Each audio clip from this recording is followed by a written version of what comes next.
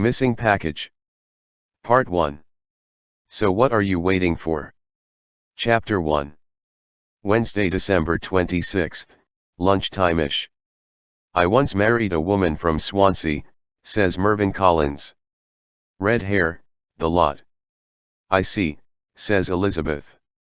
Sounds like there's quite a story there. A story? Mervyn shakes his head. No, we split up. You know women. We do know them, Mervyn, says Joyce, cutting into a Yorkshire pudding. We do. Silence. Not, Elizabeth notes, the first silence during this meal. It is Boxing Day, and the gang, plus Mervyn, are at the Cooper's Chase restaurant. They are all wearing colorful paper crowns from the crackers Joyce has brought along. Joyce's crown is too big and is threatening to become a blindfold at any moment. Ron's is too small, the pink crepe paper straining at his temples. Are you sure I can't tempt you to a drop of wine, Mervyn? Asks Elizabeth. Alcohol at lunchtime? No, says Mervyn. The gang had spent Christmas Day separately. It had been a difficult one for Elizabeth, she would have to admit that. She had hoped that the day might spark something, give her husband Stephen a burst of life, some clarity, memories of Christmas past fueling him. But no. Christmas was like any other day for Stephen now. A blank page at the end of an old book. She shudders to think about the year ahead. They had all arranged to meet for a Boxing Day lunch in the restaurant. At the last minute, Joyce had asked if it might be polite to invite Mervyn to join them. He has been at Cooper's Chase a few months and has, thus far, struggled to make friends.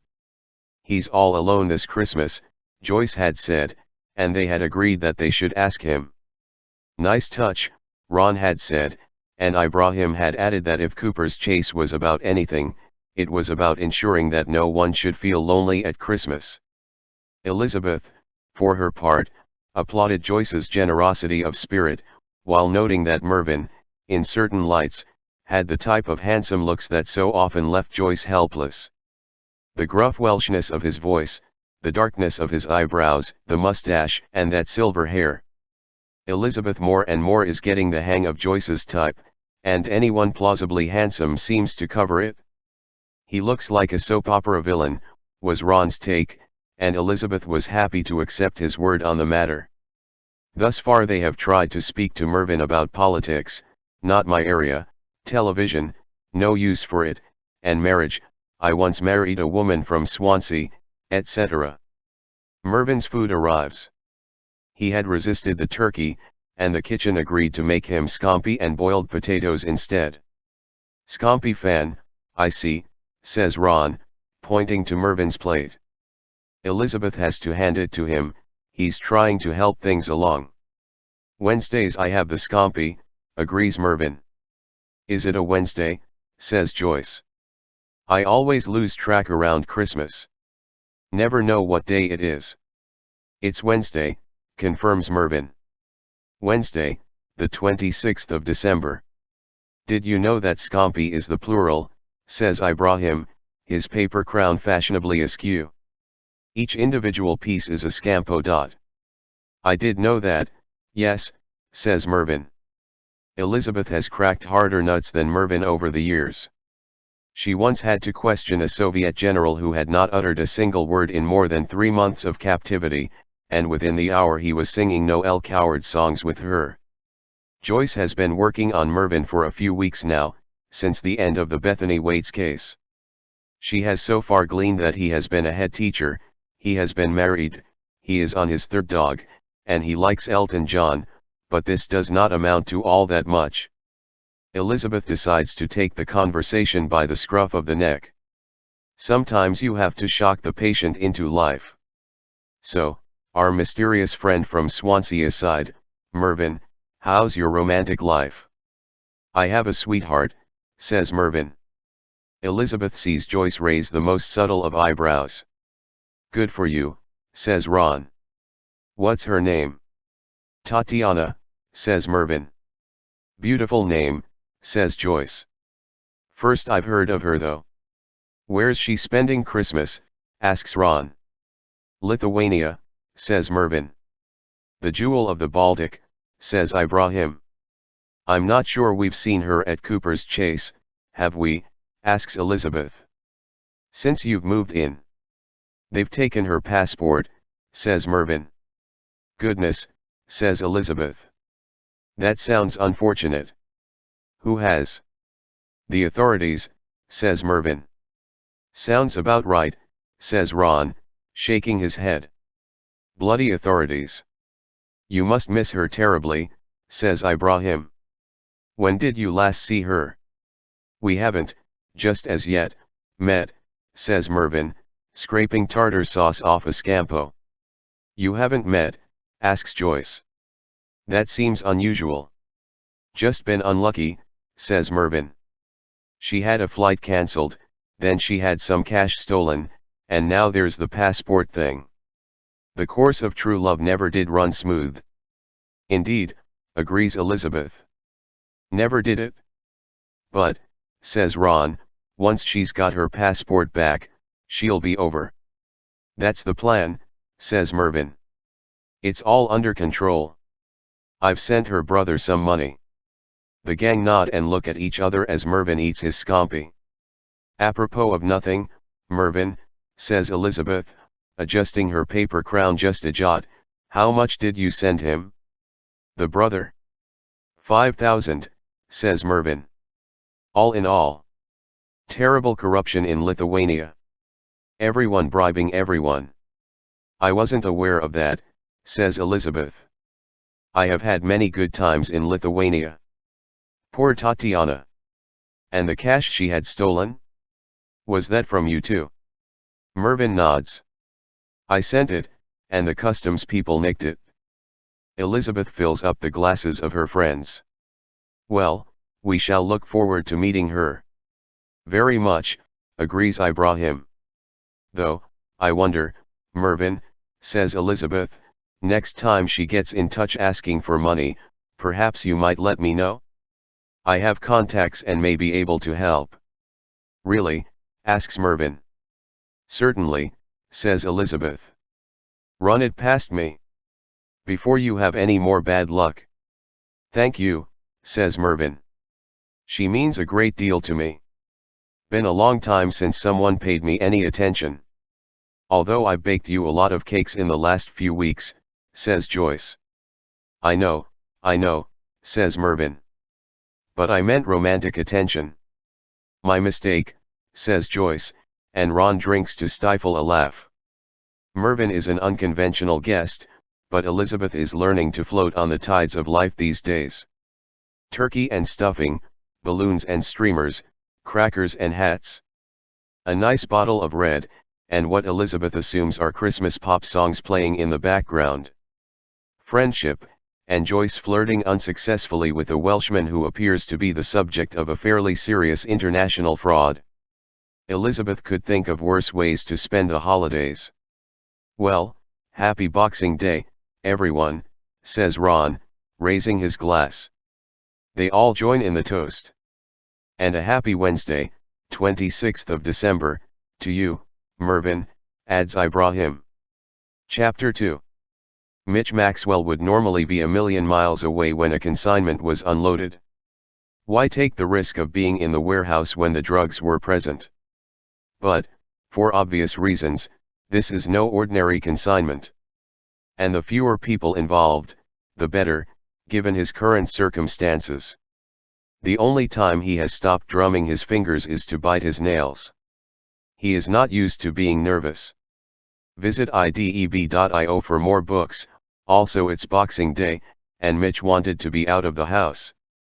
Needed to be out, really. The kids were playing up, and he and his father-in-law had got into a fist fight about where they'd seen one of the actors on the Call the Midwife Christmas special before. His father-in-law is currently in Hemel Hempstead Hospital with a fractured jaw. His wife and his mother-in-law are both blaming Mitch, for reasons he can't fathom, and so he thought discretion might be the better part of valor, and driving the 100 miles to East Sussex to oversee things himself turned out to be very convenient. Mitch is here to ensure one simple box containing £100,000 worth of heroin is unloaded from a truck straight off the ferry. Not a lot of money, but that wasn't the point. The shipment had made it through customs. That was the point. The warehouse is on an industrial estate, haphazardly constructed on old farmland about 5 miles from the south coast. There were probably barns and stables here hundreds of years ago, corn and barley and clover, horses' hooves clattering, and now there are corrugated iron warehouses, old Volvos, and cracked windows on the same footprint. The old creaking bones of Britain. A high metal fence surrounds the whole plot to keep out petty thieves, while, inside the perimeter, the real villains go about their business. Mitch's warehouse bears the aluminium sign Sussex Logistics Systems. Next door, in another echoing hangar, you'll find Future Transport Solutions Ltd, a front for stolen high-performance cars.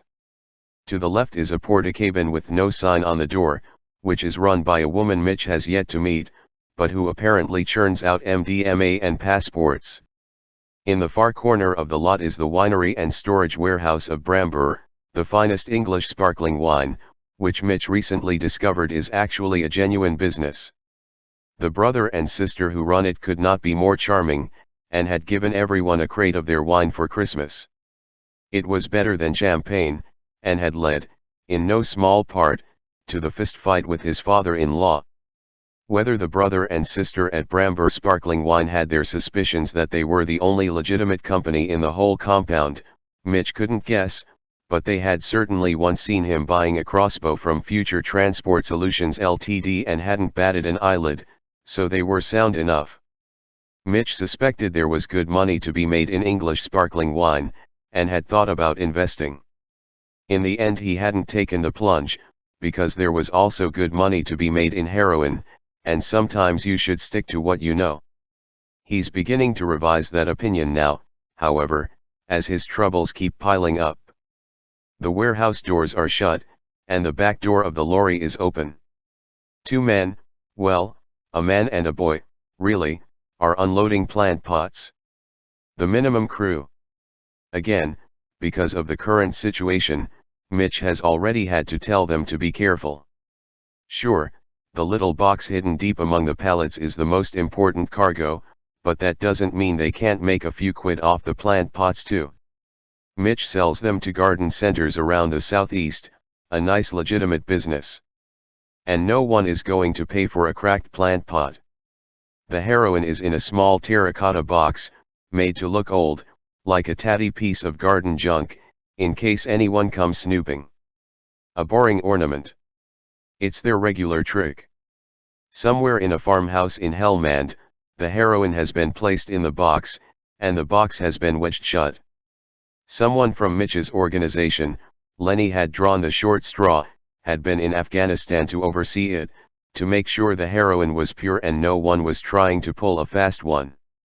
The terracotta box had then made its way in Lenny's care to Moldova, to a town that knew how to mind its own business, and there it had been carefully concealed among hundreds of plant pots and driven across Europe, by a man called Gary with a prison record and not much to lose. Mitch is in the office, on a makeshift mezzanine level at the far end of the warehouse, scratching the God Loves a Trier tattoo on his arm. Everton are losing 2-0 to Man City, which is inevitable but still annoying. Someone had once asked Mitch to join a consortium to buy Everton Football Club. Tempting, to own a piece of his boyhood club, his lifelong passion, but the more Mitch looked into the business of football, the more he thought, once again, that he should probably stick to heroin. Mitch gets a text from his wife, Kelly. Dad's out of hospital. He says he's going to kill you.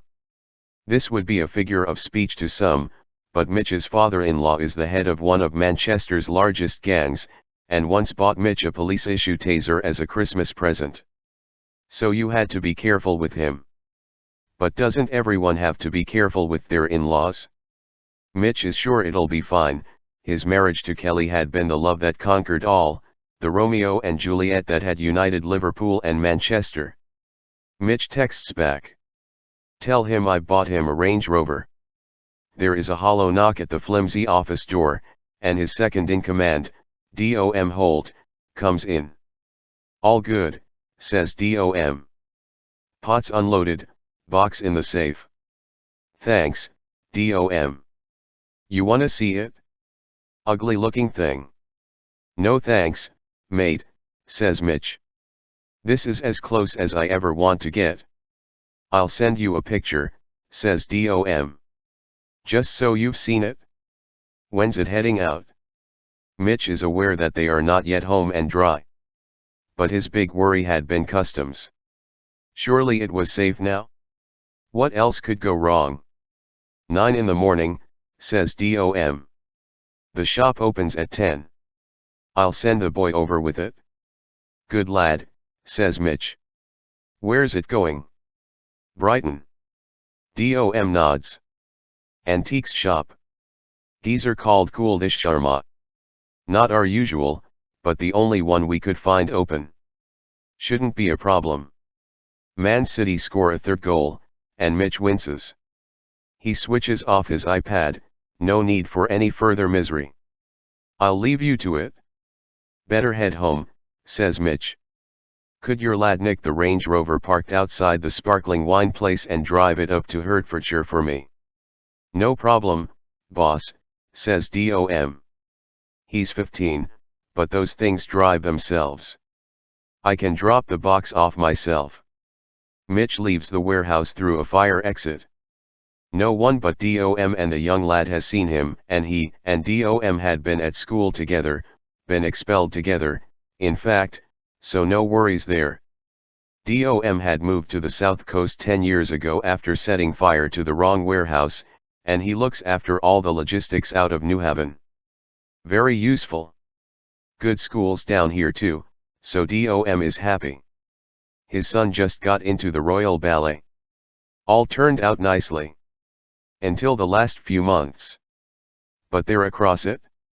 So long as nothing goes wrong with this one. And, so far, so good. Mitch rolls his shoulders, getting ready for the journey home. His father-in-law won't be happy, but they'll have a pint and watch a Fast and Furious and all will be well. He might get a black eye for his troubles, he's got to give the guy a free punch after what he did, but the Range Rover should placate him. One little box, 100 grand in profit. Nice work for a Boxing Day. What happens after tomorrow is not Mitch's business. His business is to get the box from Afghanistan to a small antiques shop in Brighton. As soon as someone picks it up, Mitch's job is done. A man, maybe a woman, who knows, will walk into the shop the next morning, buy the box and walk out. The contents will be verified, and the payment will hit Mitch's account immediately. And, more importantly, he'll know that his organization is secure again. It's been quite a few months. Seizures at the ports, arrests of drivers, arrests of errand boys. That's why he's kept this one so quiet, talking just to the people he can trust. Testing the waters. From tomorrow, he hopes he will never have to think about the ugly terracotta box again. That he can just bank the money and move on to the next one. Had Mitch looked over the road to his left as he was leaving the business park, he would have seen a motorcycle courier parked up in a lay-by. And the thought might then have occurred to him that this was an unusual place at an unusual time on an unusual day for the man to be parked there. But Mitch doesn't see the man, so this thought does not occur, and he drives merrily on his way back home. The motorcyclist stays where he is. Chapter 3. Joyce, hello again. I didn't write my diary yesterday because it was Christmas Day, and it all caught up with me. It does, doesn't it? Baileys and mince pies and television. The flat was a bit too hot, according to Joanna, and then, once I'd done something about it, a bit too cold. Joanna has underfloor heating throughout, as she isn't shy of reminding you. The decorations are up all around me, making me smile. Reds and golds and silvers glinting off the light bulbs, cards on the walls from friends old and new. On top of my tree, it's not real, don't tell anyone, it's John Lewis and you wouldn't honestly know the difference, an angel Joanna made at primary school. It's a toilet roll, some aluminium foil, lace and a face drawn on a wooden spoon. It's been on top of the tree for 40-odd years now. Half a lifetime. For the first 4 or 5 years Joanna was so proud and excited to see her angel on top of the tree, then there were 2 or 3 years of increasing embarrassment, leading to, I'd say, 30 years of outright hostility towards the poor angel. In the last few years, though, I've noticed there has been a thawing, and this year I came back into the room with Jaffa cakes on a plate to find Joanna touching the angel, tears in the corners of her eyes. Which took me by surprise, but, then, I suppose it's been there almost a whole lifetime for her. Joanna came down with her beau, Scott, the football chairman. I had been expecting to go to theirs. Joanna's house looks so lovely and Christ massy on Instagram. Flowers and bows, and a real tree. Candles too close to the curtains for my liking, but she's her own woman. Joanna left it until December 20th to announce they would be spending Christmas at mine, and told me not to worry about food, as they'd be bringing everything down, all pre-cooked, from some restaurant in London. No need for you to cook a thing, Mum, she had said, which was a shame, as I would have looked forward to cooking. Why were they at mine? Well, they were flying out to St. Lucia on Christmas evening and, at the last minute, their flight had been changed from Heathrow, near them, to Gatwick, near me. So I was convenient. Which is the best you can ask for sometimes, isn't it? Let me tell you something else, while it's on my mind. We had goose for Christmas dinner. Goose. I said I had a turkey and I could put it on, but Joanna told me that goose is actually more traditional than turkey, and I said, my foot is goose more traditional than turkey, and she said, Mum, Christmas wasn't invented by Charles Dickens, you know, and I said, I knew that very well.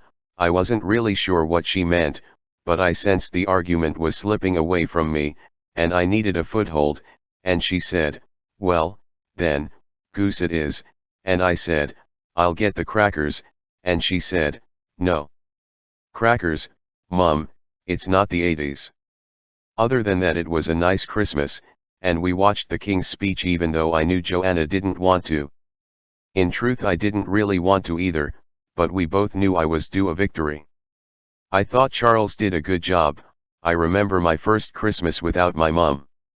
Joanna bought me a lovely present. It's a flask they use in space, and it has Merry Christmas, Mum. Here's to no murders next year engraved onto it. I wonder what they made of that in the shop. She brought flowers too, and the football chairman bought me a bracelet that I would describe as a nice thought. It's lovely to open presents though. I bought Joanna the new Kate Atkinson book, and some perfume she had emailed me the name of, and I bought the football chairman some cufflinks, which I suspect he would also describe as a nice thought.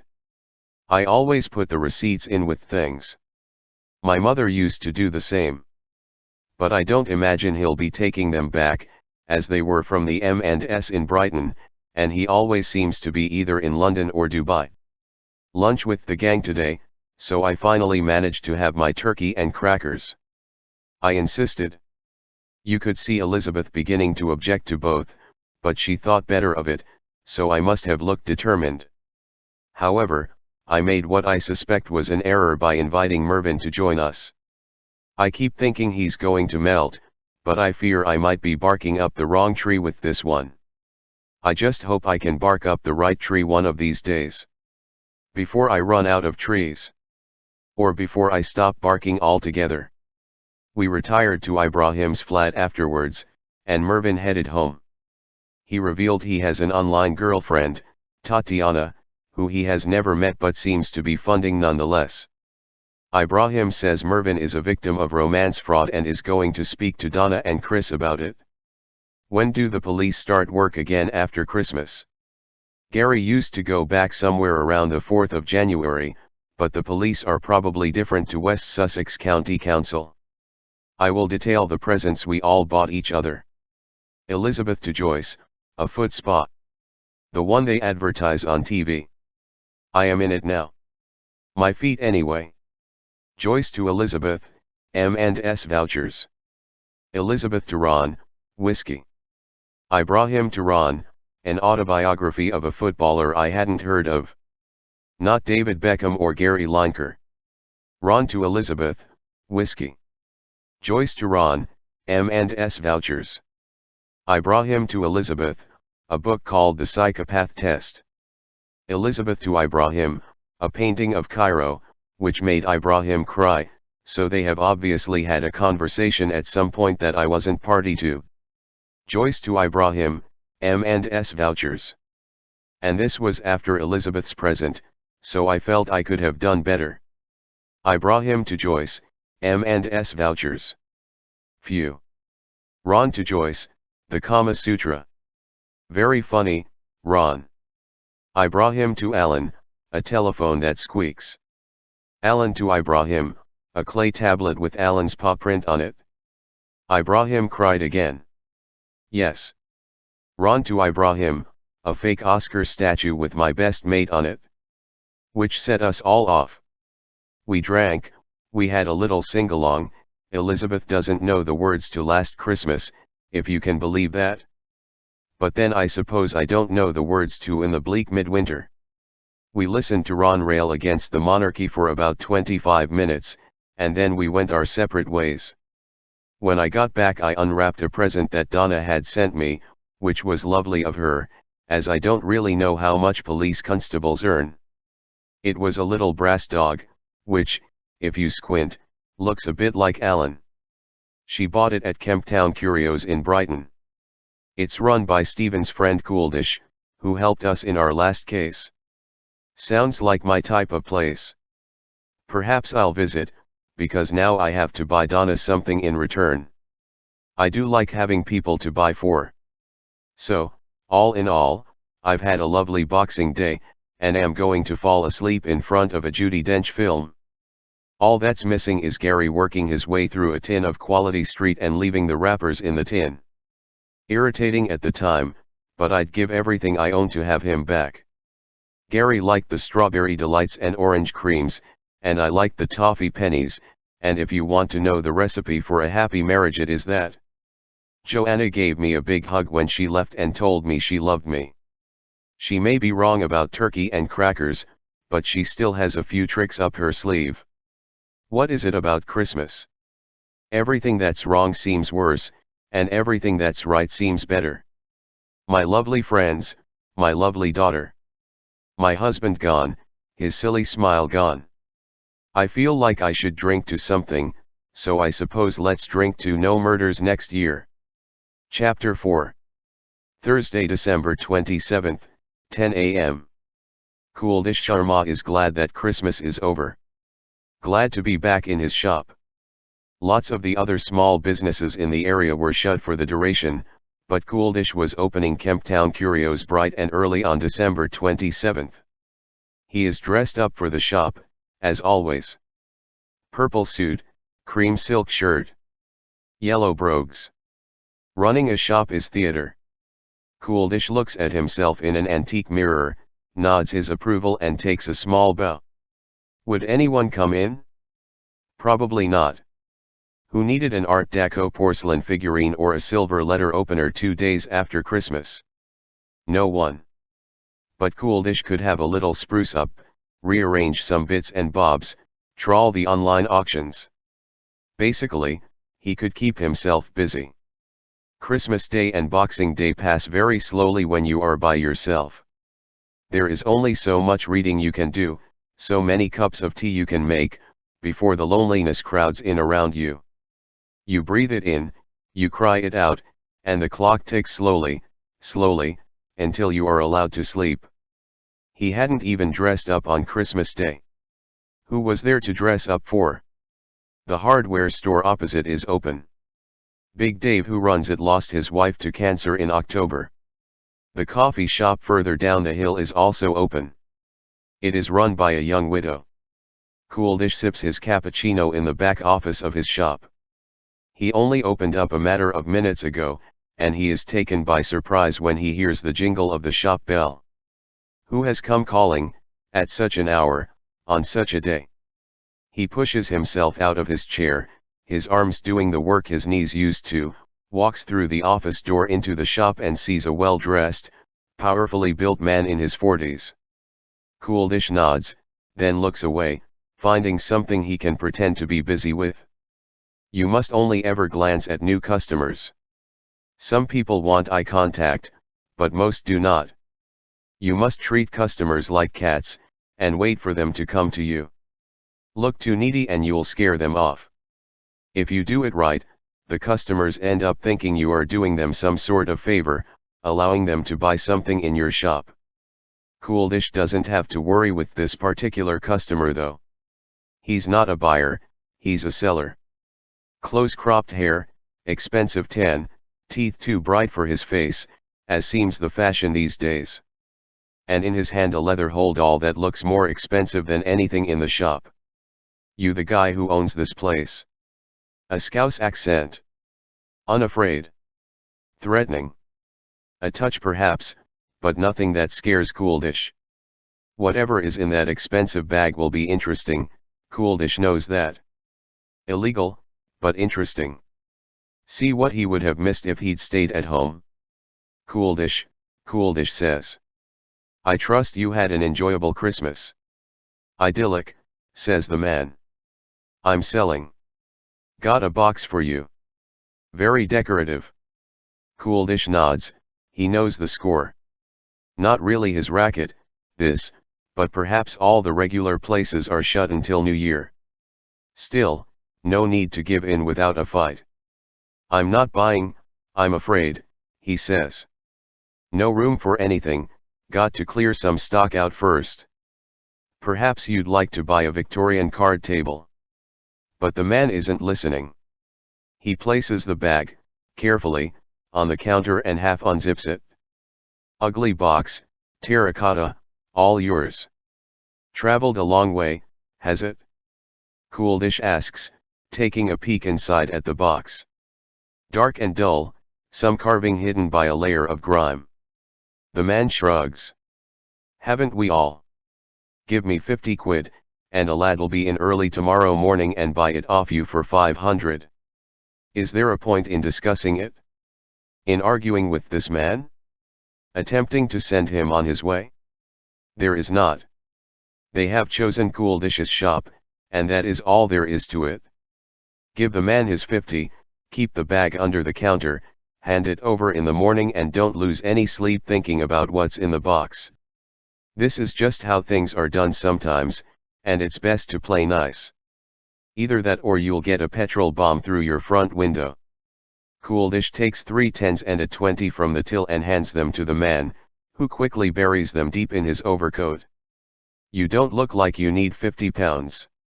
The man laughs. You don't look like you need 500, but here we both are.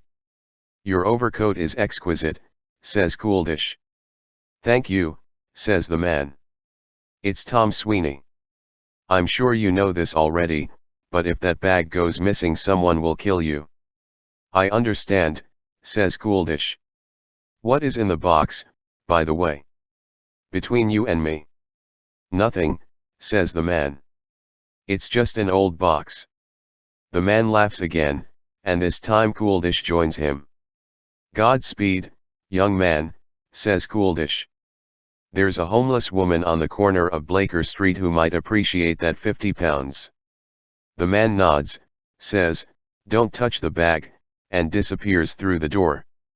Thank you for calling, says Cooldish, noting that the man is heading down the hill in the direction of Blaker Street. A motorcycle courier passes in the opposite direction. An interesting start to the morning, but many interesting things happen in this business.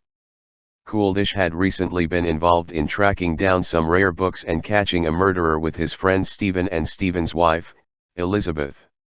Elizabeth runs a murder club, of all things. This box will be in new hands tomorrow, and the whole episode will be forgotten, just one of those things that happen in a trade that is not always beyond reproach. Trinkets and trouble, that was the antiques business. Cooldish lifts the bag onto the counter and unzips it again. The box has a sort of squat charm, but is not the sort of thing he could sell. He shakes it. It is certainly full of something. Cocaine or heroin is his best guess. Cooldish scrapes some dirt from the lid. What is this worthless box now worth? More than £500, that is for certain. Cooldish zips the bag up and puts it under his desk in the back room. He will Google the street price of heroin and cocaine. That will make the day go a little quicker. He will then lock the bag in his safe. It would be a very bad day for a burglary. Chapter 5. Mervyn, there isn't an easy way to say this. Tatiana isn't real. Donna holds out a comforting hand for Mervyn to take, but it remains untaken, as Ibrahim could have told her. Mervyn is not one of life's hand-takers. He lives life at a safe distance. They have asked Donna to visit Mervyn's flat, to have a chat about his apparent new love, Tatiana. Joyce felt that a police officer might make more of an impact on him, though something in Mervyn's eyes at the Boxing Day lunch had told Ibrahim that very little ever had an impact on Mervyn. Mervyn gives a little smile. I'm afraid I have photographs and emails to suggest otherwise. I wonder if we might take a look at those photographs, Mervyn. Elizabeth asks. I wonder if I might look at your personal emails. Mervyn replies. I wouldn't recommend it, says Elizabeth. I know it's difficult, says Donna. And I know it might feel embarrassing. Not embarrassing in the slightest, says Mervyn. You couldn't be further from the truth there. You're miles from the truth, my love. But perhaps a misunderstanding, says Joyce. A crossing of wires? Simply that, says Ibrahim. Mervyn shakes his head in amusement. It might be unfashionable, but I have a little thing called faith, which, I venture, is undervalued these days. In the police force, and elsewhere. Mervyn looks at the whole gang as he says this. I know that the four of you are very much the cool kids around here, I get that. Ibrahim notes that Joyce looks thrilled. But you don't always know everything. I keep telling them that, Merv, says Ron. You're the worst of them, says Mervyn. If it wasn't for Joyce, I wouldn't put up with any of you. I gave up Boxing Day lunch to keep you lot company, don't forget that. It was greatly appreciated, Mervyn, says Elizabeth. And, I agree, we are flawed, as individuals, and as a group, and, in my view, you are probably right to single out Ron as the worst of us. But I believe Donna would like to show you a few things that might sway you. I will not sway, says Mervyn. Donna turns on a laptop and starts the business of opening some windows. It is very kind of you to visit us on your day off, says Joyce. Not at all, says Donna. Do you know Donna arrested someone on Christmas Day? Joyce tells Mervyn. I didn't know you could do that. What was it? Asks Ron. Reindeer rustling. Soliciting a sexual act, says Donna. At Christmas, says Joyce, shaking her head. You'd think people would be too full. Donna has found what she is looking for, and she angles the screen towards Mervyn. Now, Mervyn, Joyce forwarded me a photograph of Tatiana that you sent her. Did she indeed? I did, says Joyce. Don't act irked. You only sent it to me to show off. Male vanity, agrees Ibrahim, glad to have something to add. She's a cracker, says Ron. Whoever she is. She is Tatiana, says Mervyn. And your opinions are unwelcome. Well, that's just it, says Donna. She shows Mervyn his photograph on her computer screen, next to another identical photograph. Same woman, same photograph. You can do a reverse image search of any photograph on the internet, so I did that with your photograph of Tatiana, and you'll see that, far from being a photograph of somebody named Tatiana, the photograph is actually of a woman named Larissa Bladelis, a Lithuanian singer. So Tatiana is a singer, says Mervyn. No, Tatiana isn't real, says Donna. They can all see that this is as clear as day, but Mervyn is having none of it. As Ibrahim listens, he thinks this is like trying to talk to Ron about football. Or about politics. Or about anything else. Mervyn calls this new theory preposterous. He even calls it poppycock, which, Ibrahim judges, is as close to swearing as Mervyn would ever go. Mervyn fights, says he has plenty more photographs, private messages, proclamations of love. The lot. He even keeps them in a file, which makes Ibrahim warm to him slightly more. Joyce takes the baton now. Have you ever heard of something called romance fraud? No, but I've heard of love, says Mervyn. There's a television program all about it, continues Joyce. It's on after BBC Breakfast.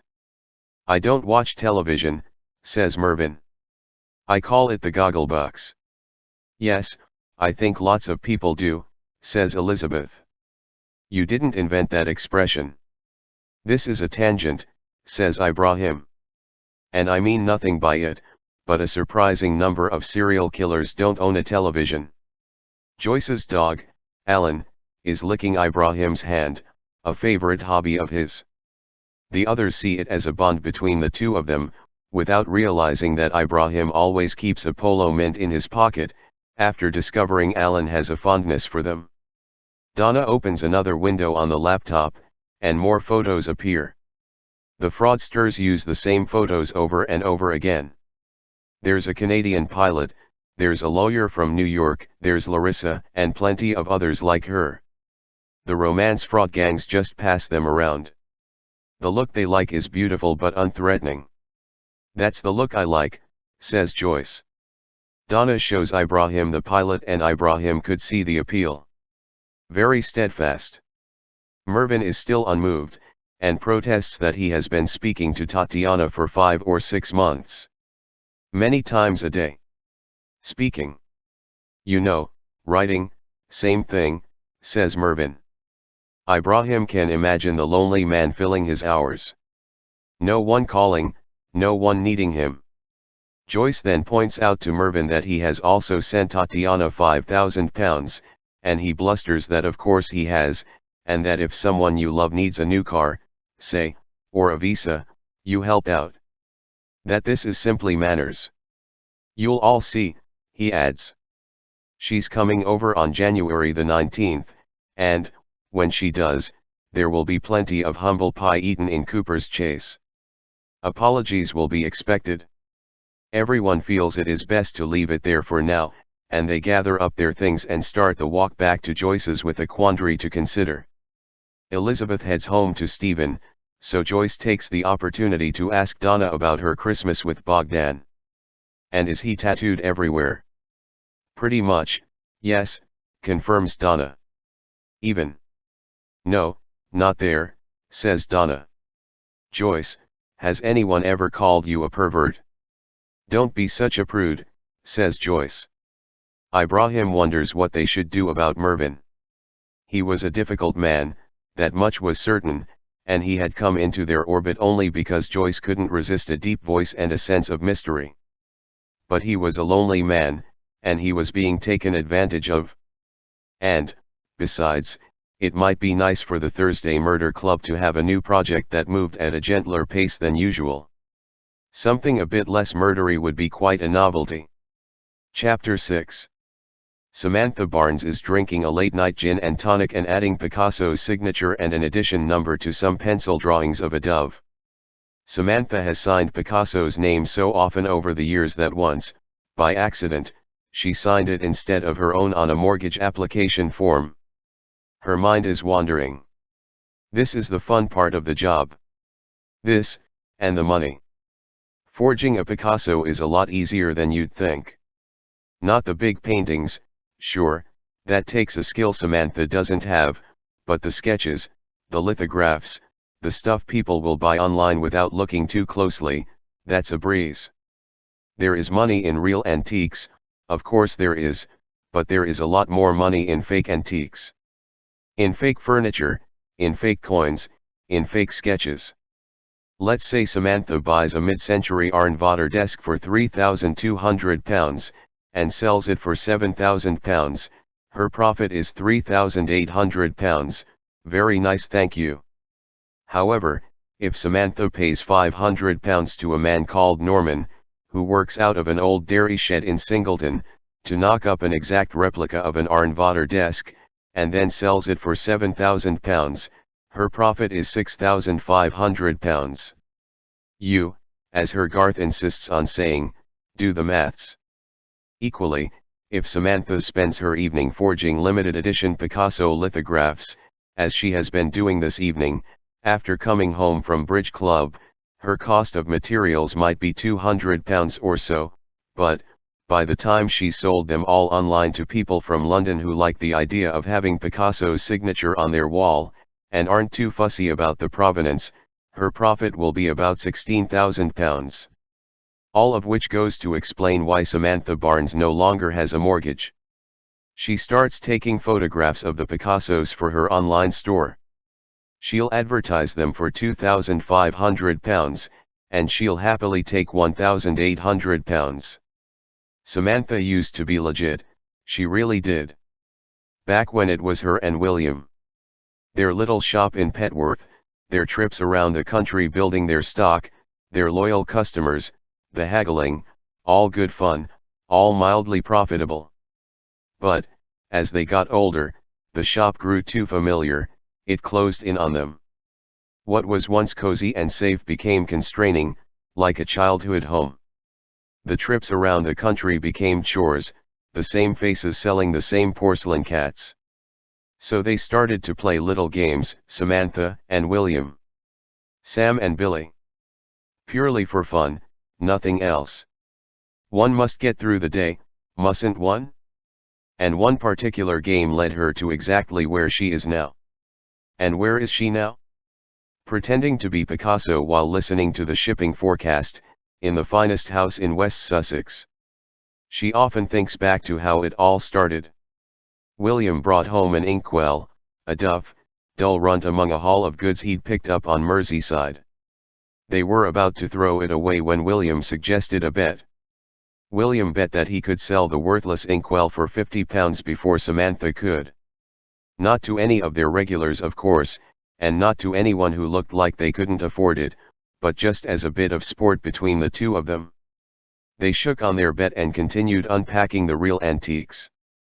The next day William had put the inkwell in its own locked glass display case, and with a tag saying, "Inkstand, possibly Bohemian, possibly 18th century, please inquire about price. Serious offers only." Was this naughty? Yes, a bit. Should they have done it?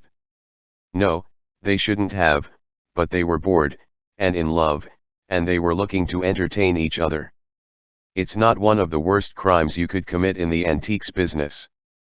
As Samantha knows well, having now committed them all. Regulars would come in, take a look at the case and ask what was special about the ordinary-looking inkwell. Samantha and William would give a little shrug, probably nothing, just a hunch, but all parties soon forgot about it. Until 3 weeks later when a large Canadian man, who had parked in the disabled space outside the shop, bought it for £750. "He haggled me down from 1,000, William had confided. Samantha signs another Picasso and lights a cigarette. Two things there, smoking and wide-scale forgery, that she didn't do before Garth. But the cigarette smoke is actually rather good for aging the paper. They repeated the inkwell trick a few times. A broken clock, a vintage-style plate, a one-armed teddy bear. The antiques went to grateful homes, and the money, most of it anyway, to charity.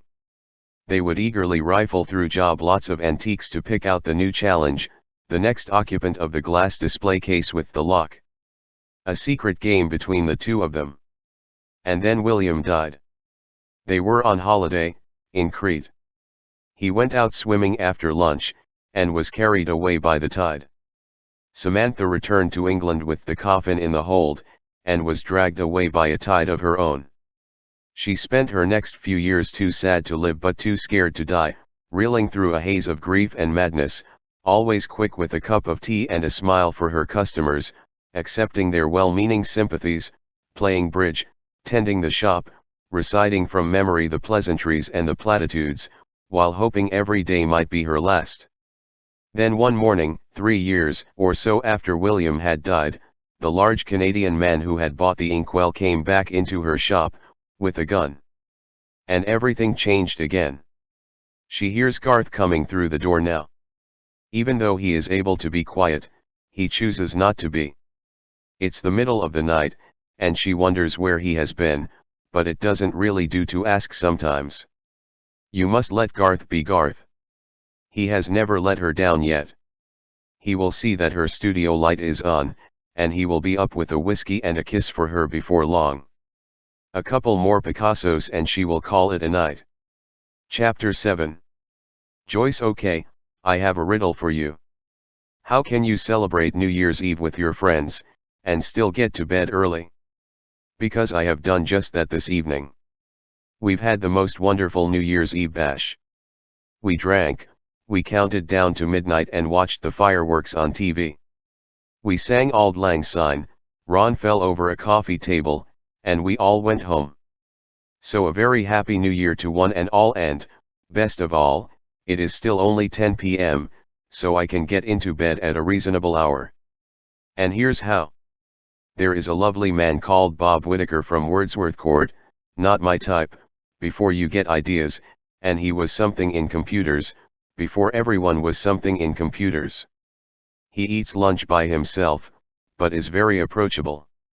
Last year he built a drone and flew it over Cooper's Chase and invited us all into the lounge to watch the film.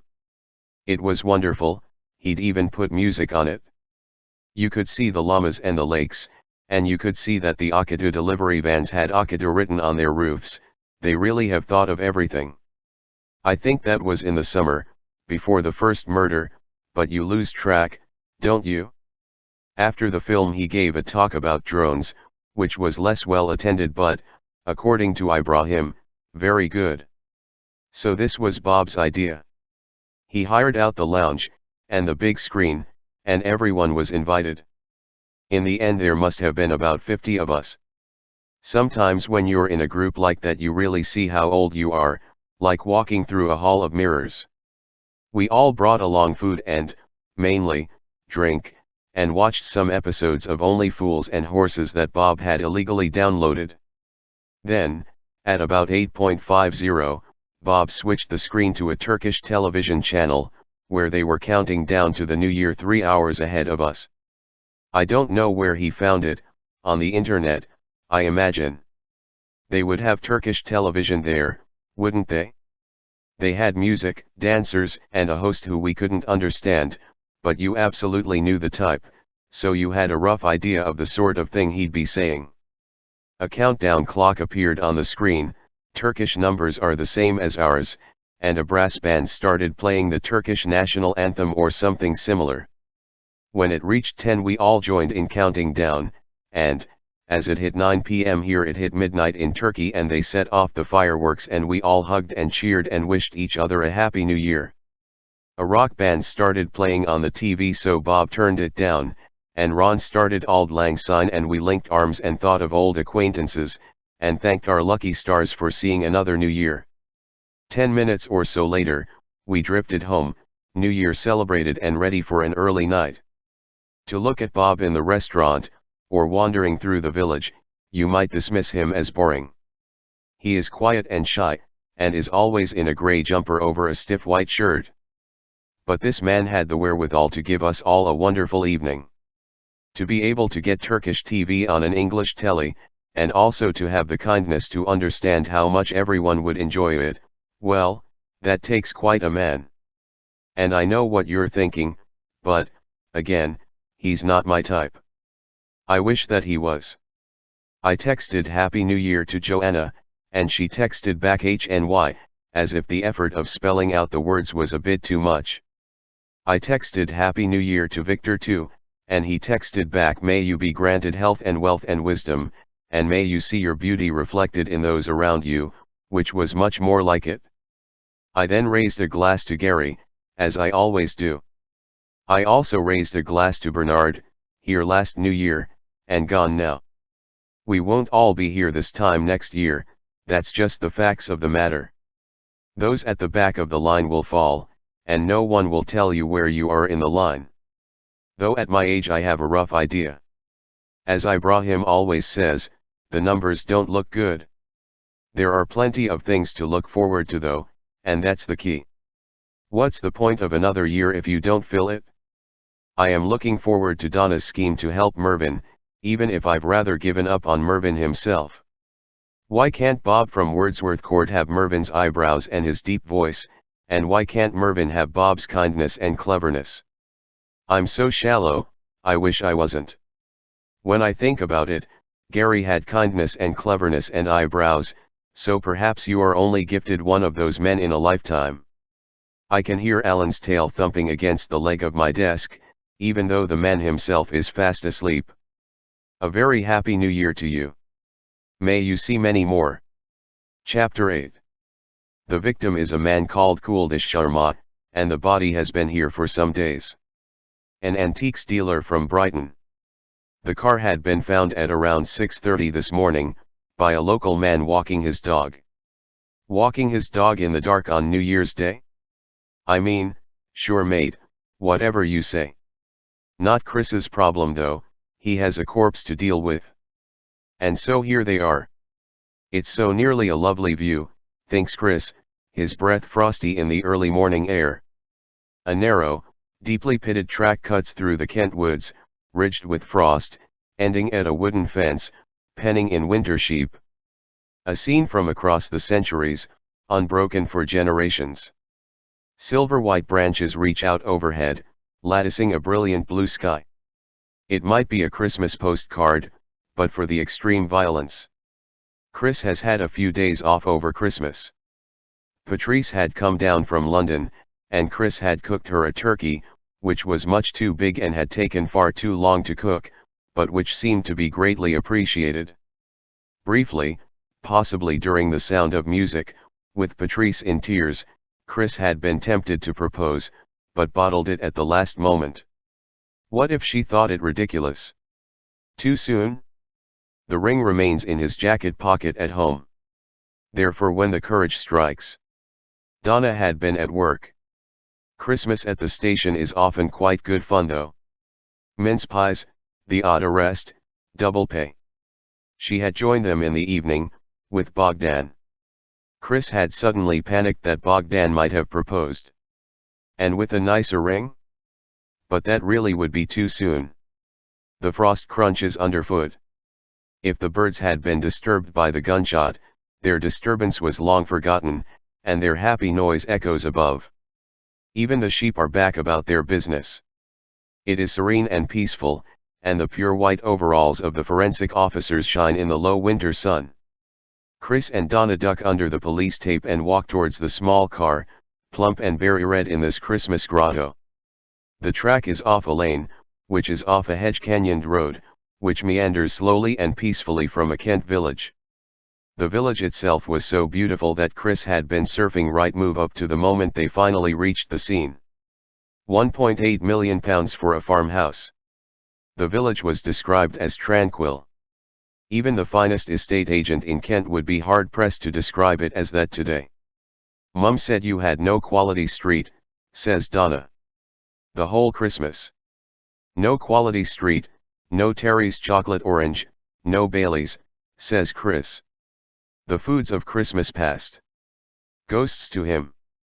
On the plus side, he almost has ABS now. I can't believe you didn't propose though, says Donna. Early days, says Chris. And I'd have to buy a ring first. The smell hits them before anything else. The best estimate was the body had been here since late on the 27th. 5 days ago now. Chris and Donna reach the car.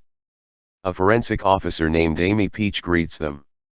Happy New Year, says Amy, carefully placing a bloodied headrest into a plastic container. Glad tidings, says Chris. This is Mr. Sharma. According to his heavily embossed business card, says Amy. And his monogrammed handkerchief. The bullet had passed straight through the driver's side window, and then straight through the skull of poor Kuldish Sharma. The blood spattered on the passenger side window had long since formed into rose ice crystals in the brutal cold. Chris can see by the frozen tire marks that there had been 2 cars here. 2 cars had pulled up down this quiet track, leading to nowhere, a few days after Christmas. For what reason?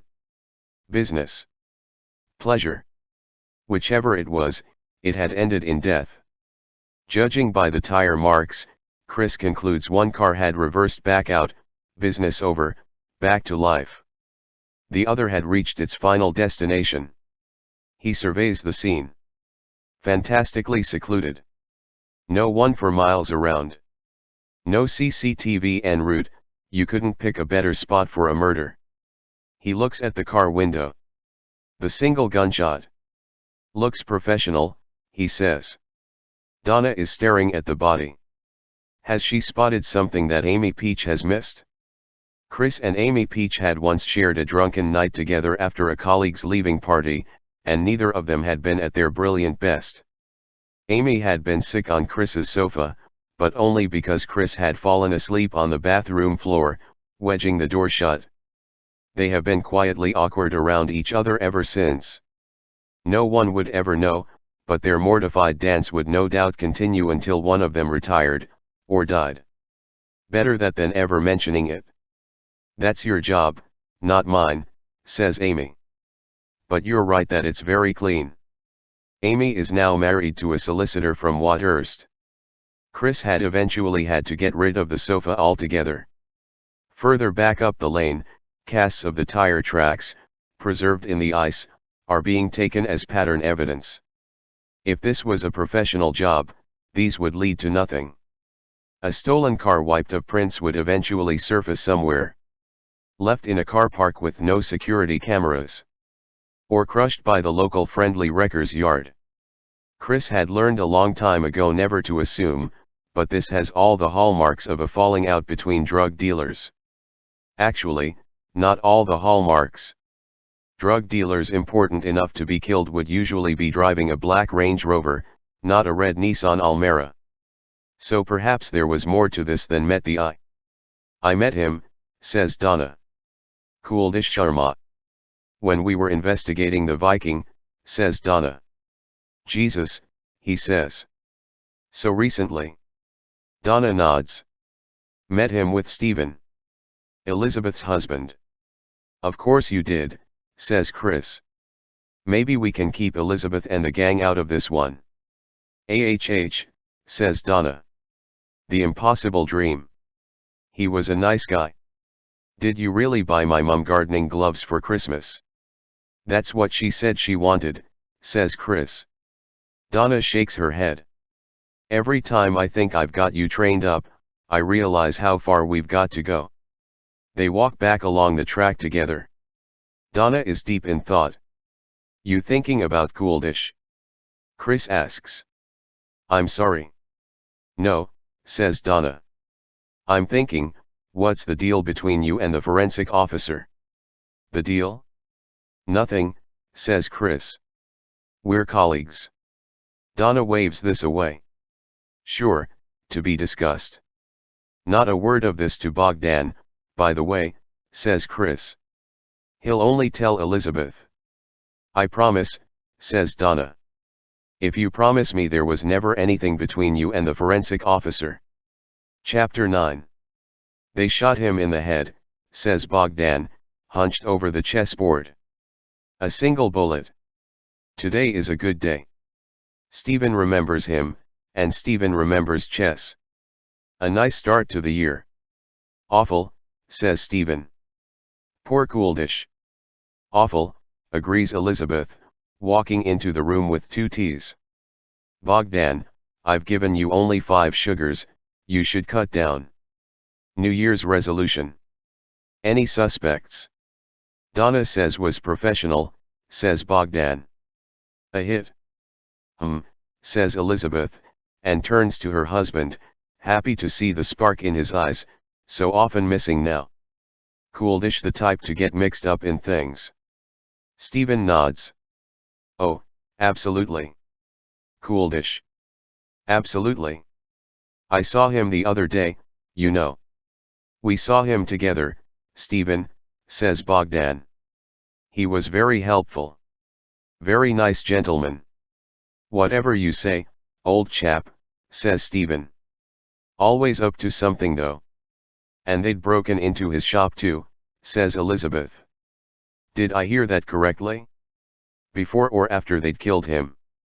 After they killed him, says Donna. Didn't find what they were looking for, says Elizabeth. Still, strange to kill him. What else did Donna have to say for herself? I'm not allowed to tell you, says Bogdan. Is police business. Nonsense, says Elizabeth. Won't do any harm to have another brain on the job. Any witnesses at the shop? CCTV. Bogdan holds up a finger. Wait. He takes out his phone, scrolls to a voice note and presses play. Donna's voice fills the room. Elizabeth, hello, it's Donna here. I know that Cooldish was a friend of Stephen. Hello, Stephen, by the way, absolute cracker, that one, says Stephen. Bogdan is under the strictest instructions not to share details of this case with you, so please don't play your usual tricks, says Elizabeth, offended.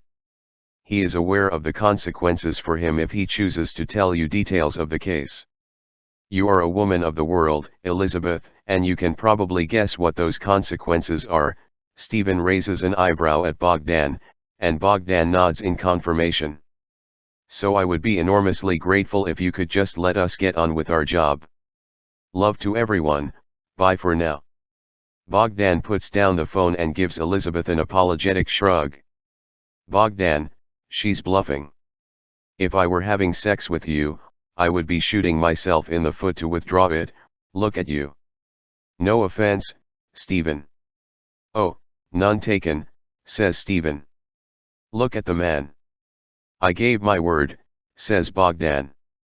Is my bond. God, men can be so noble when it suits them, huffs Elizabeth. Bogdan, will you be here for the next couple of hours? I can be, says Bogdan. Where are you going? I'm going to pick up Joyce, and pay a visit to Cooldish's shop. I don't see that I have an alternative. You could just leave it to Donna and Chris. Honestly, says Elizabeth, pulling on her coat. What a perfect waste of everyone's time. Darling, you will enjoy it, says Stephen. That is beside the point, says Elizabeth. Give Cooldish my love, says Stephen. Tell him he's an old dog from me. Elizabeth walks over to her husband and kisses him on the top of the head. I will, my darling.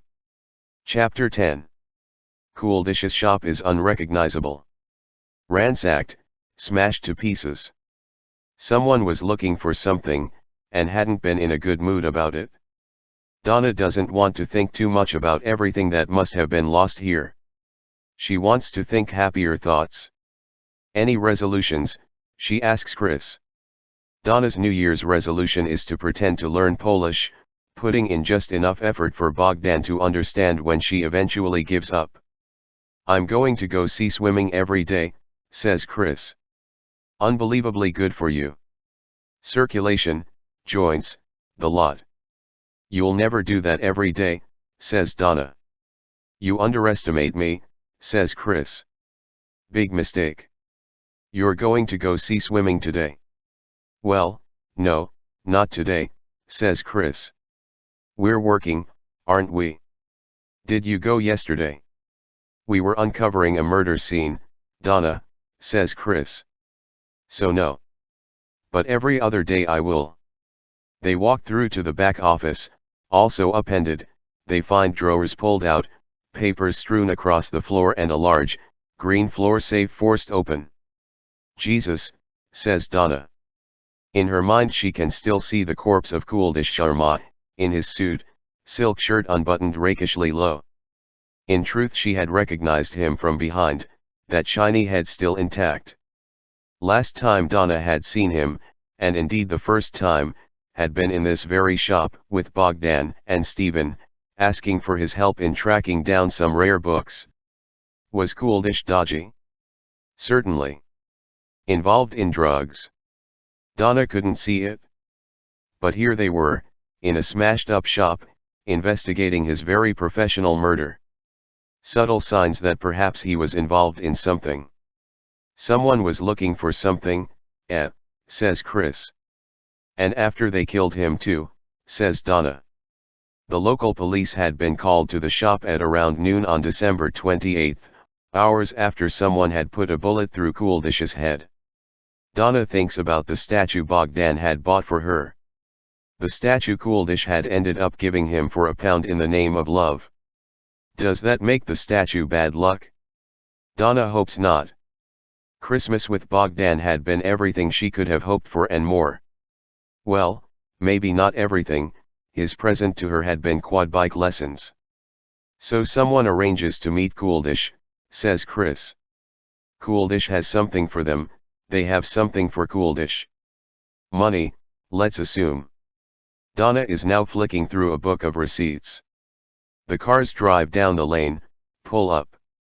Our killer walks out of their car, one bullet through the window, then picks up whatever Kuldish has for them. Except he doesn't have it, it's not in his car. He's kept it back here. For insurance. The receipts show that Kuldish's shop was very quiet on the 27th. 3 sales. A lantern, £75 in cash, an unsigned seascape, £95 on the credit card of a Terence Brown, and assorted spoons for a £5. Donna spots a mobile phone wedged behind a radiator. She wonders why Kuldish hadn't taken it with him, then remembers he was 80. Either way, he has gone to the trouble of hiding it, so perhaps it contains something of interest. She eases it out and places it in an evidence bag. Of course Kuldish might have sold any number of things off the books. CCTV would give them a better idea. Though if that CCTV was linked to Kuldish's hard drive, they are out of luck, as it lies smashed to pieces next to the empty safe. So the question is, what were they looking for? What did Kuldish have? And, says Donna, looking at the empty safe again, did they find it? As they walk out of the office, Donna looks at the cameras rigged up inside the shop. They seem serious, and she hopes they are backed up somewhere other than on the shattered computer in the office. She hears familiar voices outside. Chris has heard them too. Shall we? Donna asks. I suppose we'll have to, says Chris. Chapter 11. Elizabeth and Joyce have been unable to get inside Kuldish's shop. The police tape was still wrapped across the front, and large boards had been nailed across the broken windows. This being Brighton, the boards had already been graffitied with the words "Watch Capitalism Burn" and plastered with flyers for the seafront nightclubs. Elizabeth tries to get some purchase under one of the boards, but no luck. You should have brought an axe, says Joyce. I could just see you with an axe. Don't be facetious, Joyce, says Elizabeth. Joyce looks up and sees CCTV cameras. CCTV cameras. Contain your excitement, says Elizabeth. Anyone professional enough to kill a man with a single bullet through a car window is professional enough to disable a CCTV camera. We're not dealing with children. Donna and Chris emerge from a side alley. Can I help you, ladies? Asks Donna. We're from the police, we investigate crime for a living. How lovely to meet you. Window shopping, explains Elizabeth. Happy New Year, says Joyce. Thank you for my brass dog, Donna. My pleasure, says Donna, then turns to Elizabeth. I thought I was quite polite when I asked you to leave it to us. Polite for me at least. Impeccably polite, agrees Elizabeth. I was very proud of you. And yet, Chris gestures to the two women, and to the ransacked shop, here we all are. I realized I had never been to Kuldish's shop, says Elizabeth. I thought I should put that right. Donna, you have been recently, of course, with Bogdan and Stephen. That was an unauthorized little adventure, so I thought I might have one of my own. I don't think Stephen needs you to authorize his adventures, says Donna. I meant you and Bogdan, dear, says Elizabeth. I don't think I need, and I do like antiques, says Joyce. Gary collected horseshoes. He had 7 or 8 of them by the end. Well, as ever, you seem to attract corpses, says Chris. Always have, says Elizabeth. They seem drawn to me. Any luck with the CCTV? Too early to tell, says Chris. Also none of your business. Choose whichever answer you prefer. My view, says Joyce, is that anyone professional enough to kill Cooldish with a single gunshot in a country lane is also professional enough to disable the CCTV. That's your view, is it, Joyce? Asks Elizabeth. Joyce is now staring at a colorful nightclub flyer pasted onto the wooden boards. I wonder what Ket Donk is. I think there's a cafe further down the road, says Chris. You might like that. Oh, a cafe, says Joyce. We're working, Chris, says Elizabeth. Stephen's friend has been murdered. You think you can palm us off with a cafe? We're working too, says Chris. It's our actual job. I'm sure you understand. I understand perfectly, says Elizabeth. We shall let you get on. Will you let us know if you find anything? I don't work for you, Elizabeth, says Chris. Sorry, says Donna. He finds you quite emasculating. Even I do, I don't know how that works. Perhaps just let us deal with this one. As you wish, says Elizabeth. We don't always have to share. Elizabeth slips her arm through Joyce's and leads her down towards the cafe.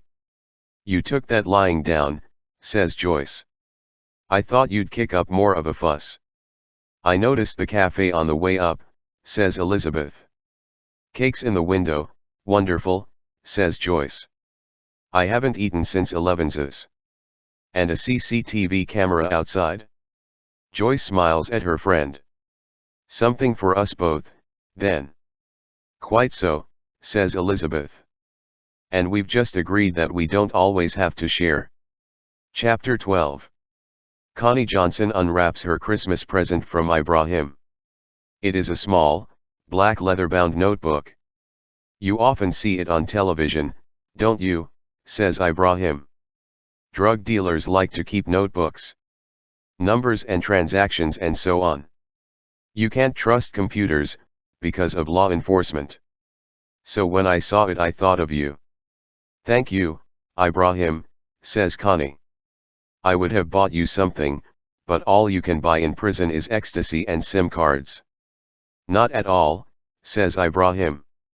Besides, you are not supposed to buy presents for your therapist.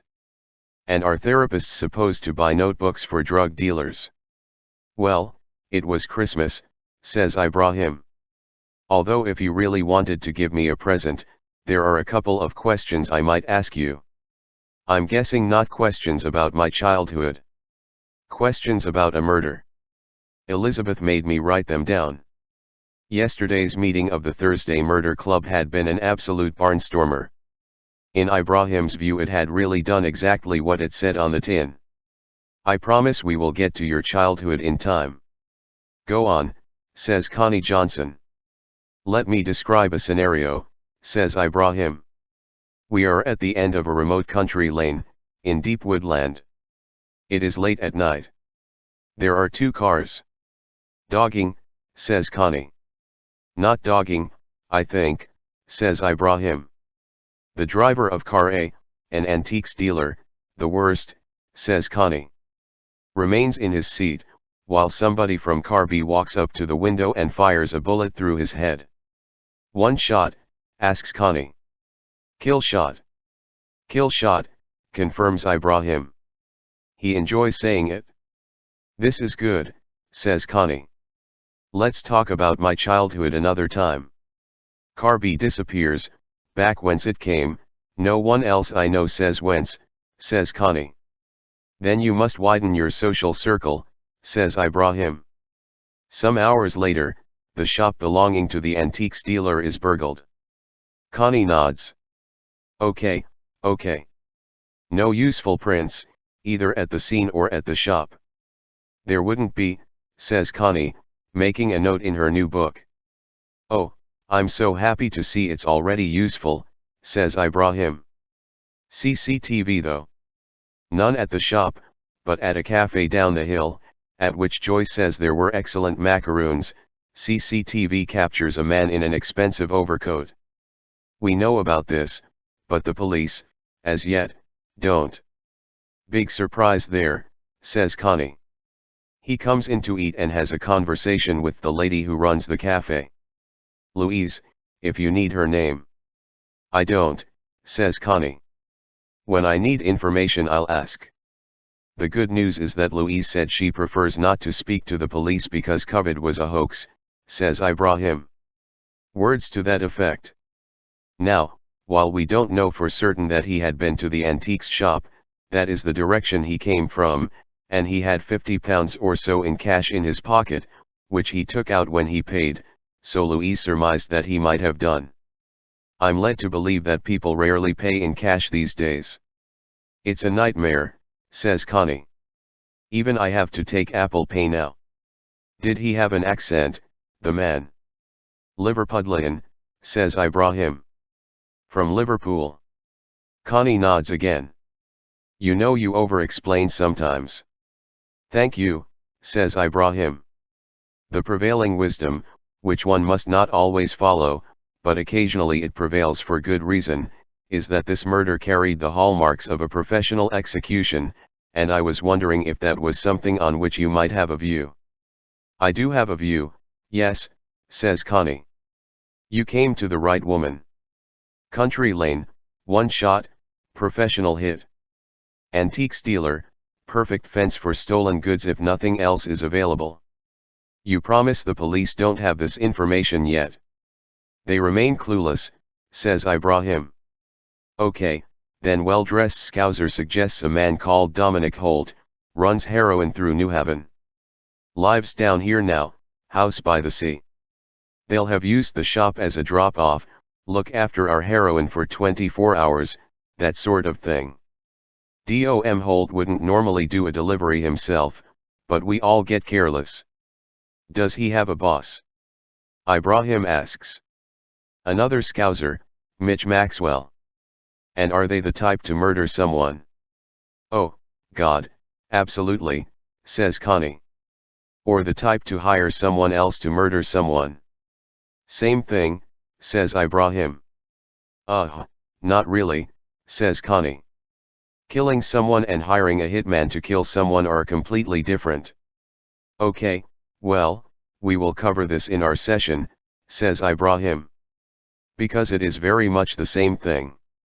Let's agree to disagree, says Connie. Do you know where I might find them, this Dominic Holt and Mitch Maxwell? Yes, says Connie. Would you care to elaborate? No, I think I can leave the rest up to you, says Connie. You tell me an antiques dealer is murdered on the day he gives cash to a sharp dresser from Liverpool.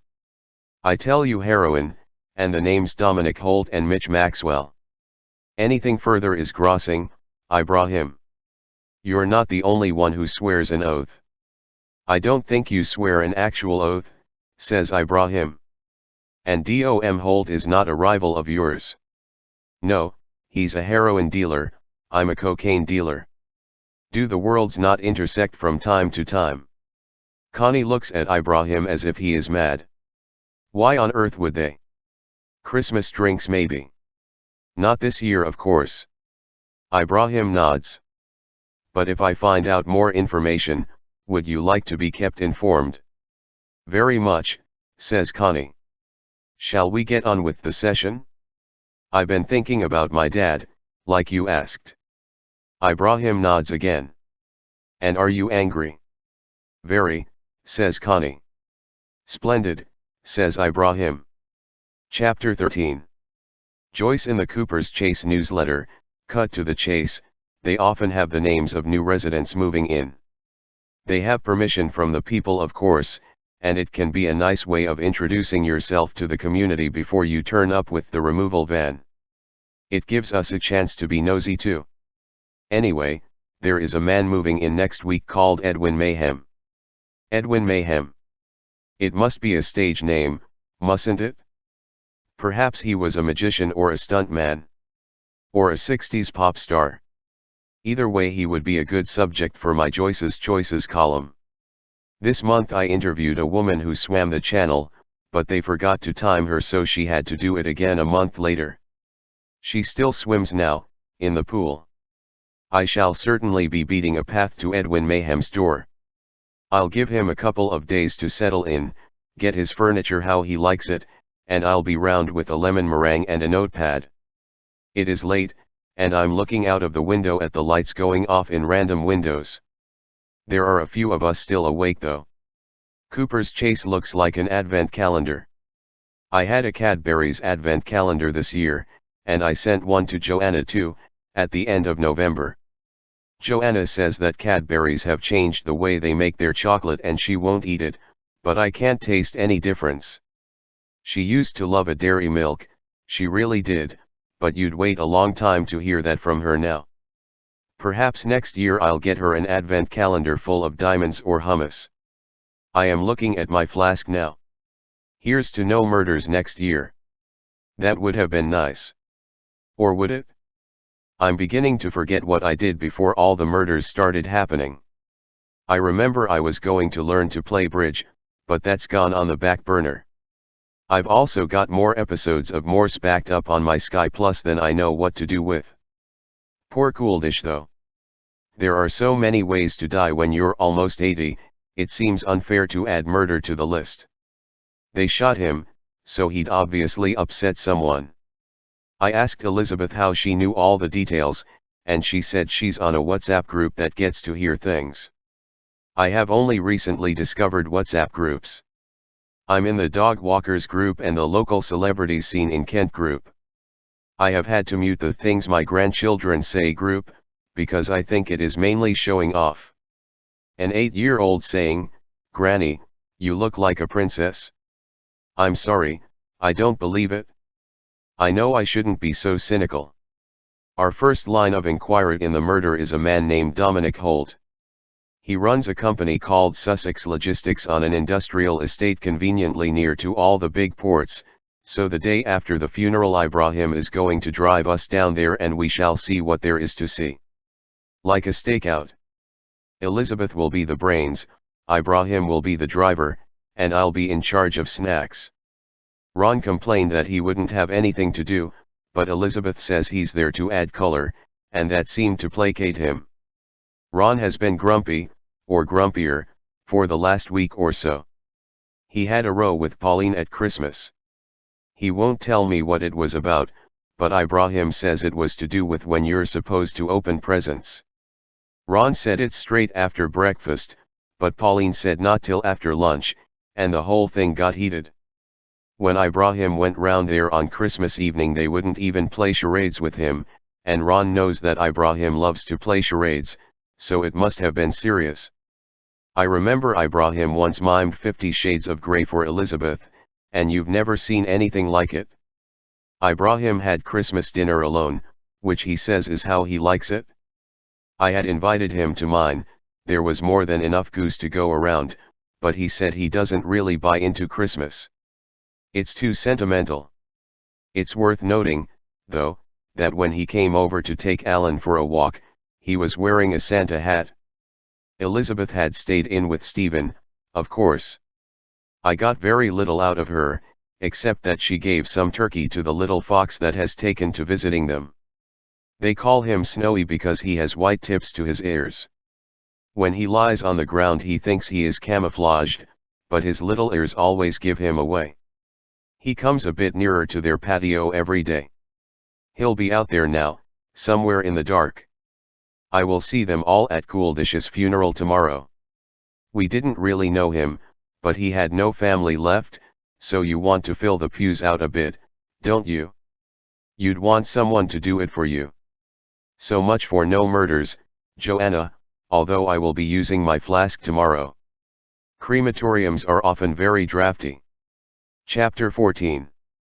It's 8:30 a.m., January 4th, and the troops have been told to gather in the incident room at Fairhaven Police Station to discuss their progress on the murder of Kuldesh Sharma. Chris should be out front, giving orders, discussing theories, in charge of the marker pens and the whiteboard, but this morning had brought a surprise. A surprise in the form of Senior Investigating Officer Jill Reagan of the National Crime Agency, who, it has become clear, is now in charge of the murder inquiry, for reasons none of them have yet been able to fathom. An antiques dealer from Brighton has been murdered in Kent. What has that got to do with the National Crime Agency, and with SIO Jill Reagan? She is currently writing on Chris's whiteboard, with Chris's pens. Donna can feel Chris bristle. So what do we have, says Jill Reagan. We have the square root of absolutely nothing. Just over a week since the murder, and we have no clues, certainly no evidence, and we have, Jill looks slowly around the squad assembled in the room, no intelligence. She's a charmer, Donna whispers to Chris. Jill continues. We've no CCTV from the shop, no use crying over it. The track marks from the lane led us nowhere, when do they ever? No fingerprints, no useful DNA, no eyewitnesses, and I'm in a room full of coppers sitting on their arses. You told us to sit down, says Donna. I'm being metaphorical, if you've ever heard of it, says Jill. 4 days, no progress. That stops now. At midday, I have a team arriving from the NCA, and you will be relieved of duty. This room will be out of bounds. My office, Chris, I have authority to use your office, will also be out of bounds. Any questions? Chris starts to raise his hand. Yeah, just I'm joking, says Jill. No questions. Thank you all for coming in early. Please find some other crime to solve, if you have any down here. The team begin to disperse, some glad of the opportunity of a quiet day. Chris hangs back, so Donna also chooses to.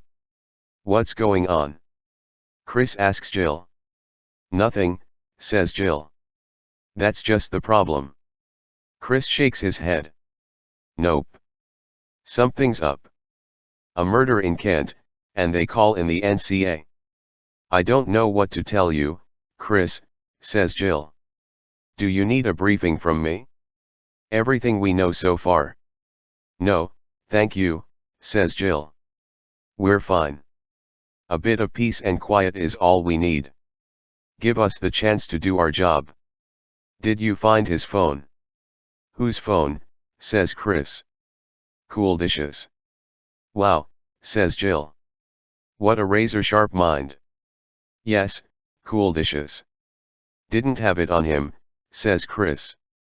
Didn't find it in the shop. If we'd found it in the shop, it would have been logged into evidence, ma'am, says Donna. She was supposed to log it in yesterday, but the evidence store was unmanned. Donna is thankful for police underfunding for once. Is it an organized crime thing, guesses Chris. Crosses over with an international drugs case you're already investigating. If that were the case, I wouldn't tell you, would I, says Jill. Now, I'm sure you've got things to be getting on with. Not really, says Donna. Someone near Benendon has had a horse stolen. Then investigate that, says Jill.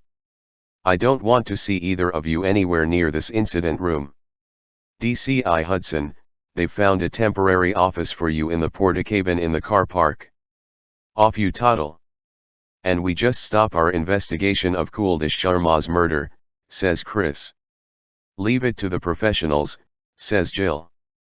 You track down that poor horse.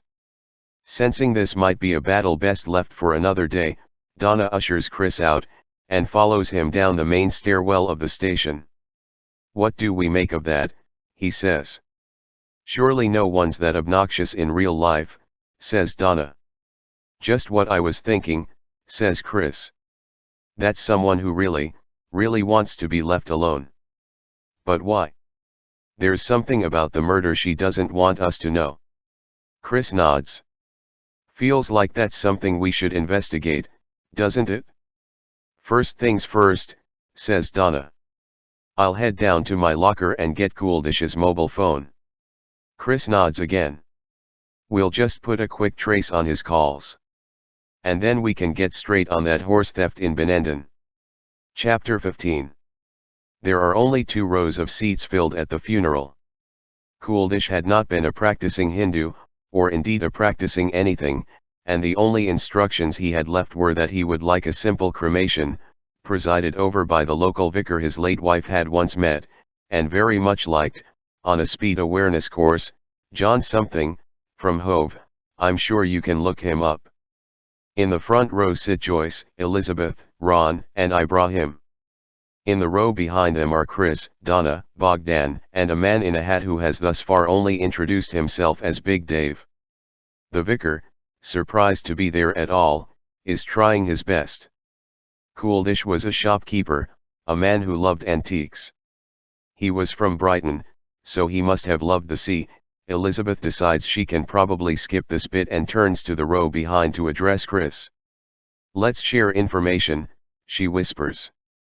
We're at a funeral, Chris whispers back. He lived in a bungalow in Ovingdean, the vicar continues.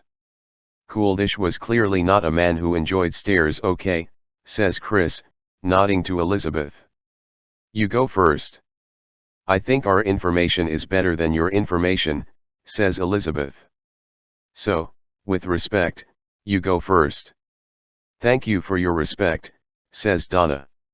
She is right, in this instance, says Ibrahim, turning to join the conversation. We have a big piece of the puzzle that you don't have. Is that right, says Chris. I'll take my chances. We're progressing quite nicely. If you could all join me now in prayer, says the vicar. If Coolidge was a man of faith, he kept that faith quietly, but you never know. Our Father, as the vicar continues his prayer, Elizabeth and Chris continue their whispered conversation, heads now bowed. CCTV come good, asks Elizabeth. You know who visited Coolidge on the day he died? Not yet, says Chris. Interesting, because we do. No, you don't, says Donna, eyes still closed and hands clasped together. They're bluffing, Chris. Amen, says everyone together as the prayer finishes. And now, continues the vicar, do please join me in a moment of silence as we remember our friend Coolidge Sharma. Or just keep whispering away to each other. You knew him better than I did, though I did like his wife when we met. Chris gives it a couple of beats, then gets back to business. Honestly, says Chris. We've got this one. It's only been 5 days. We've got a team on it, a good team, all with decent intelligence, and we've got forensics going over everything. Whatever's happened here, we'll solve it. Not by magic but by hard work. So you spoke to Louise at the cafe, asks Joyce, finally joining in. That's good. To who? Says Chris, momentarily off guard. Louise, says Elizabeth. The lady who runs the cafe down the road. The one where you sent us to get us out of the way? You spoke with her? Yes, says Donna. I did speak with her. That's what the police do. That's the trouble though, isn't it, says Elizabeth. Not everyone trusts you, heaven knows why. I think you do a terrific job, few bad apples of course, but not everyone holds the same view. So perhaps she might have been more forthcoming to a couple of older women enjoying a cup of tea and a slice of cake. A macaroon, actually, says Joyce. Details, Elizabeth. And now, says the vicar, I believe a friend of Coolidge would like to say a few words. Bogdan Jankovsky. Joyce claps her delight as Bogdan walks to the front. No whispering from anyone now. Bogdan tests the microphone with his index finger. He is satisfied with the acoustics. Coolidge was a good man, says Bogdan. And not everyone is a good man. Here, says Ron. He was kind to me, and kind to Donna, and he was good friends with Stephen, says Bogdan. I ask Stephen to tell me about him. Stephen says he was kind and loyal. That he would be called names in the street and keep on walking. Stephen says he was a piece of work, but in a good way. Always laughing, always helping. So I want to say this, in front of God. Bogdan looks at the tiny congregation before him. Kuldish, you were a friend of Stephen, and that means you are a friend of ours. And I promise we will find the person who shot you. We will hunt them down and kill them or arrest them, babe, suggests Donna. Bogdan shrugs. Kill them or arrest them. Thank you, Kuldish. Please rest now. Bogdan crosses himself. As he returns to his seat, Big Dave gives a whoop, and that leads everyone into a round of applause. The ceremony continues with a little more reverence, even tears from Joyce, Bogdan, and Ron. As it ends, the vicar has a few final words. I feel I've been a little surplus to requirements today. But I wish you all luck, and I do wish I had met him. Farewell, Kuldish. The mourners start to file out. What did this Louise tell you? Chris asks Elizabeth. Forgive me, says Elizabeth. I thought we weren't sharing information. Here are the facts of the matter. We have an eyewitness description of a man who visited Kuldish Sharma on the day he died. Do you? Chris and Donna look at each other, then shake their heads. Furthermore, we have been given a name fitting that precise description, and that name was given to Ibrahim by one of the leading drug importers on the south coast whom I am unable to identify, says Ibrahim. Do you have a named suspect? Asks Elizabeth. Chris and Donna look at each other once more, and shake their heads again. And, lastly, I am told that the National Crime Agency have taken over your investigation, so this bravado of yours is only for show. Which is perfectly understandable, but does slow things up. How do you starts Chris, but Elizabeth waves this away. Whatever case you are currently working on, she says, it is not the murder of Kuldish Sharma. Someone stole a horse in Benendon, says Donna. Oh, says Joyce. So we have a great deal of information, says Elizabeth. Do you have anything for us in return? Donna pulls a phone out of her bag. We have his phone, Elizabeth. We shouldn't, but we do. Sweet, says Ron. Elizabeth claps her hands. Wonderful, Donna, wonderful. Bogdan is very lucky to have you. I'm sorry if I was overbearing. I will work on that.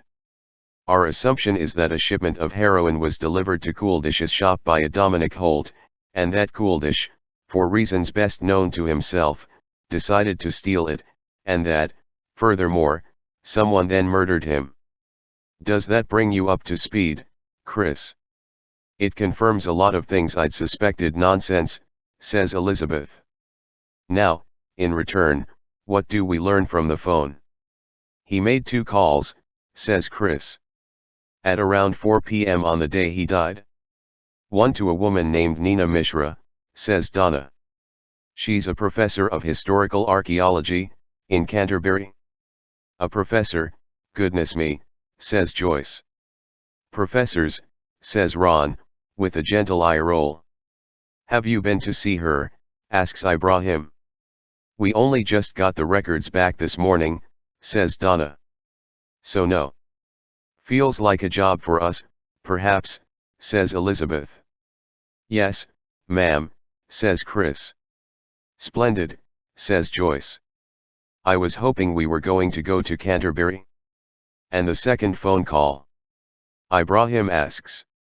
About 10 minutes after the call to Nina Mishra, says Donna. But untraceable, so far. Untraceable, says Elizabeth. No such thing. It comes back as code 777, says Donna. We see it from time to time. Ah, says Elizabeth. Code 777, says Joyce. What does that mean?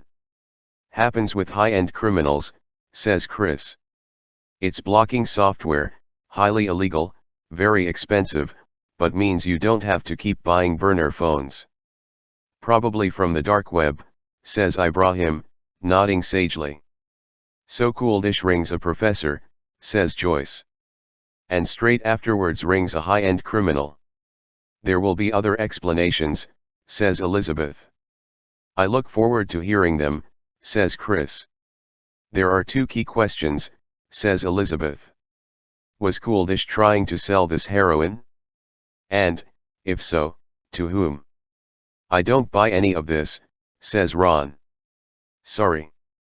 Cooldish gets a stash of heroin and decides to sell it? Nah. He'd be terrified. Someone else has come in and nicked it? I guarantee you. No way has Cooldish stolen it. I'm sorry, says a voice. Couldn't help overhearing. They turn to see Big Dave, the stranger from the funeral. Only I think I was the last person to see him alive, says Big Dave. When was this? Asks Elizabeth. Evening of the 27th, says Big Dave. About 5. I was closing up, not much business that day. Did he say anything? Asks Chris. Tell you where he was going? Nah, he just wished me Merry Christmas, says Big Dave, buttoning up his coat. And then he bought a spade. Chapter 16.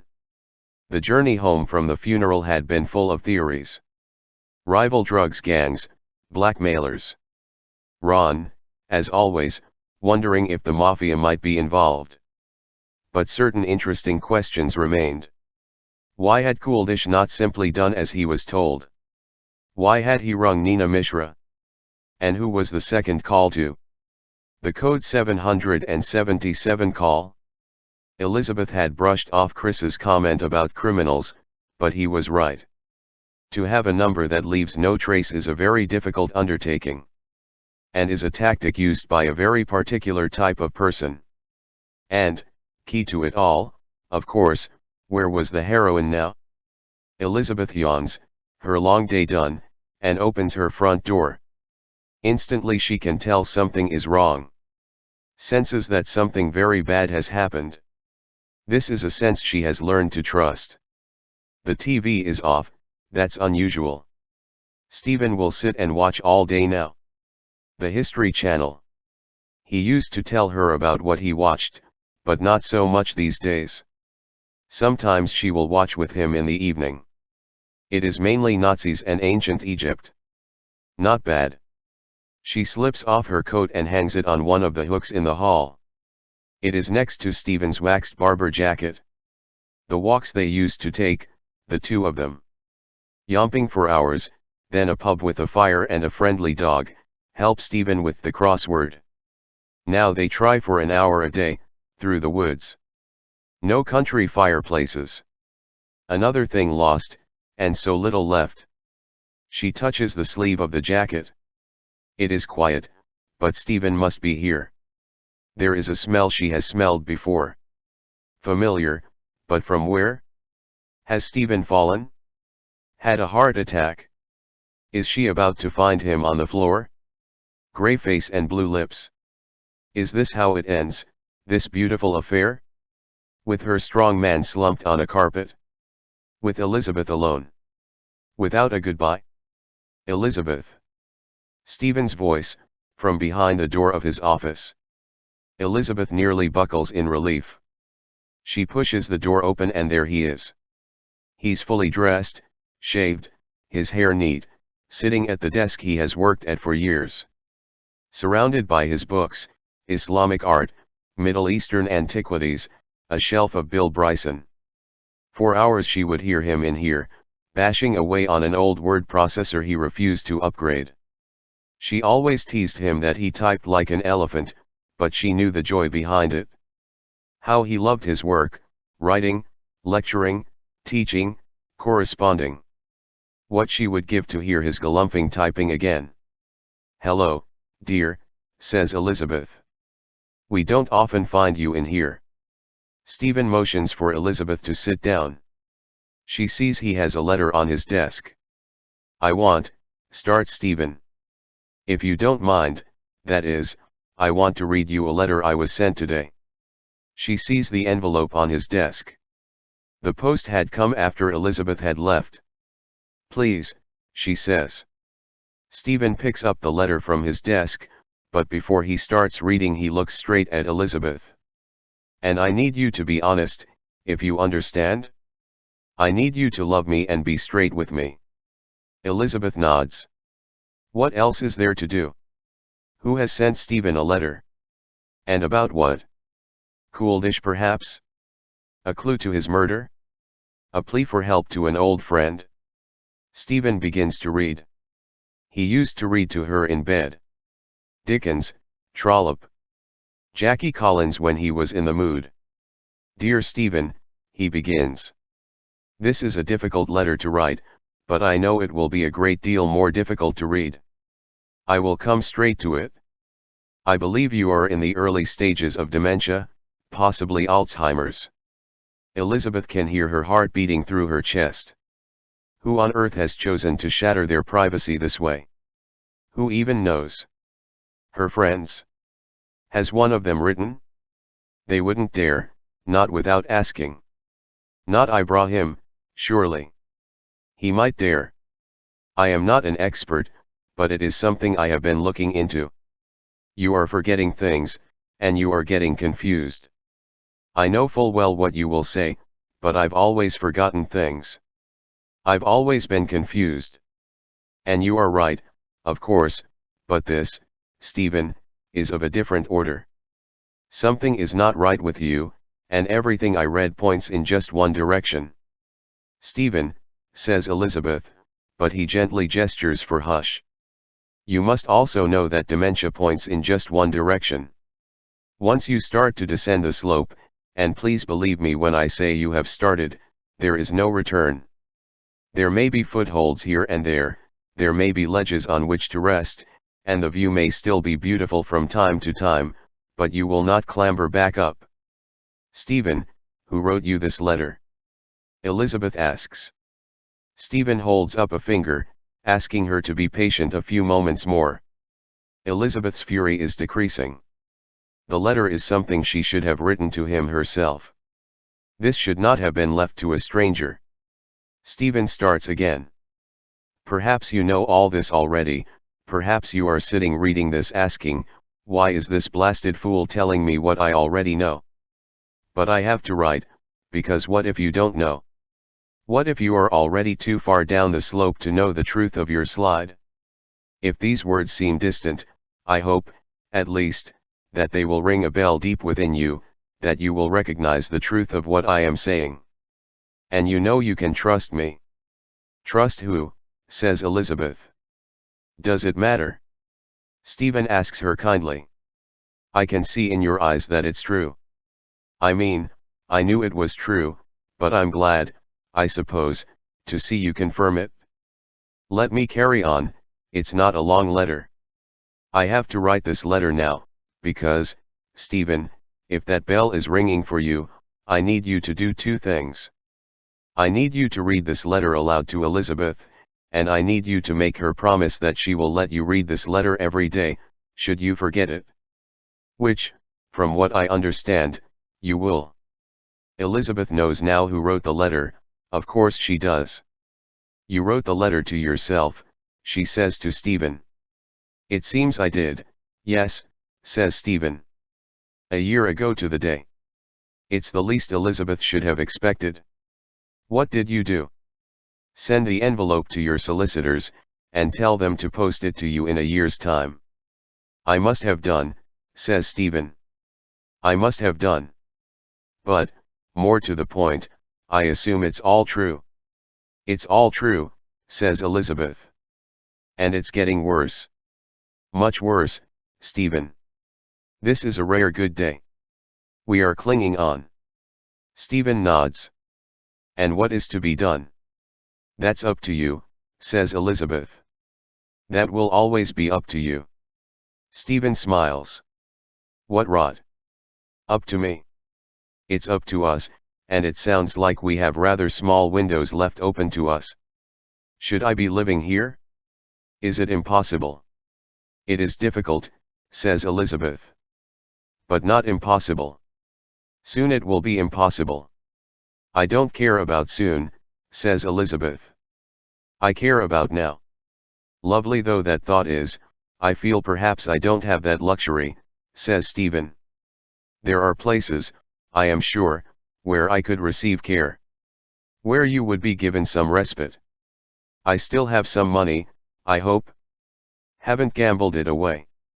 You do have money, says Elizabeth. I sold some books recently, says Stephen. Expensive ones.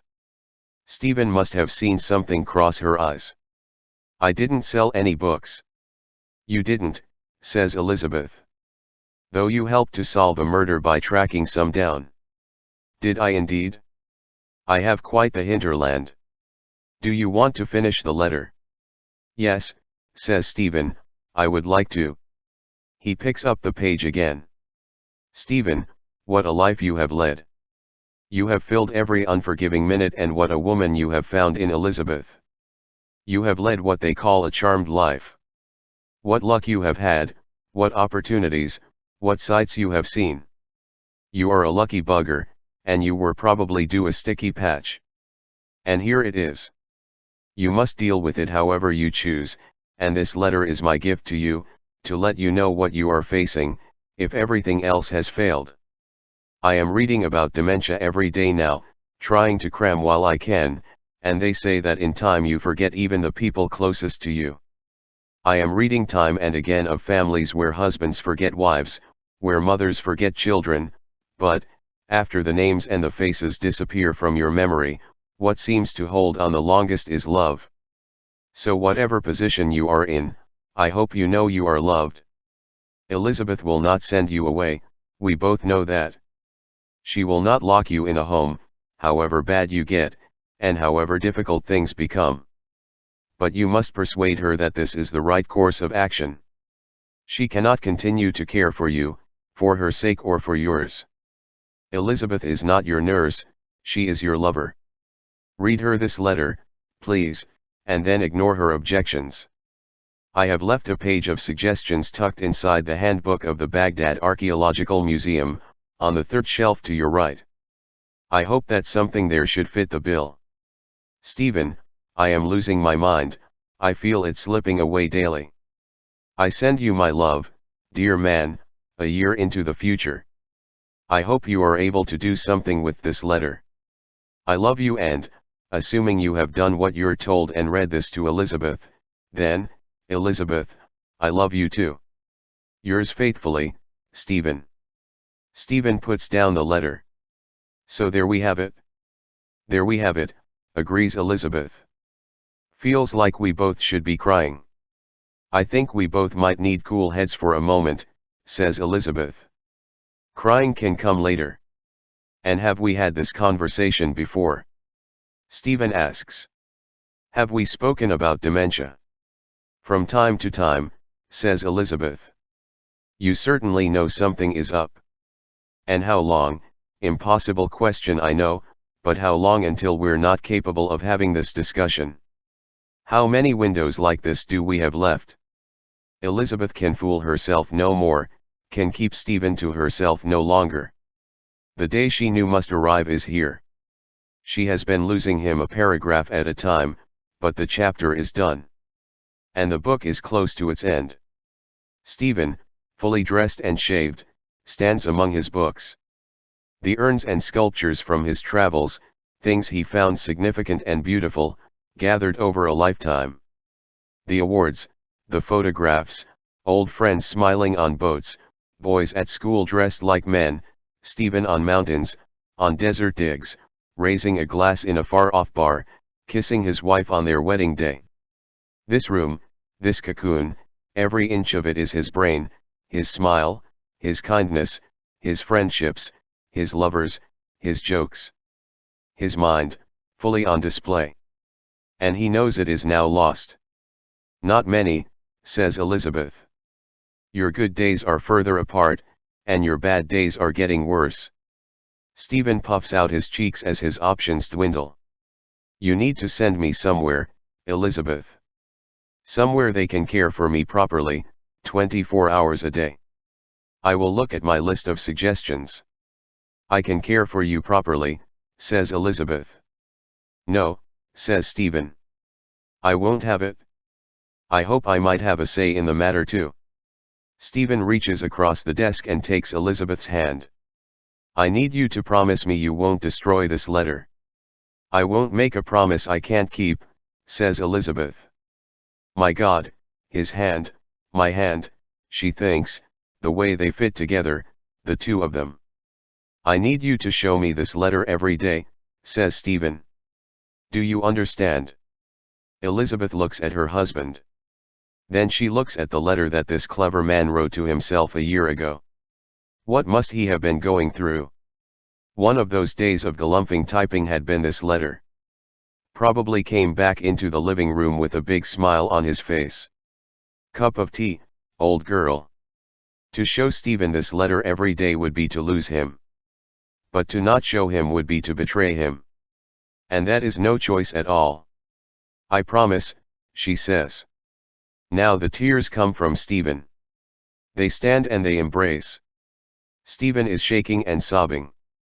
He is saying sorry, she is saying sorry, but to whom, and for what, is lost on them both.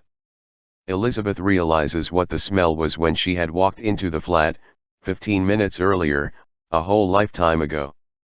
She knew she had recognized it. It was fear. Cold-blooded, sweat-soaked fear. Part 2. Whatever you are looking f or uresure to find it her. Chapter 17. In theory Ron was all for keeping an eye on a major heroin importation hub, and trying to find a murderer. However, thus far, in practice, it has largely involved sitting in the back of his Daihatsu, looking through some binoculars he bought from Lidl, at a hangar that no one had entered or exited for an hour, while listening to Ibrahim reading Joyce an article about Ecuador from The Economist. Is being a spy always this boring? He asks Elizabeth. She has been unusually quiet today. It's 90%er this, 5%er paperwork and 5%er killing people, says Elizabeth. Ibrahim, is this article going to take much longer? I'm enjoying it, says Joyce. Joyce is enjoying it, says Ibrahim, and continues with a paragraph about the pressures felt by the tech sector in Quito. A black Range Rover pulls up in front of them in the lay-by, blocking them in. I, says Ron, putting down his binoculars. Elizabeth's hand moves instinctively to her bag. In front of them a man steps from the driver's seat of the Range Rover and approaches the Daihatsu. He knocks on Ibrahim's window. Ibrahim winds it down. The man pokes his head across the threshold, and takes in the four figures, one by one. Day out, is it? A Scouse accent. Birdwatching, says Ron, holding up his binoculars. That's a lovely overcoat, says Joyce. Would you like a Percy pig? She holds out a bag of sweets to the man, he takes one, and talks as he chews. You've been looking at my warehouse for an hour, he says. Seen anything? Not a thing, Mr. Holt, says Elizabeth. Dominic Holt pauses for a moment at the sound of his name. Call me D.O.M., says D.O.M. Not a thing, D.O.M., not even a hint of heroin, says Elizabeth. Commendable on your part. Though I suppose shipments are few and far between. Most days it's just admin, asks Joyce. I run a legitimate logistics company, says D.O.M. And I'm a harmless pensioner, says Elizabeth. Me too, says Joyce. Another Percy pig? I can never have just one. D.O.M. Holt holds up his hand to decline. May I ask how you know my name? One doesn't have to scratch very far under the surface of the South Coast heroin trade before your name crops up, says Elizabeth. Right, says D.O.M., contemplating. Ron has seen the effect that the Thursday Murder Club has on people before. Don't know what to make of us, do you, son, says Ron. D.O.M. gives them another look, and seems to make up his mind. I'll tell you what I make of you, says D.O.M. He points at Ron. You're Jason Ritchie's old man. Roy. Ron, says Ron. Seen you with him before. He's a wrong un, so I'm guessing you are too. Dom points at Ibrahim. I don't know your name, but you're the guy who goes to see Connie Johnson at Darwell prison. Word is you're a Moroccan cocaine importer. That true? No comment, says Ibrahim. Has Ron ever seen him look so proud? You, says Dom, nodding his head towards Elizabeth. No idea who you are, but you've got a gun in your bag. Badly hidden. I'm not hiding it, says Elizabeth. Now do me, says Joyce. Dom looks at Joyce. You look like you've fallen in with a bad crowd. Joyce nods. Dom beckons to them all. Come on, out. All of you. The gang exit the car. Ron thinks it's nice to be able to stretch his legs. Dom appraises them as a group. So I've got a dodgy cockney, a coke dealer, some old bird with a shooter, and, he looks at Joyce again. Joyce, says Joyce. And Joyce, says Dom. Staking out my warehouse on a January morning. You see that a reasonable man might have questions. Quite right, says Elizabeth. And we have questions of our own. So why not invite us in? We can have a good old chinwag, and clear everything up. You ever used that gun? Asks Dom, pointing at Elizabeth's handbag. This particular one, no, it's clean, says Elizabeth. I'm not an amateur. You work for Connie Johnson, is that it? Asks Dom. You her gran or something? What does she want? Connie is simply our friend, says Ibrahim. Not mine, says Ron. To be fair. She wants to kill Ron, says Joyce. Dom looks at Ron and nods. Yeah, I can see that. So what is it? What are you after? Do I need to worry about you, or can I go about my day? You'll be relieved to hear it's very simple, says Elizabeth. We're looking for the man who murdered our friend. Okay, says Dom. Who's your friend? Kuldish Sharma. Dom shakes his head now. Never heard of him. But you were in his shop just after Christmas, says Joyce. Perhaps it slipped your mind? Antiques shop. In Brighton. Nope, says Dom. He was murdered late on the 27th, says Elizabeth. So you see why we thought you might be involved. Dom shakes his head again. Never heard of him, never been in his shop, didn't kill him. Sorry for your loss though. Did you find the heroin? Asks Ibrahim. When you ransacked his shop? Perhaps you have it in your warehouse this very moment. You've an active imagination, says Dom. I'll give you that. Well, you've certainly heard of Kuldish, says Elizabeth. A fool could see that as soon as we mentioned his name. And we have fairly solid proof you've been in his shop. Proof? Nothing that would hold up in court, says Elizabeth. Don't panic. So the only question we have left, says Ron, is did you kill him? And that's why we're here, says Joyce. Just to see what we can see, adds Ibrahim. And a day out also. Wait here, says Dom, and returns to his car. Joyce watches Dom hold root around in the boot of the Range Rover. He seems very nice. For a heroin dealer. Oh, says Ron, looking past Joyce. Dom Hold has returned with a golf club, and is now pulling a large knife from his perfectly tailored overcoat. He nods to the friends. Just checking yous lot have got a membership. Never bothered, says Ron. They rip you off. Ron, I don't know how you can live on such a tightrope, says Ibrahim, and Ron shrugs. How on earth do you sleep? Well, look, says Dom. I'm going to slash your tires and smash your windscreen. So you're going to need some help. Perhaps you could consider, begins Ibrahim, before Dom crouches and slashes the right front tire. I can't have you following me all day. There's a garage a mile or so up the road though, says Dom, popping back up. I'll give you his number and he'll come and bail you out. Thank you, says Joyce. Whatever would we have done without you? If I ever see you again, you'll get worse, says Dom. You know all this is making me think you killed Kuldish Sharma, says Elizabeth. Dom shrugs. Couldn't care less. This is my place of work, and I don't like being disturbed. Especially by a Cockney West Ham fan who's too cheap to pay for a membership, a coke dealer who hangs out with Connie Johnson, an old woman too scared to use her gun, and Joyce. I didn't kill your mate, but if you keep poking round where you're not welcome, I'll kill you. He ducks down again. An old woman too scared to use her gun, says Elizabeth, as the car clunks towards the ground again. We'll see about that. I don't suppose you lot know where the heroin is?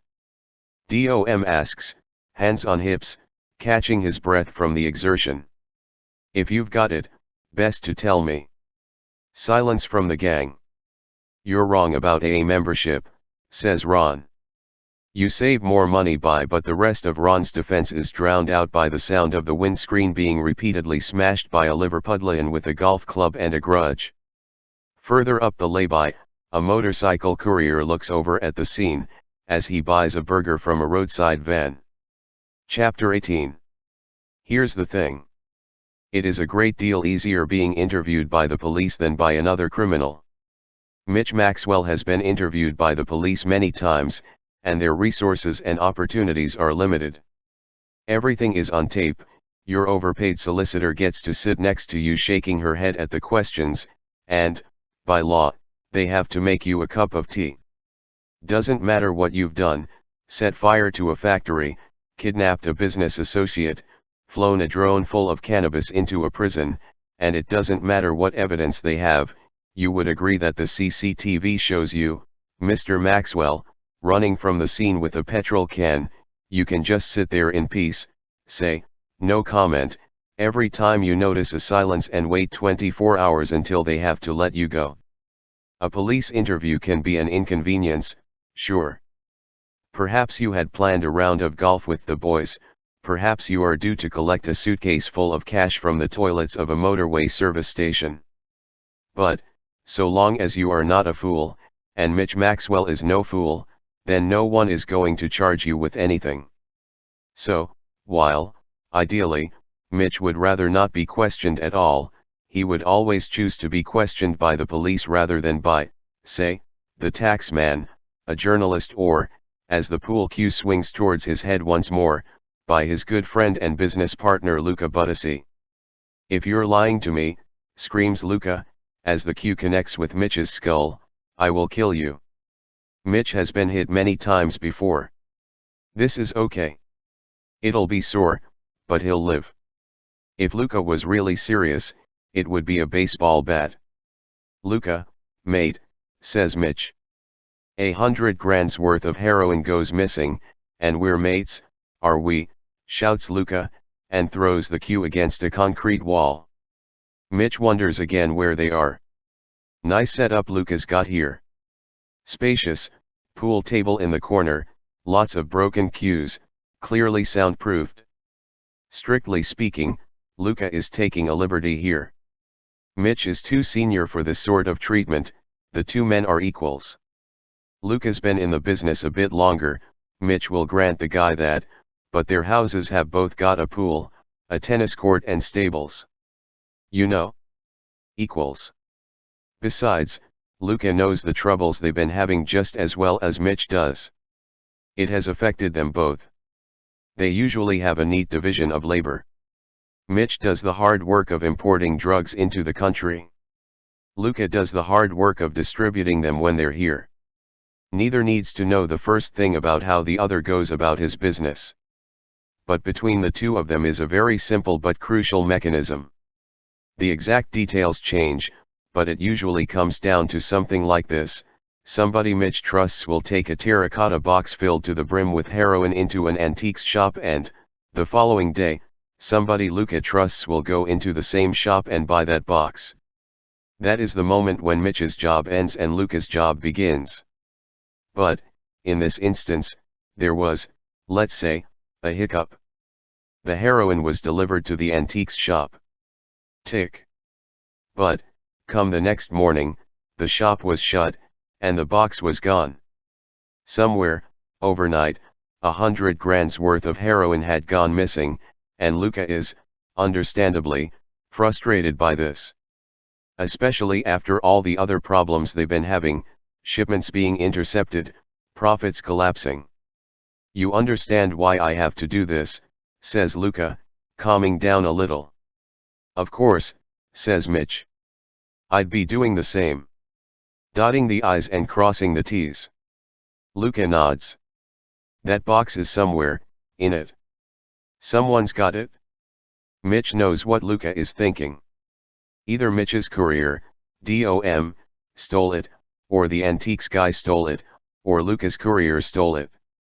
It should be the simplest of riddles to solve, and, yet, there is still no box. Therefore Luca must at least also be entertaining the possibility that Mitch himself is behind the theft. Which is why Mitch is currently tied to a chair, bleeding from the temple, while Celebrity Antiques Road Trip plays loudly on a big screen TV on a far wall. No complaints from Mitch. For sure, someone's got it, agrees Mitch. On Celebrity Antiques Road Trip an 80s pop singer is buying an ill-advised tankard. Luca nods again. It's not the 100 grand, you know that. It's the future of the whole business. We're leaking to death. I get it, says Mitch. This little arrangement between Mitch and Luca has been enormously profitable for them both. There had been bumps in the road, but nothing like this. And, as Luca says, the money is not really the main thing. The whole relationship, this business, is built on the bedrock of trust. If Luca can't trust Mitch, the whole enterprise collapses. While I've got you here, says Luca, there's a guy on a motorbike I've seen hanging around a few times. He one of yours? Not, says Mitch. Police? Not, says Luca. Not police. As Luca starts to untie him, Mitch gets a better look around. Nice place, Luca, he says. Where are we? Under an IKEA, says Luca. If you can believe that. Well, that certainly explains why all the guns are on wooden shelving units. Mitch knows that, although he and Luca are old friends, very old friends, it will all count for nothing if Luca stops trusting him. Luca helps him to his feet and shakes his hand. But, as Mitch looks into the eyes of his old mate, just plain John Luke Butterworth when they first met at the Young Offender Institution, Luca Buttersea when he felt he needed something more fearsome, he knows this whole situation could well end up with one of them killing the other. Tensions being high and what have you. The best thing to do, all round, would be to find that heroin. That'll settle everyone. He and DOM had absolutely taken the shop apart, and found nothing. It must be somewhere. More to the point, someone must have it. It's about 4 a.m., and he has to take his daughter ice skating at 7 a.m. That's when the rink opens for serious practice. Are we done? Mitch asks. For now, says Luca. One of the boys will give you a lift home. Mitch stretches his shoulders. He needs to take some Nurofen, watch some ice skating, and then find a box full of heroin. As it happens, he already has an unlikely lead. DOM says a group of pensioners had been hanging around, asking questions. One of them works for Connie Johnson. Mitch will find out where they live, and pay them a little visit. No rest for the wicked. Chapter 19. I wish I had gone to university, says Joyce, as they wait outside Nina Mishra's office. Elizabeth knew the effect that Canterbury would have. Medieval walls, cobblestones, tea shops called tea shops. It was absolute catnip to Joyce. She has been in a trance since they got off the train. What would you have studied? Elizabeth asks. Oh, I don't know about studying, says Joyce. I just would have liked to have swanned about on a bicycle, with a scarf. Did you enjoy it? As much as I ever enjoy anything, says Elizabeth. Did you have love affairs with older men? Not everything is about sex, Joyce, says Elizabeth. There had been older men, of course, and one or two younger ones. Not so much love affairs as occupational hazards. There had been 12 women at her college, and around 200 men. Which had very neatly prepared her for the world of espionage. Elizabeth had long told herself that she preferred the company of men, though it has occurred to her more recently that she'd had very little choice in the matter. She was happy, as they'd walked through the University of Kent campus earlier, to see there were as many young women as men. I can just see you, in the library, says Joyce. Opposite a shy boy in glasses. Stop projecting, Joyce, says Elizabeth, looking out through the waiting room window, across the stone buildings under silver skies. Students bunched and hunched against the cold, scurrying towards warmth. But Joyce is not to be stopped. You catch his eye, and he blushes, and looks down at his book. His hair falls over his eyes, like Hugh Grant. You ask him what he's reading. Through the window Elizabeth sees a young woman drop her books. In Joyce's world, a fellow student would stop to pick them up for her, and their eyes would meet. And he says, I don't know, a book about history, or something, and you say, forget history, let's talk about our future. For goodness sake, Joyce, says Elizabeth. Annoyingly, a handsome young man is now helping the woman pick up her books. She is tucking a loose strand of hair behind her ear. And you put your hand on the table, and he puts his hand on your hand. Then he slips off his glasses, and he's very handsome, like Colin Firth, and he asks you to dinner. Joyce continues her story as the clumsy girl and the handsome boy go their separate ways. In Joyce's world they would each glance over their shoulder, moments apart. Which is exactly what they do. Typical. And you say no. But then you say, I shall be here again tomorrow, and again the day after, and one day I shall say yes, and he says, I don't even know your name, and you say, one day you will. Elizabeth looks at her friend. Have you been reading books again? Yes, admits Joyce. The door opens and Elizabeth takes in Nina Mishra. Tall, elegant, an unnecessary purple streak in her hair, but she looks fun enough. Nina smiles. Elizabeth and Joyce? So sorry to have kept you. Not at all, says Elizabeth, standing. The appointment is taking place 7 minutes late, and that is absolutely within the realms of acceptability. 12 minutes is the cut-off for rudeness. Nina ushers them into her office and sits down behind her desk as Elizabeth and Joyce take seats across from her. I love the purple streak in your hair, says Joyce. Thank you, says Nina. I love your earrings. Elizabeth hadn't noticed that Joyce was wearing earrings. They look fine. You want to talk to me about Cooldish, says Nina. What a horrible shock. Were you friends? He was a friend of my husband, says Elizabeth. Were you friends? He was a friend of my parents, really, says Nina. But he would ask for favors from time to time. And, for Cooldish, I would always say yes. He had that effect on people. Favors. Things he had come across, says Nina. What was my view? As an historian, asks Elizabeth. As a wise friend, says Nina. Cooldish was not always after my opinion on antiques. Sometimes, morality. So not so much valuations, as it was more questions concerning, she is picking a word carefully, provenance. They talk about provenance a lot on Antiques Roadshow, says Joyce. Meaning, is this stolen, asks Elizabeth. Is it stolen, says Nina. Is it too good to be true? What is it doing in England? Anytime something didn't seem right, he knew he could call on me. What does the law say? That's one of my areas. And he trusts me. Trusts I would never tell. And how often were things not quite right? Nina smiles. My parents were both dealers, Elizabeth. Unsuccessful ones. Far too honest. The world of antiques and antiquities is not always squeaky clean. My parents knew it, I know it, Cooldish knows it. Knew it, says Elizabeth. Oh, God, yes, says Nina. Poor Cooldish. Sorry. What did you speak about on the day he died? How do you know we spoke? We're not always squeaky clean either, says Joyce. But I promise we are friends, says Elizabeth. And I promise we are not the police. Then who are you?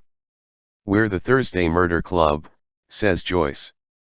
But we don't have time to go into all that now, because we have to get the 4.15 train. Nina puffs out her cheeks.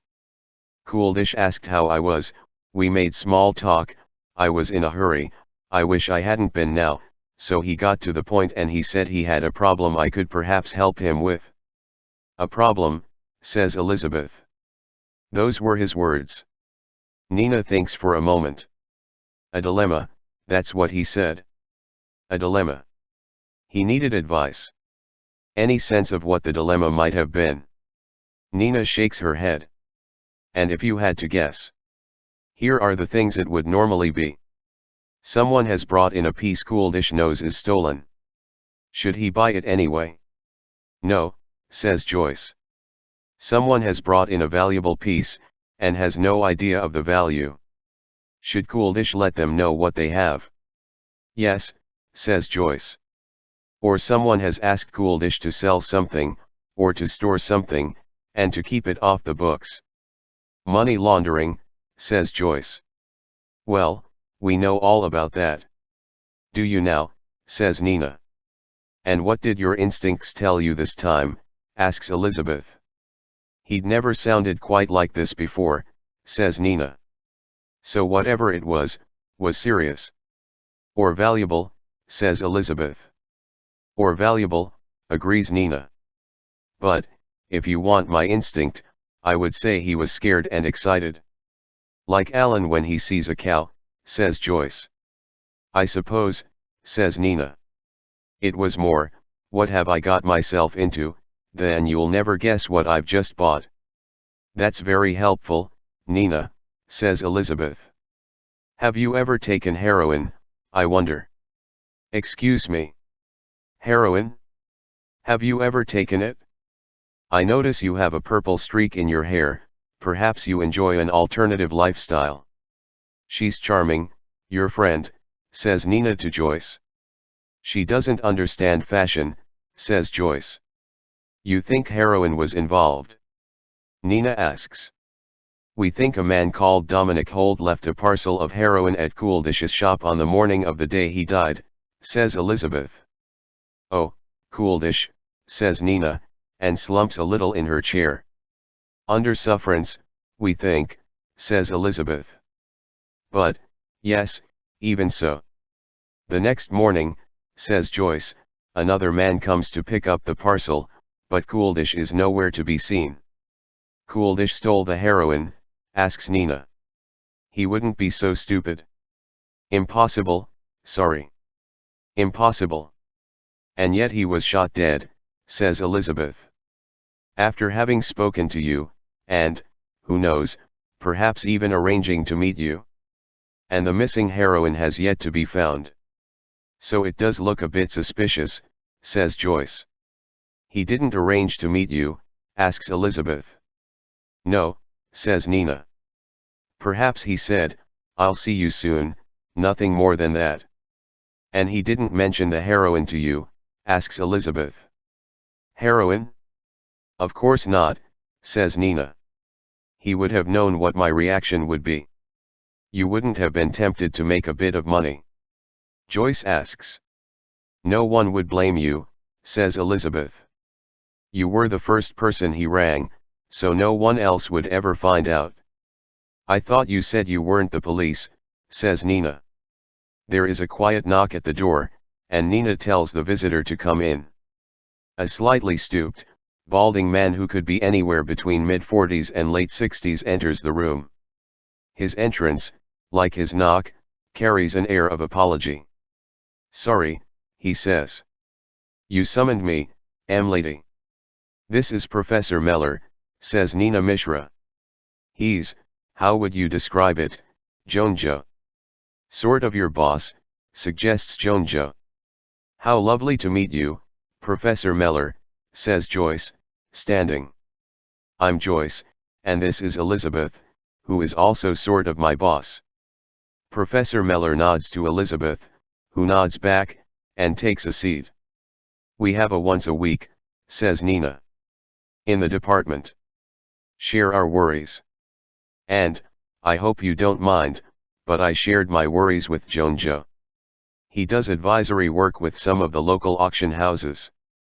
Military mainly, says Jonja. So someone else did know, notes Elizabeth. I just thought he might be useful, says Nina. It's fascinating, says Jonja. Murder aside, quite fascinating. Is that quite the word? You are friends of the dead gentleman. We are looking into his death, says Elizabeth, wondering whether Jonja's guileless manner is an act. Good one if it is.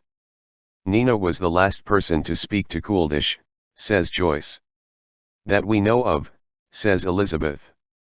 That you know of, says Jonjo, taking an orange out of his pocket and starting to peel it. And there's the rub. We might see a million white swans, and yet we are not able to say that all swans are white. Yet we see just one black swan, and we can say with absolute certainty that not all swans are white.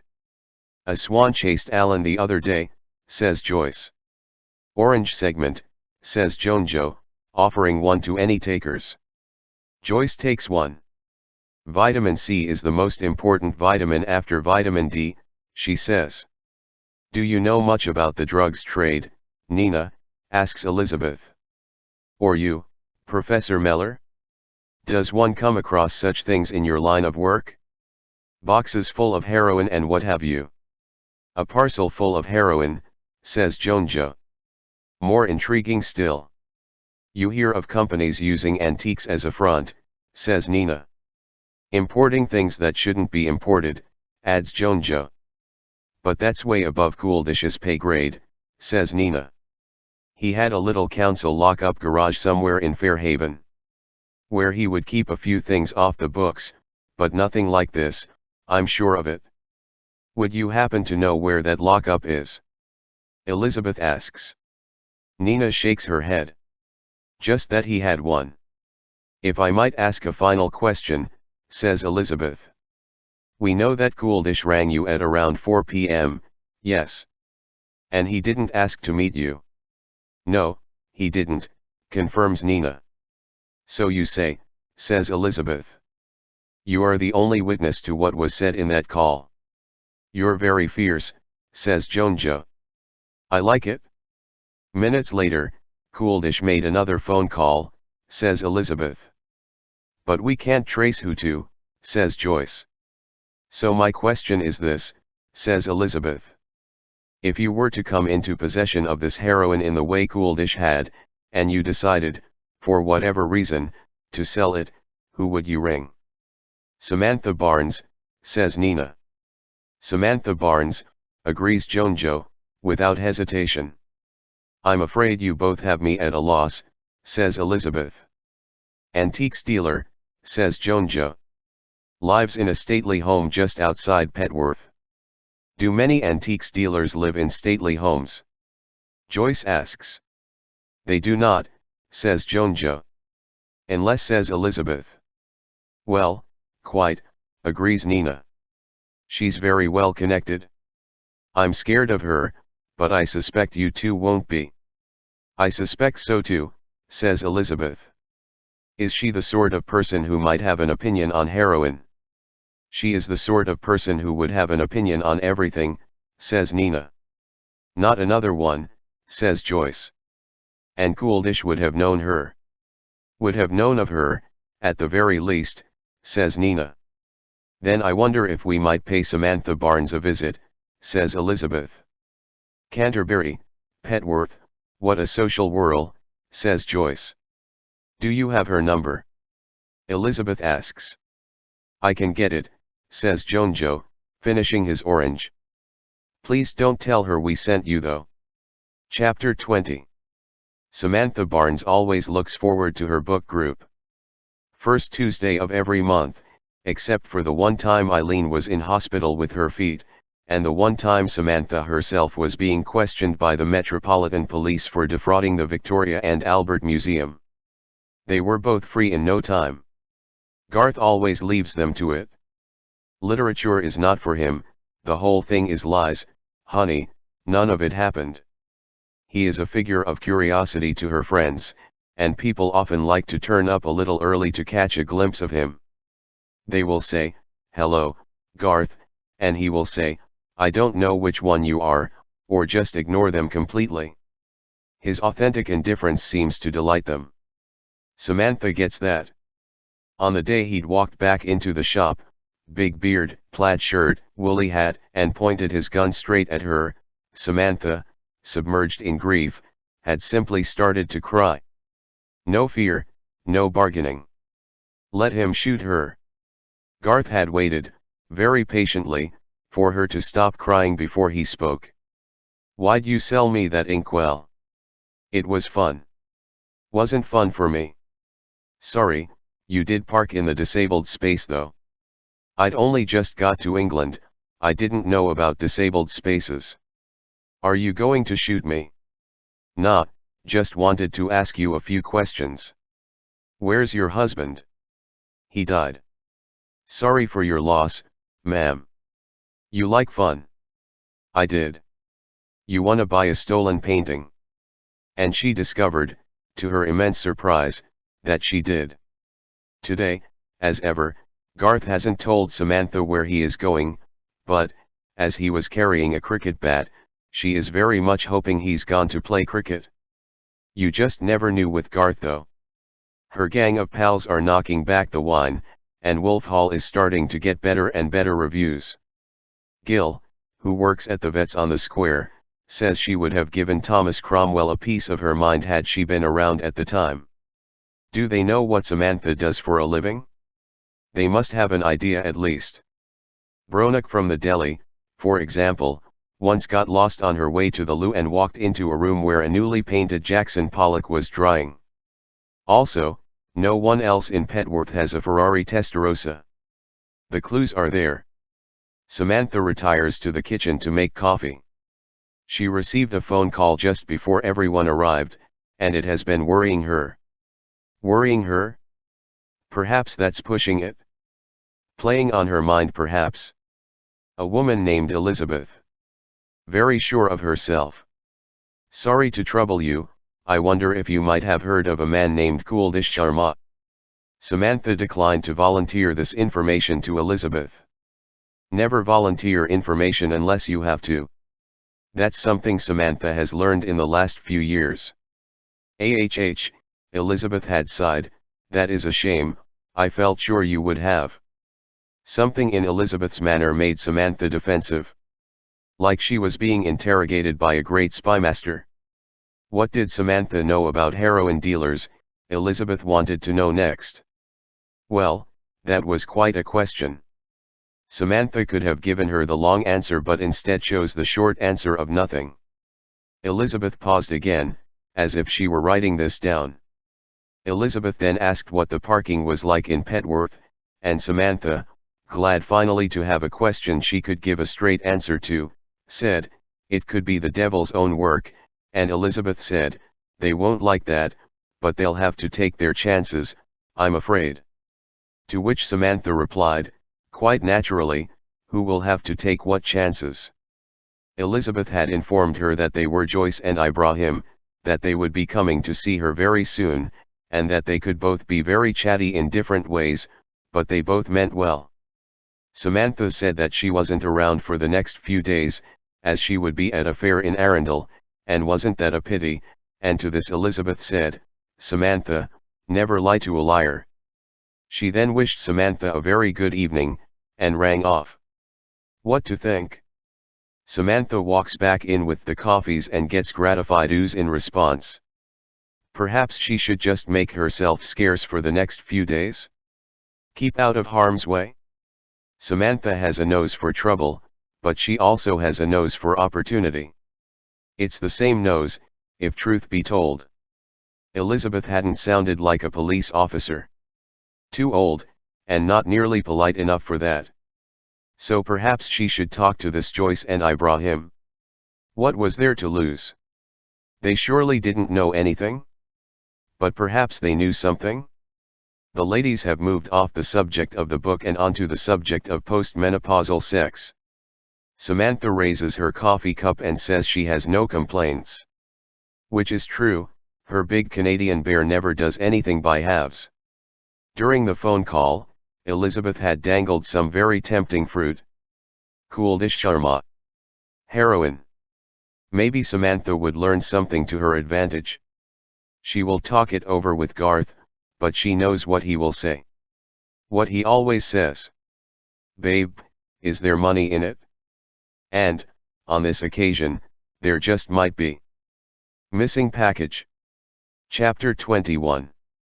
The lights are low, the music is low, and, if he is being entirely honest, Chris is low too. Joyce is finishing an anecdote about Dom Holt, the heroin dealer. With a golf club, if you can believe that, says Joyce. And a big knife for the tires. It was like a documentary. I would have taken a photo, but I didn't get the chance to ask, and I didn't want to be rude. You don't feel like pressing charges, I suppose, asks Chris, sipping a lime and slimline tonic. Oh, take a day off once in a while, says Elizabeth, and Patrice laughs into her whiskey. Chris is frustrated. He'd love to arrest Dom Holt for a bit of criminal damage. That would throw the cat among the pigeons back at Fairhaven Nick. He walked past the incident room the other day, just to catch a peek, but all the blinds were drawn. Patrice has taken him and Donna to the pub to cheer them up, and Elizabeth and Joyce have joined them. Why was the investigation taken from them? He still has no answer to that. Dominic Holt's offices are near New Haven, says Joyce. Elizabeth says we should break in and have a look around. Don't you dare, says Chris. I'm honestly in the mood to arrest someone, and you'll do. Well, somebody has to do something, Chris, says Elizabeth. Any news from S.I. O'Regan? She asked Chris to move his car so she can park in his space the other day, says Donna. If that counts as news. The teacher at my old school had her own private cubicle in the toilets, says Patrice. For the use of Dorothy Thompson only was blue tacked to the door. I'm guessing you used it, says Donna.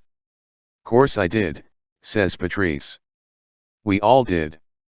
But it reminds me of your S.I. O'Regan. That sort of thing never works in the long run, does it? She had an affair with the head of RE in the end, got caught banging in one of the science labs. You've just got to wait these people out. How many whiskeys have you had, Mum? Asks Donna. Just enough, says Patrice. But they have yet to find the heroin. Elizabeth asks. As far as we know, says Chris. Good, says Joyce. I'd far rather we found it. A waiter brings over their bill, and Chris waves the others away. I've got this. Still useful for something. Any news on Dominic Holt's boss, Mitch Maxwell? Elizabeth asks. Are they following him? Wouldn't know, says Chris. What part of this aren't you getting? To more important business. Do you know if the name Samantha Barnes is on her radar?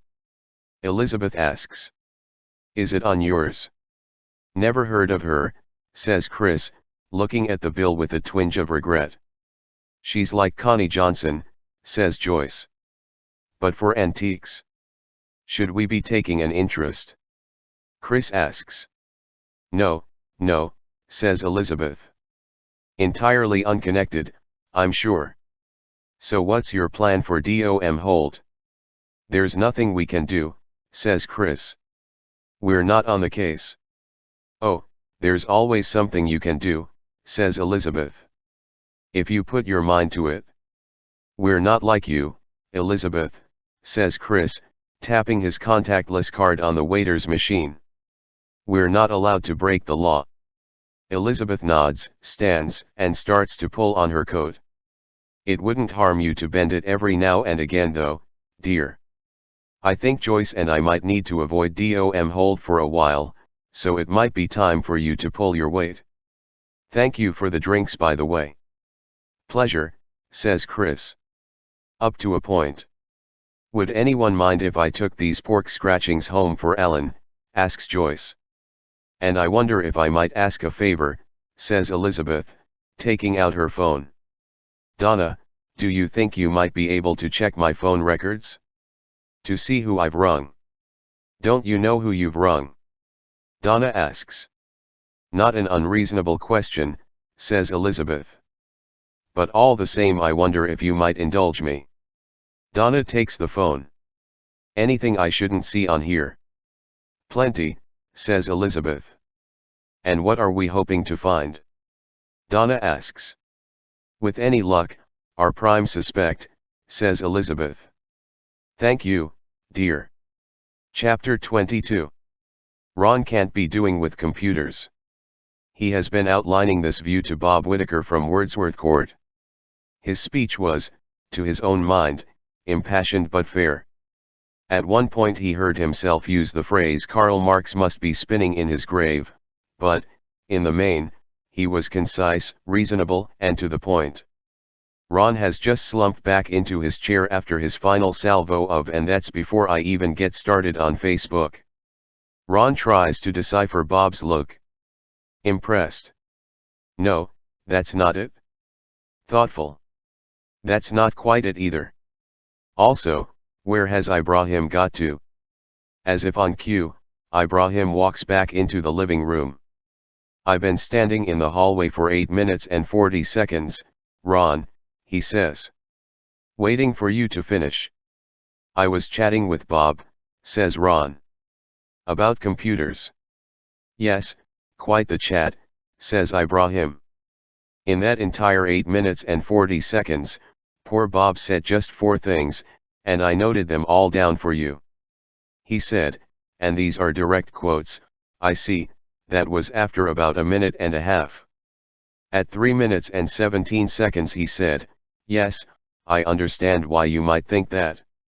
At just past the 5-minute mark, you drew breath long enough for him to say, well, that's certainly a view I have heard before, and, about 90 seconds ago, Bob's final contribution to the conversation was, do we know where Ibrahim has got to?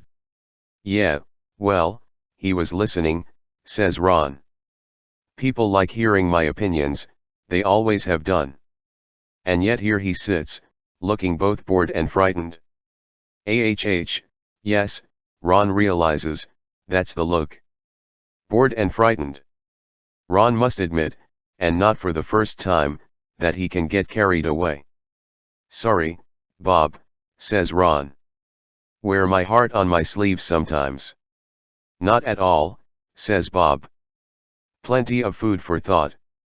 And I will certainly pass your feedback on to someone at IBM should that opportunity arise. You will learn fairly quickly, Bob, that you don't need to be polite with Ron, says Ibrahim. It took me around a week to figure that out. Bob nods. Also, he is easy to distract. If you ever feel that Ron has gone off at a tangent, which on occasion he does, then a simple "did you see the match?" or "did you see the fight?" works as a reset button. How Chelsea won that one, I'll never know, says Ron, shaking his head. Daylight robbery. To work, then, gentlemen, says Ibrahim. Bob's laptop is open on Ibrahim's desk, and the 3 men gather round. Ron and Ibrahim had paid Mervyn another little visit yesterday and explained what they thought was going on, man to man. Better that it came from them, had been Ron's judgment, Mervyn being one of those men who found information harder to take in when that information came from women. Mervyn had agreed to go cold turkey for a week, and hand his correspondence with Tatiana over to Ron and Ibrahim. The big idea was to lay a trap, to see who was behind the scam and if they could be brought out into the open, after which, in Ron's view, they should be given a good hiding or, in Ibrahim's view, turned over to the relevant authorities. And, of course, Mervyn still feels there is a chance that Tatiana is Tatiana, and that his loneliness might come to an end. Ron understands that.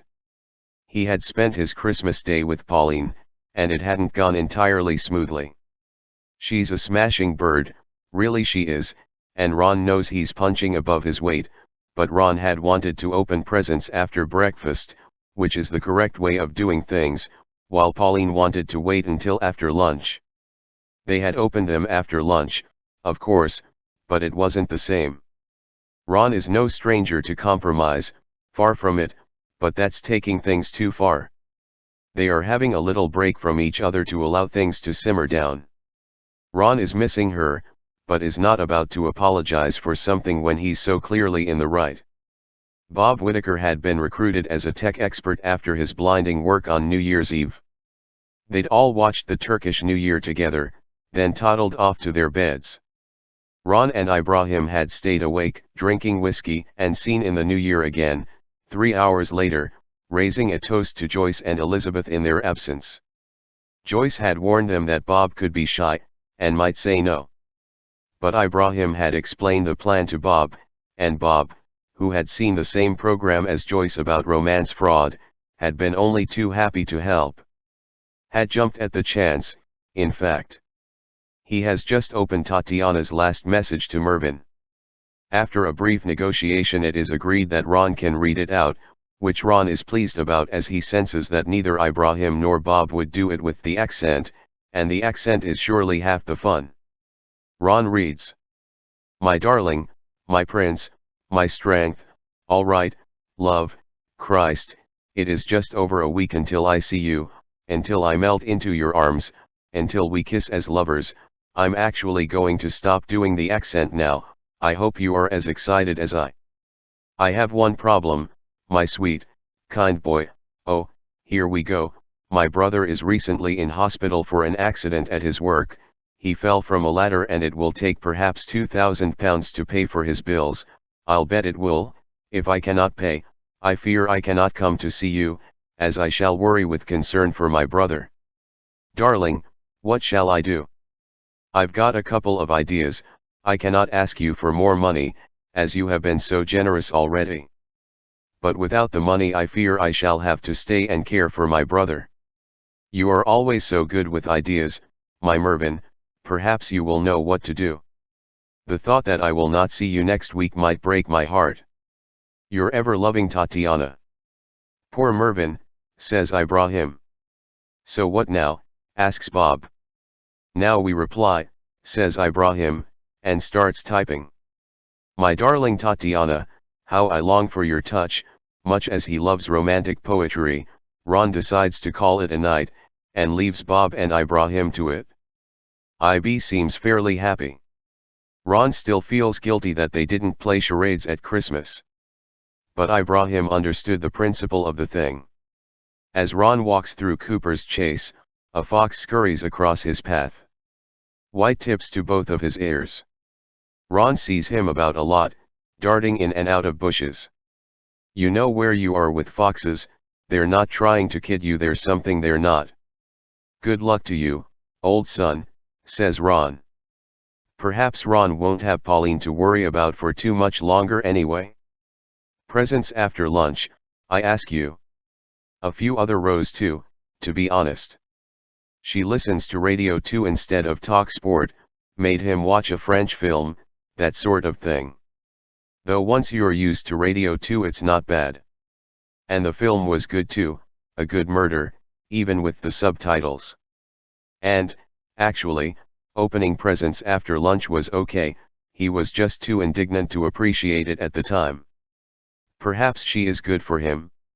Though, if she is good for him, and Ron's jury is still deliberating on that case, then is he good for her? What does Pauline get from him apart from stubbornness? Though he's only stubborn when he's right, so that's not about to change, no way, no sir. But Ron wishes, he realizes, that she was here. Ron looks at his phone. No new messages. Well, that tells its own story. She'll have gone to bed without sending him a good night kiss. Should he send her one? He stares at his phone for a while, as if it might somehow have the answer.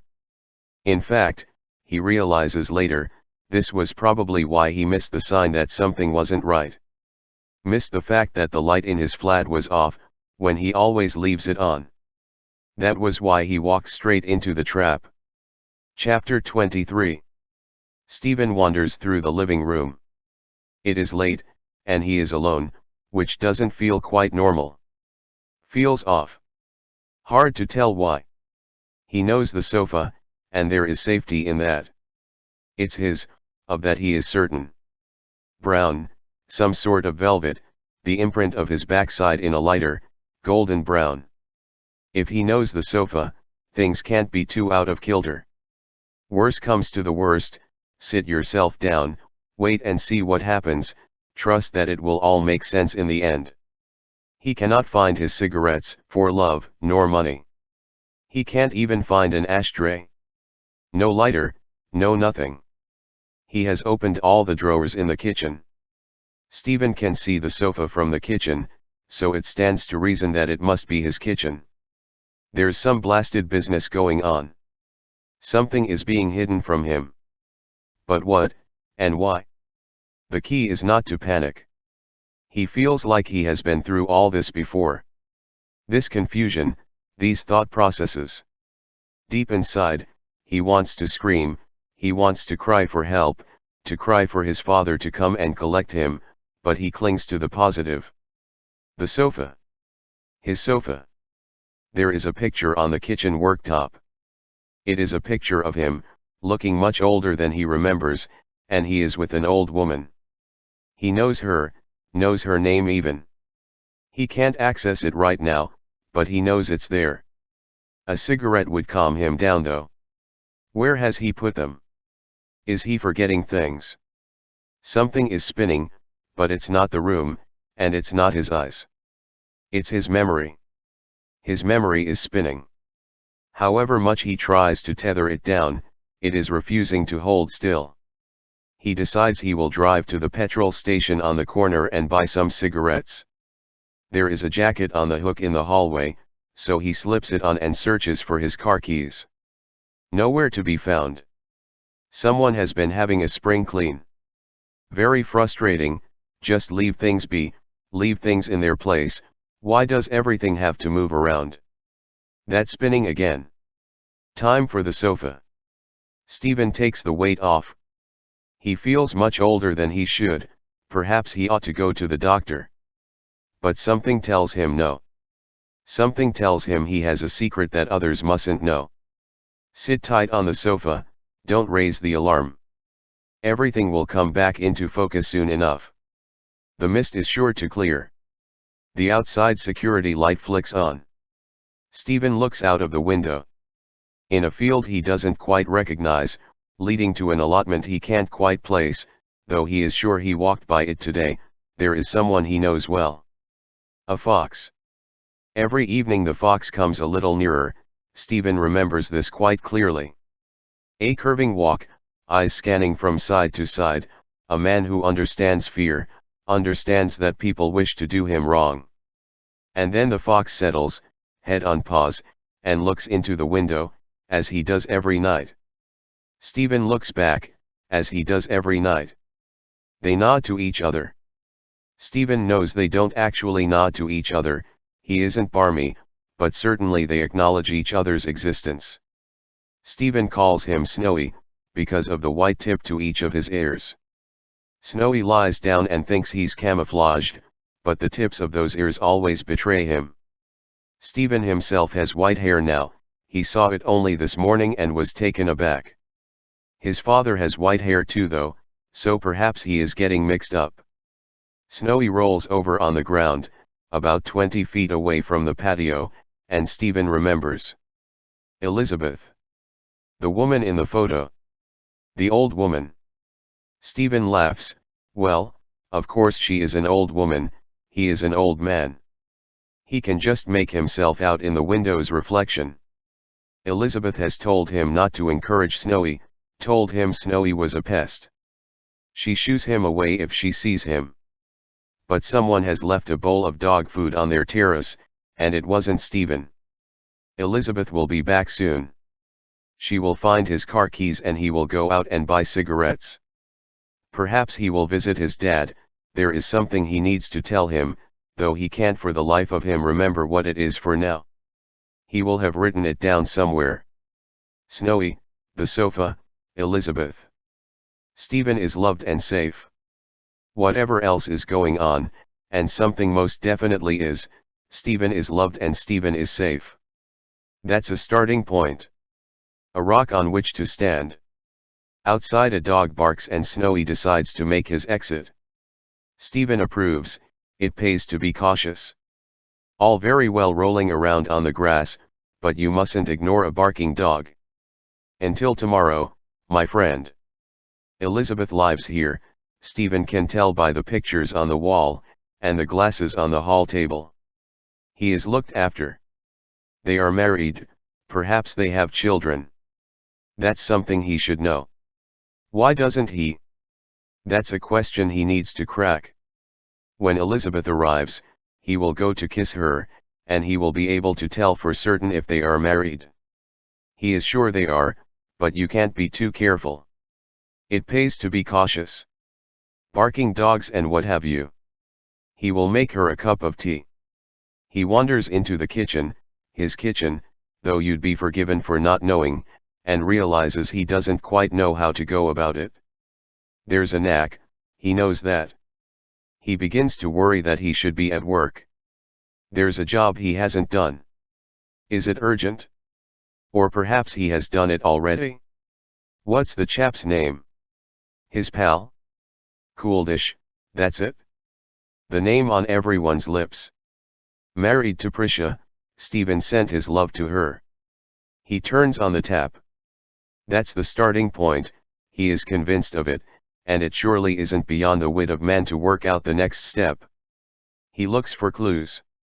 He's in a kitchen, but not his own. He begins to feel small and weak, but tells himself to calm down, to breathe. There will be an explanation. He starts to cry. It is just fear, he knows that. Bloody pull yourself together, old chap. Whatever this is, it will pass, the picture will clear, there will surely be a voice to soothe him. Back to the sofa is probably the safest option. Back to the sofa and wait for this Elizabeth. Bit of thinking time, try to work out what's missing. Maybe see if Snowy will visit him today. Snowy is a fox with white ears, quite the sight, visits every evening. Elizabeth feeds him in secret, and she thinks Stephen doesn't know. He sits. There is a key in the lock. Could be anyone. Stephen is scared. Scared but ready. Water is overflowing from the sink and falling onto the kitchen floor. It is Elizabeth, the woman from the picture. She smiles, and then sees the water pouring onto the kitchen floor, and she splashes over to turn off the tap. She is very beautiful.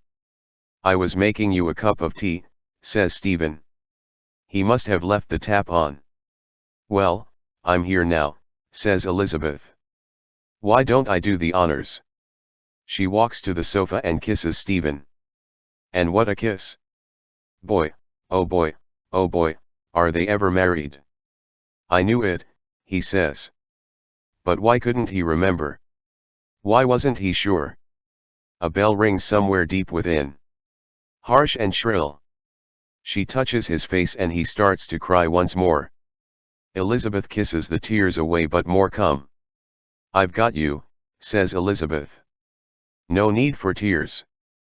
But the tears keep rolling. Because Stephen has had a flash of memory, of recall. The flash is fuzzy and bent, like a beam of sunlight through a broken stained glass window. But it is enough.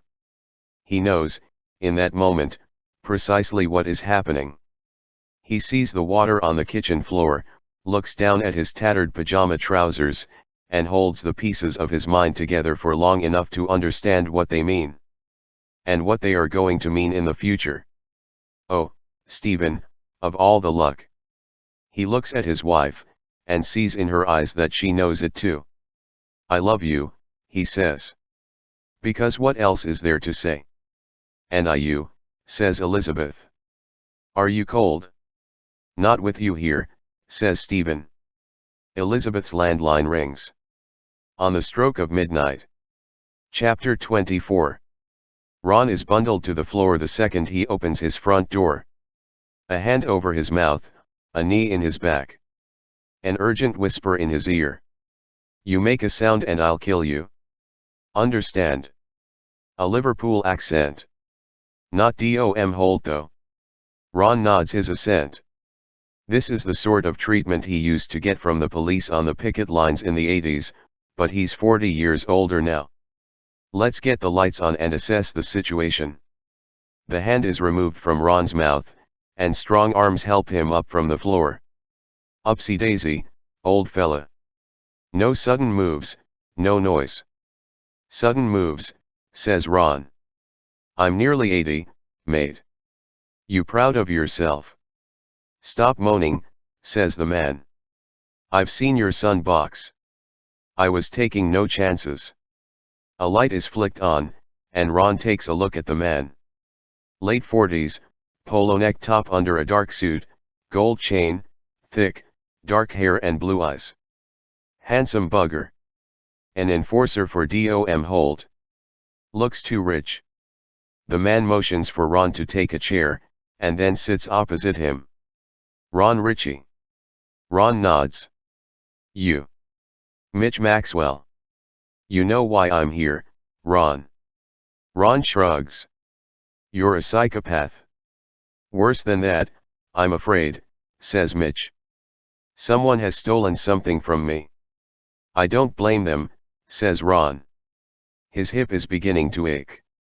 The sort of ache that is not going to disappear by morning. You work for Dom Holt, is it? Mitch laughs. Do I look like I work for someone? Everybody works for someone, says Ron. Only a weak man pretends otherwise. Mouthy little sod, ain't ya, says Mitch. Typical West Ham fan. Dom Holt works for me. Does he? Tell him he owes me $3,000 for the Daihatsu.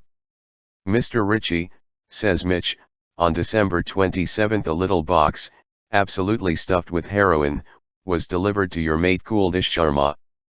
By the next day, the box, the heroin, and your mate had all disappeared. Now your mate has turned up, bullet through the skull, terrible shame, but my heroin is still nowhere to be seen. We smashed his shop up, and nothing. So maybe you know where it is? Kuldish had it all day. Maybe he brought it over here, asked his mates to look after it while he tried to pull a stroke. Not my mate, says Ron. Heard of him, but never met him. You heard he died though? You accused Dom of killing him. Yup, agrees Ron. Makes sense, doesn't it?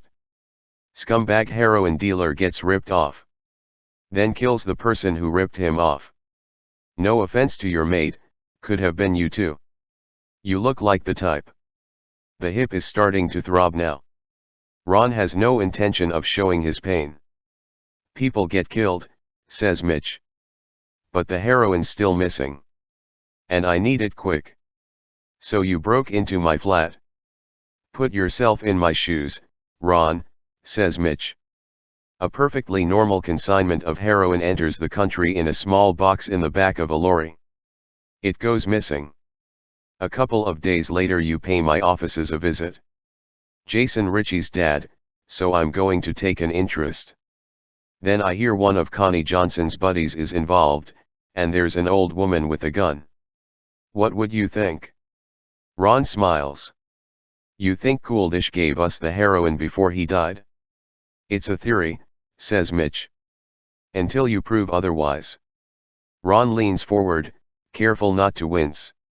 He rests his chin on his hands. You free for the next couple of hours? Mitch looks at his watch. My son's got street dance before school, but you've got me till then. I'm going to make a couple of calls, says Ron. Get my friends over here. See if we can't work this out. Can I trust them, says Mitch. No, says Ron, picking up his phone and dialing. Can we trust you? No, says Mitch.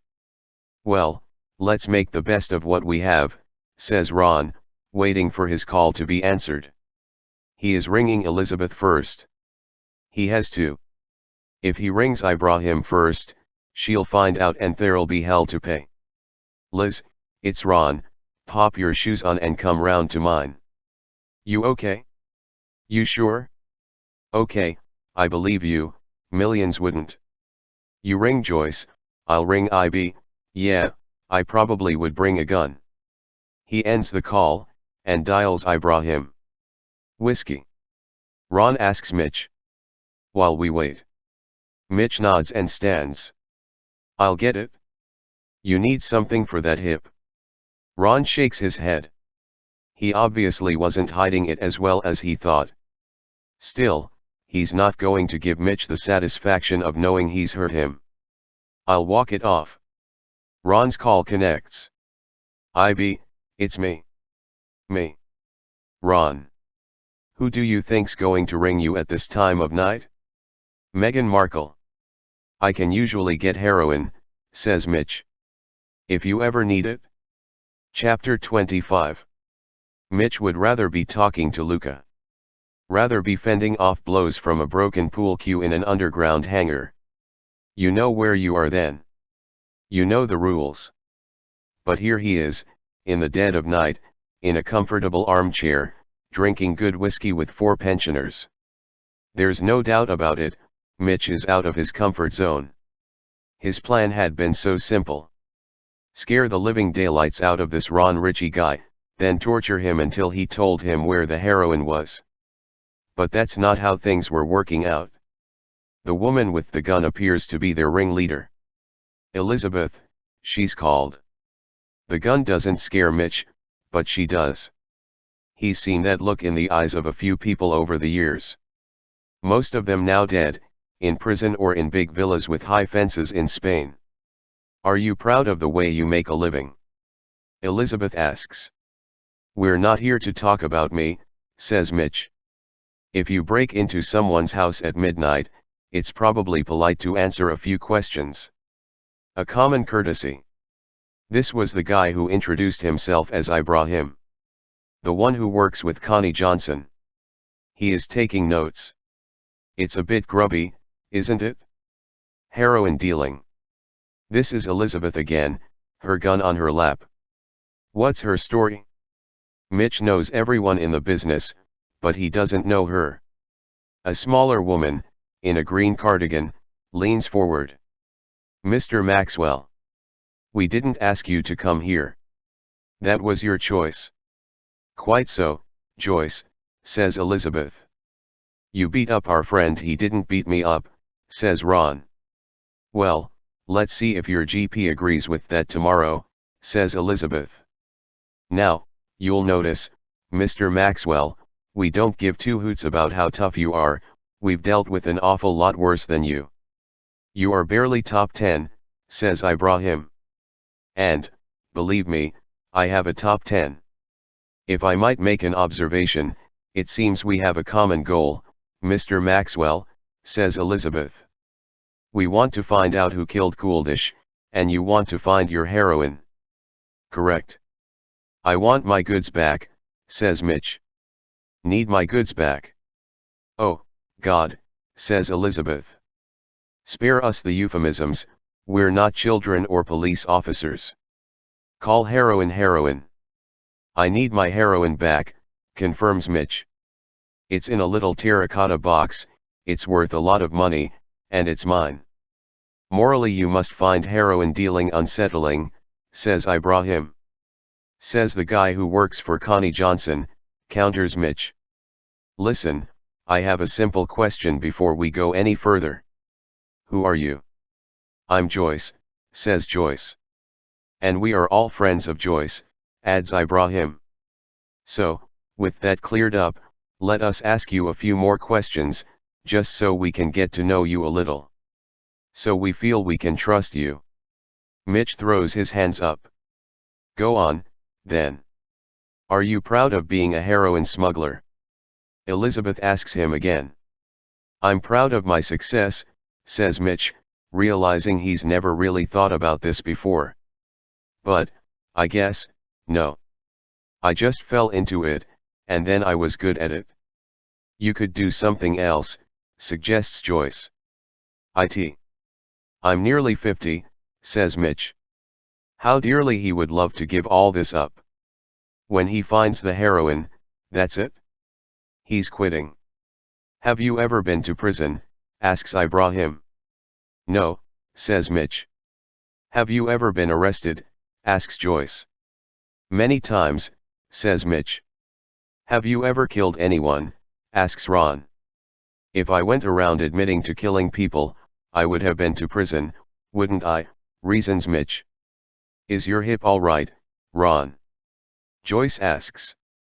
My hip is fine, says Ron. And the biggest question of all, says Elizabeth. Who killed Kuldish Sharma? You. Mitch smiles. You'll have to try harder than that. More whiskey? Asks Ibrahim. Mitch declines.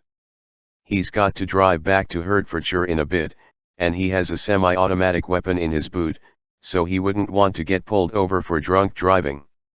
A simpler question, then, says Elizabeth. Who else knew about the box with the heroin? A few Afghans, says Mitch. But no one who'd need to steal it. A middleman who saw the drugs into Moldova, but he's one of my guys. His name? Asks Ibrahim, making notes. Lenny, says Mitch. Someone here has just had a great-grandson called Lenny, says Joyce. Names come back around, don't they? Where might we find him?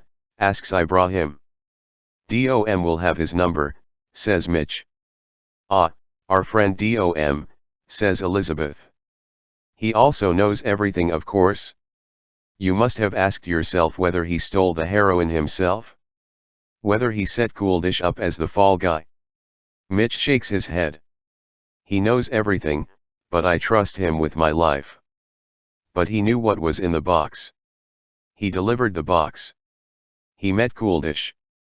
And it's a lot of money, says Joyce. Not in the grand scheme of things, says Mitch. You make more money than him though, says Ron. 100 grand's still a lot for DOM. Is it tax-free? Ibrahim asks. Yes, it must be. I'm answering my own question. Do you know when you win money on quiz shows, that's all tax-free too? Something quiz shows and heroin smuggling have in common. Everyone waits until they are absolutely sure that Ibrahim has finished. Everyone's loyal until they're not, says Ron. I don't see it, says Mitch. Sorry. Anyone else you might steer us in the direction of? Asks Elizabeth. You were selling the heroin, but who was buying it? Nope, says Mitch. You've got all you're going to get from me. For now, says Ibrahim. Can I ask a couple of questions, says Mitch. Before I go. They all seem happy with this prospect. So he turns, first, to Ibrahim. Do you really work for Connie Johnson? I do, confirms Ibrahim. What do you do for her? I can't tell you, says Ibrahim. That bad, says Mitch. He then addresses Elizabeth. And you? Why do you have a gun? Elizabeth gives a quizzical smile. Why do I have a gun? To shoot people with. Jesus. Mitch turns to Ron. Did I really hurt your hip? Ron nods. Course you did. I'm an old man, you idiot. Sorry, says Mitch. I thought you stole my gear. We didn't, says Joyce. And to all of you, seriously, says Mitch. You don't really think DOM would steal from me? Even for 100 grand, that makes no sense. Why would he think he could get away with it? Well, says Joyce, who has been fairly quiet up to now. Mitch had almost forgotten she was there. You said you'd trust him with your life. He probably knows that, doesn't he? So who better to steal from? She says it with such kindness that Mitch recognizes instantly that she might just be right. Chapter 26. Early morning and the Portakabin is cold, so Donna is still wearing her puffer jacket. Chris has both hands around a cup of vending machine tea. The more I ask around about DOM Holt and Mitch Maxwell, the worse it gets, says Chris. Cooldish had no idea who he was dealing with. DOM Holt wouldn't steal his own heroin though, would he, says Donna. Perhaps he had a falling out with his boss, suggests Chris. He screws up a ball of paper and throws it in a high arc towards a bin in the corner of the room. It hits the rim and bounces out. Yeah, bosses are the worst, says Donna. Anyway, we could take a look at him without alerting SIO Reagan and her merry men? Anyone we could talk to? Jason Ritchie. Ron's son, says Donna. He moves in interesting circles. Chris is now blowing on his hands. We could see what he knows. I'll talk to Ron. A blast of January air cannons into the Portakabin as SIO Jill Reagan opens the door. You forgot to knock, says Chris. Is that how you dress on duty? Jill asks Donna. Some idiot put us in a Portakabin, replies Donna, doing up her zip still further. Ma'am. Jill takes a seat. In the habit of calling superior officers idiots, are you, Constable? She is, says Chris. I've got used to it. How can we help you? Something struck me as strange, says Jill. You work for the National Crime Agency, says Chris. That must happen a lot. Where's his phone, says Jill. That's what's bothering me. Whose phone, asks Donna. Cooldish Sharma's, says Jill. Where's his phone, I wonder? Not our case, says Chris. Yeah, says Jill. That's what I thought too. Out chasing horses, aren't you? Doing our best, says Chris. They're very fast. Only. Donna was making a request for phone records yesterday, says Jill. She rubs her hands together. Cold in here, isn't it? Routine inquiry, says Donna. So I looked back, says Jill Reagan. And you requested some other phone records previously? I haven't seen the results of that request anywhere. We're police officers, says Chris. We request a lot of phone records. I don't suppose you've got a spare heater up in the incident room. If you have his phone, says Jill, you'll be off the force, you know that. Lucky we don't, then, says Donna. Donna, Chris, and Jill stare at each other for a while. Chris tries to do a gentle spin on his chair, and one of the wheels falls off. In Donna's view he styles it out fairly well. Stay away from this case, says Jill. Of course, says Chris. It's in the safe hands of the National Crime Agency. If you need us, we'll be leaning on a gate, chewing on some straw. Jill gets up. If you happen to stumble across that phone, then we know where you are, says Chris. Colleague to colleague, says Jill, don't get mixed up in this. Noted, says Chris. Make sure you shut the door on the way out. Jill exits, leaving the door wide open. As Chris gets up to close it, he makes sure she has gone. Anything from Elizabeth's phone? Donna checks her watch. Should get something any time now. Chapter 27. As it is a Thursday, the gang are in the jigsaw room. There is a half-demolished Victoria sponge on the jigsaw table. From time to time they like to invite experts to speak to them, and today Nina Mishra and her boss, Jonjo, have come to give them a lesson in how the antiques business works. You never know what might be helpful. Ibrahim, as always in these situations, has done some light reading in advance, and suspects there is now little he doesn't know. If we start with the basics, says Jonjo. An antique is anything over 100 years old. Everything else is vintage, or collectible. That chimes with what I have read, agrees Ibrahim. He's right. I didn't know that, says Joyce. We're collectible, Elizabeth. And with anything over 100 years old, every object has a story to tell, says Jonjo. Who made it and where? Who bought it, and for how much, and when, says Nina. Has it been cared for, played with, dropped, repaired, repainted, left in sunlight, says Jonjo. Gary bought a gravy boat from a car boot sale once, says Joyce. He was convinced it was hundreds of years old, but then we saw the same exact one in British home stores. VHS 70s stuff is actually very fashionable now, says Nina. Oh, he'd love to have known that, says Joyce. I called him all sorts of names at the time. But even if things are over 100 years old, says Jonjo, almost all of them are pretty much worthless. Mass-produced, or low quality, or simply not what people are looking for. My parents used to bring home the most wonderful things sometimes, says Nina. Corkscrews in the shape of peacocks, a Big Ben biscuit tin, and they'd put them in the shop for a tenner. Nina is right, says Jonjo. Almost nothing is worth anything.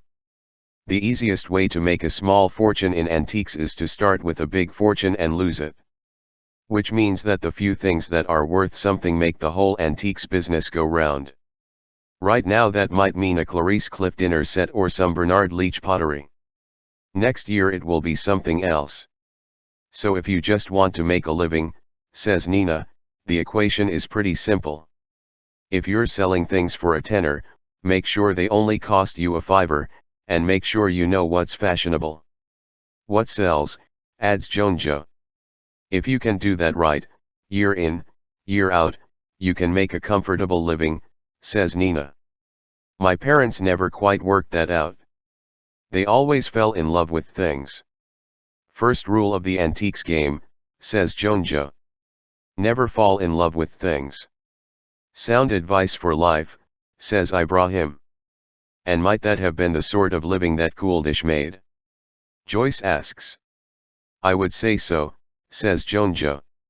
He was at it for 50 years, knew what to look out for, had clients who trusted him and a rent he could afford. I'm sure he had quiet weeks, but that's not a bad recipe for a healthy business. And you get the joy of working with unusual, or beautiful, or rare things, says Nina. You'll never be a millionaire, but you'll also rarely get bored. And if you do want to become a millionaire? Ron asks. How might you go about that?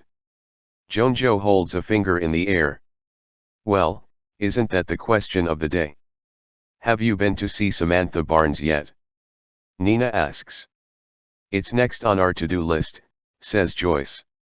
Let me show you something, says Jonjo. Jonjo delves into a leather briefcase and takes out a small velvet pouch. He then slips on a pair of white gloves, loosens the drawstring of the pouch and tips a silver medal into his hand. Oh, says Joyce. Jonjo places the medal on the flat of his palm, and shows it to each of them in turn. Now what you're looking at here, please don't touch, is a DSM, a Distinguished Service Medal, awarded in the Second World War. Been in the same family since then, but they're putting great-grandkids through university, so they brought it in to me and asked for a valuation. This would look lovely on Instagram, says Joyce. I mainly just do pictures of Alan. Would you mind? One moment, says Jonjo. I asked the family what they expected the medal to be worth, and they said they had read it could be worth up to £10,000. Nah, says Ron. I had to tell them they had been misinformed, says Jonjo. And that actually, given the condition of the metal, and the provenance, having been in the family since it was awarded, it would be worth much nearer £30,000. Bugger me, says Ron. Ron, says Joyce. It's beautiful, isn't it, says Jonjo. Very, says Joyce. Jonjo slips the metal back into the bag and peels off his gloves. What's beautiful about it, Joyce, would you say? Well, it was very shiny. I'll tell you what was beautiful about it, says Jonjo. And that will tell you how you become a millionaire in the world of antiques. What was beautiful was the velvet bag, and the white gloves, and the way my voice dropped a tone in reverence. I do that sometimes, says Ibrahim.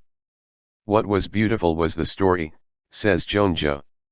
The great-grandchildren, the family finally deciding to sell. Well, yes, says Joyce. That was beautiful too.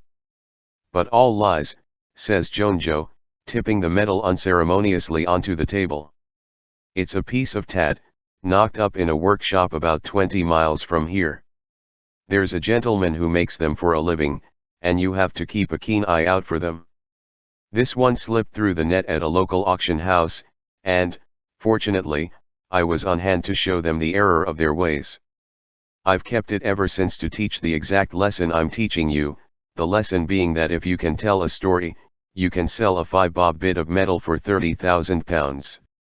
And that's how you become a millionaire. And that's Samantha Barnes's game, says Nina.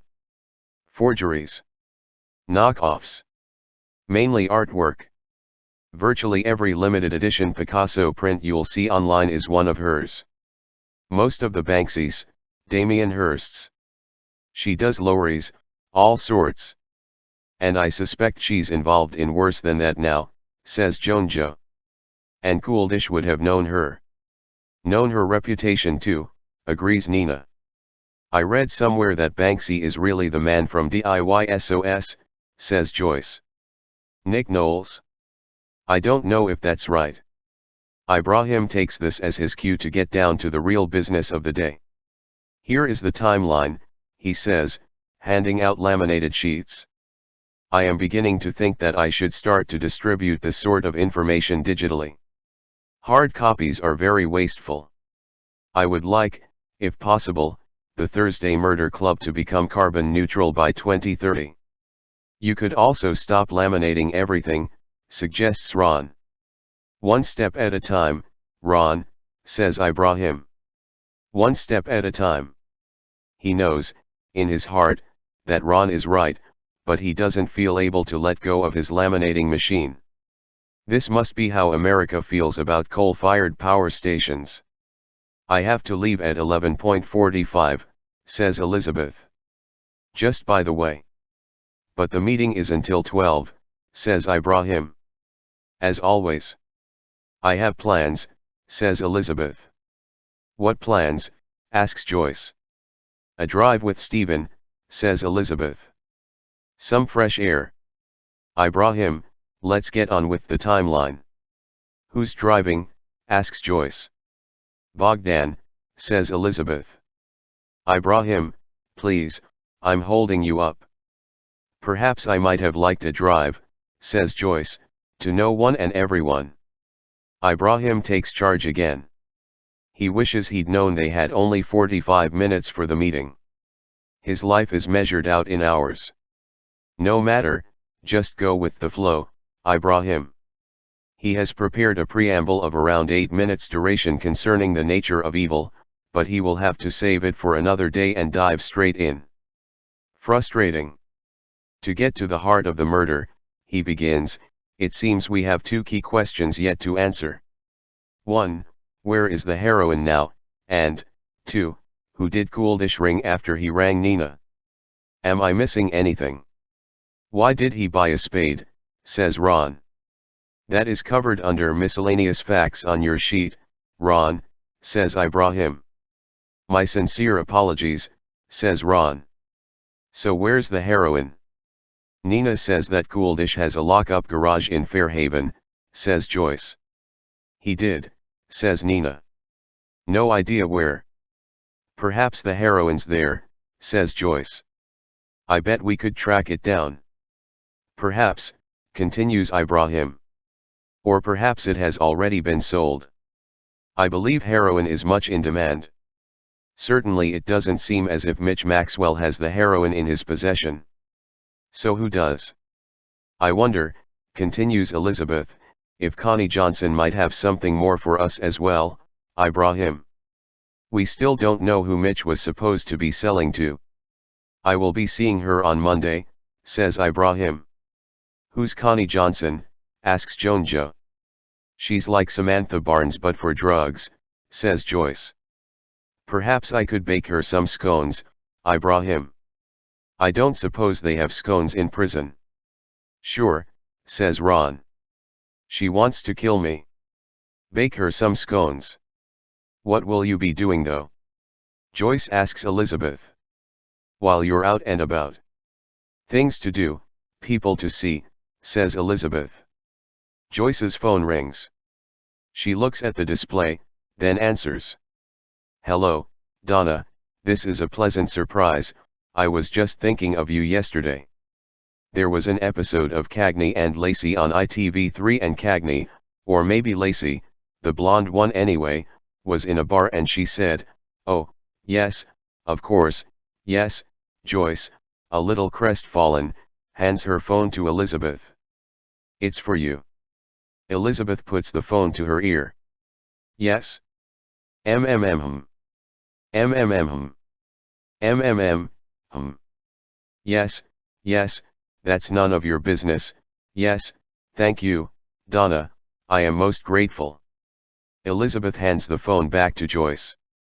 Cagney or Lacey was in a bar, you see, and Ibrahim, says Elizabeth, are you free this afternoon? I was hoping to do Zumba, says Ibrahim. They have a new instructor and you're going to Petworth with Joyce, says Elizabeth. I need you to speak to Samantha Barnes immediately. Well, I do like antiquing, says Ibrahim. And I'm also very interested in heroin smuggling. The transgressive has Elizabeth holds up a hand to stop him. Donna has been checking my phone records. I, says Ron. At 4:41 p.m. on Tuesday I made a call to Samantha Barnes. Ibrahim looks up from his notes. And, says Elizabeth, Samantha Barnes's number showed up in the phone records as code 777. Chapter 28.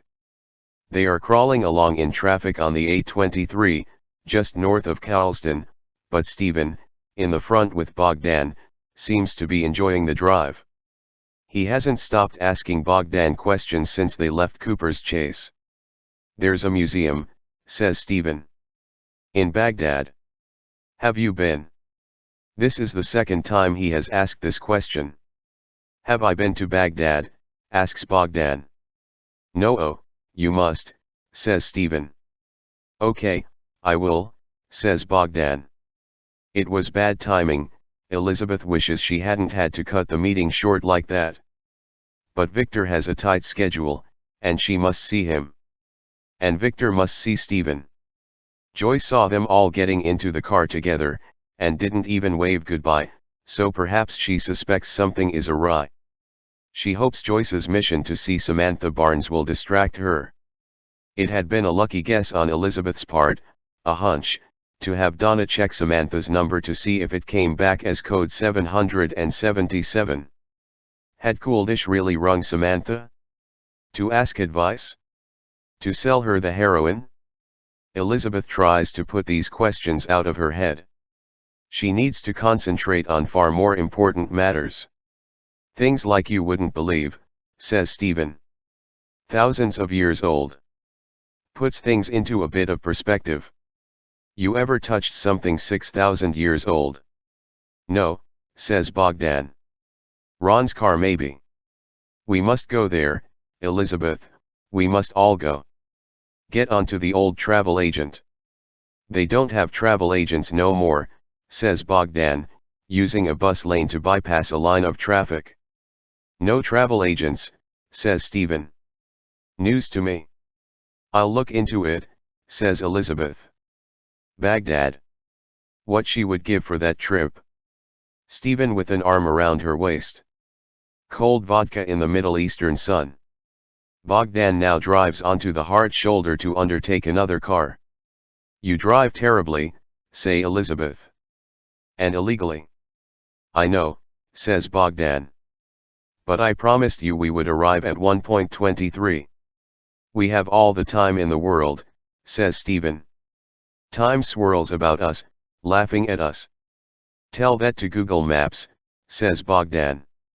Where are we off to, says Stephen. He has also asked this before. London, says Elizabeth. To see an old friend. Cooldish. Stephen asks. Not Cooldish, no, says Elizabeth. She feels guilty. She has been asking Stephen about Cooldish an awful lot. Known associates, that sort of thing. She even mentioned Samantha Barnes and Petworth, but not a flicker. Old friend of mine, or old friend of yours? Stephen asks. Can we pop into the Reform Club on the way back? They have a book I'm after in the library. A friend of mine, but someone you've met, says Elizabeth. Someone who can help. Stephen turns in his seat to look at her. Who needs help now? We all do, says Bogdan. If we gonna make it by 1.23.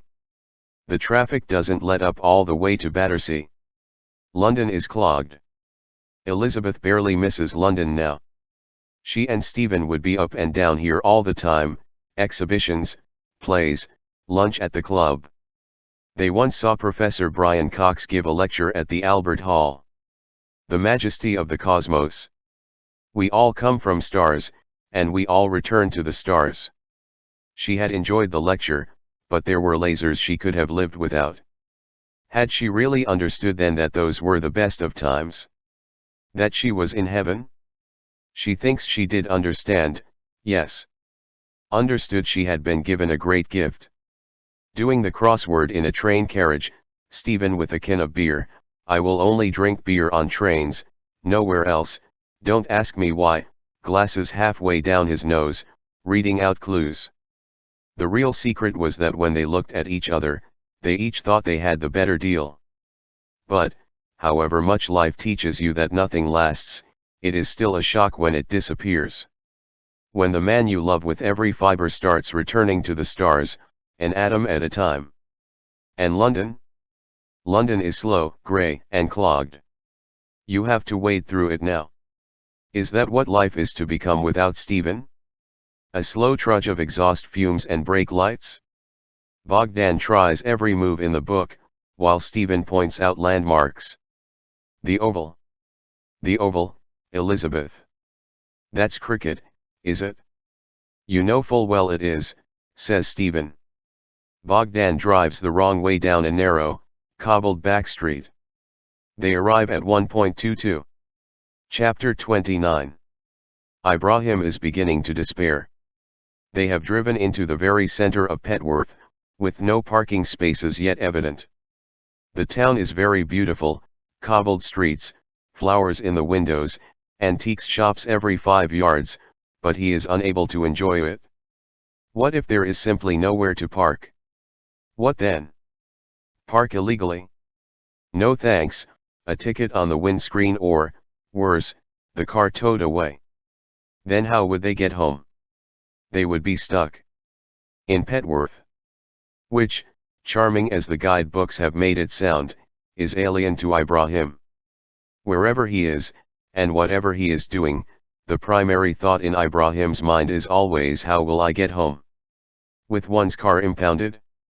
Impossible. He tries to control his breathing. He is about to say, well, there are no parking spaces, Joyce, so let's go home and come back another day, when a Volvo reverses out from a bay directly on their right. Jackpot. It's our lucky day, says Joyce. We should buy a lottery ticket. Ibrahim sighs but is glad to have the opportunity to teach Joyce an important lesson. Joyce, that is precisely the opposite of what we should do. There are no lucky days, just individual parcels of luck. Oh, says Joyce. The space is wide and open and welcoming. Even the wing mirrors can relax. We have just had a single piece of luck, the parking space opening up.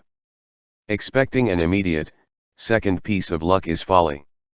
Small bits of good luck, such as this, are actually, in the scheme of things, bad luck. Shall we get out of the car? Asks Joyce. Now the reason they are bad luck, Ibrahim continues, is that we might logically assume that we are all allocated the same number of moments of random luck in our lives. Forget for a moment the luck we bring upon ourselves through hard work, I am speaking merely of the luck that falls into our laps. Happenstance, as the poets might say. I think Alan might need the toilet, says Joyce, and Alan, roaming the back seat, barks in agreement. And if we are allocated the same number of these random moments of luck, says Ibrahim, straightening the car for what he hopes will be the final time, it is better not to waste them on small things. Perhaps you might catch the bus with a second to spare, or find the perfect parking space, but those two bits of luck may mean that you will have no moments of luck left for the big things, for example, winning the lottery or meeting the man of your dreams. You would do a great deal better to choose a day when we hadn't found a parking space and then say, we should buy a lottery ticket. Do you see? Of course I do, says Joyce, undoing her seat belt. Thank you, as always. Ibrahim is not convinced that she does see. Joyce sometimes does this to humor him. Lots of people do. But he is right. Save your good luck for big things, and your bad luck for small things. Joyce is out of the car and putting Alan's lead on. Ibrahim steps out and takes a look around him. Now he has parked, he is able to appreciate what a pretty place Petworth is. And, if he has memorized the map correctly, and he has, then Samantha Barnes's antiques shop must be straight up the road ahead of them, second right and first left. And the cafe where Joyce wants to have lunch is back in the same direction, left, then first right. He downloaded the menu for her, but he has not printed it out, because you have to start somewhere. Ibrahim has stuck a post-it note on both his printer and his laminator saying what would Greta Thunberg do? Joyce leads the way, with a delighted Alan stopping to smell wondrous new things every few yards. He barks at a postal worker, a constant for Alan wherever he might find himself, and tries to drag Joyce across the road when he spots another dog. They take the second right, and then the first left, and find themselves in front of G&S Antiques, formerly S&W Antiques. The bell on the door gives a comforting small-town jingle as they walk in. Samantha Barnes is waiting for them, pre-warned by Elizabeth, with a pot of tea and a Battenberg on the shop counter. Elizabeth will want to know what Samantha Barnes looks like. Ibrahim is very bad at noticing that sort of thing, but he will try. She is wearing black and looks very elegant. Ibrahim feels unqualified to comment any further. Though, if he really concentrates, he can see that she has dark hair and red lipstick. Joyce will be able to fill in the details. You must be Joyce and Ibrahim, says Samantha. Joyce takes Samantha's hand. And Alan, yes. You are very kind to be meeting us like this, you must be very busy. Samantha gestures to the empty shop. I'm intrigued to hear what you have to ask. There's a bowl of water behind the counter if Alan gets thirsty. Ibrahim offers his hand now. Ibrahim. You wouldn't believe where we parked. You simply wouldn't believe it. I'm sure I wouldn't, agrees Samantha, shaking Ibrahim's hand. She bids them to sit and pours the tea. What's all this about heroin, I wonder? It doesn't sound very Petworth. Heroin crops up everywhere, says Joyce. Once you start noticing it. I'll slice the Battenberg while you pour. And murder too. Alarmingly common, says Ibrahim. We are told you have a very fine house, Mrs. Barnes. Call me Samantha, says Samantha. Who might have told you that? We pick things up, says Joyce. Ibrahim can see that, in Elizabeth's absence, Joyce is channeling her, and enjoying it. Well, the rule here is that if you pick things up, you pay for them, says Samantha. Milk and sugar. Is it normal milk? Joyce asks. Of course, says Samantha. Joyce nods. Just milk for both of us. You heard that our friend Kuldish Sharma was murdered. I read all about it in the Evening Argus, yes, says Samantha. And you think, what? That I killed him? That I know who killed him? That I might be the next victim? Thrilling whichever way, I would say. We were just hoping you might have some information, says Ibrahim. We think somebody used Kuldish's shop to sell a consignment of heroin. Does that sound far-fetched to you? Samantha sips her tea. Far-fetched? Not at all. I wouldn't say it was an everyday occurrence in the antiques world, but one hears about such things. And has anyone ever asked you to do the same? Joyce asks. They have not, says Samantha. Nor would they dare. It then seems that Kuldish decided to take matters into his own hands and sell the heroin himself, says Ibrahim. Did they mention that in the Evening Argus? They did not, says Samantha. Do you know who he sold it to? That's why we're here, says Joyce. This Battenberg is terrific, by the way, is it M&S? My husband, Garth, made it, says Samantha. He's a whiz, says Joyce. We're not here to pry into your business, or accuse you of this, that or the other. It just seems that you own a small antiques shop and yet you make an awful lot of money, says Ibrahim. And so it occurred to us, continues Joyce, admittedly via Elizabeth, that you might be a good person to consult on the subject of where antiques and crime collide. Does that sound a reasonable assumption? I'm sure I don't know what you're driving at, says Samantha. But I could offer an amateur insight, if you think it might help. Simply that, says Ibrahim. Another pair of eyes. If you were to come into possession of a large amount of heroin, asks Joyce. How large, interrupts Samantha. £100,000 worth, or so, says Joyce. Who might you think of selling it to? Are there shadowy figures you can call? Not off the top of my head, said Samantha. There is a suggestion, says Ibrahim. And only a suggestion, that if Kuldish were of a mind to sell the heroin, he might call you. Indeed, says Samantha, sipping her tea. And where does this suggestion spring from? Kuldish made a call to an untraceable number, says Ibrahim. Shortly before he passed away. And, for reasons best known to yourself, perfectly innocent, I'm sure, you yourself have an untraceable number. So, with that in mind, we wondered if you might be the shadowy figure we seek. Says Samantha. That's quite a leap. And a slanderous one at that. How do you make your money? Joyce asks, blowing on her tea to cool it down. If you don't mind me being nosy. Antiques, says Samantha. We were looking at your house on Google, says Joyce. There must be an awful lot of money in hat stands. I shall be doing some Googling of my own when you leave, says Samantha. Any sidelines, asks Ibrahim. I teach line dancing at the seniors club, says Samantha. Unpaid though. Anyway, says Joyce, her tea finally cool enough to take a sip. Heroin. The shop door opens, and a large man in a padded jacket and woolly hat fills the open doorway and then stoops inside. Garth, darling, says Samantha. This is Joyce and Ibrahim. And Alan, says Joyce. Garth looks at Joyce and Ibrahim, expressionless, then looks back at Samantha, and shrugs.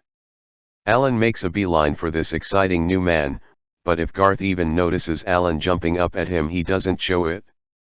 We hear this is your Battenberg, says Joyce, cake fork in hand. It really is delicious. Stone ground flour, says Garth. Garth, dearest, says Samantha. Joyce here was just wondering who might buy £100,000 worth of heroin. Garth looks directly at Joyce. "You're selling heroin?" "No," giggles Joyce. "A friend of ours. Though give it a couple of years and I wouldn't put it past us." "Someone got himself killed," says Samantha. "Some deal or other gone wrong. The heroin went missing, and we're being canvassed for our expert opinion." "Don't know nothing about it," says Garth. "Funny question for a Thursday." "Isn't it?" says Samantha. Alan is absolutely infuriated that Garth won't pay him attention. He's bringing out every trick he has, but Garth won't even look at him. Garth is thinking, like a mighty supercomputer blinking into life.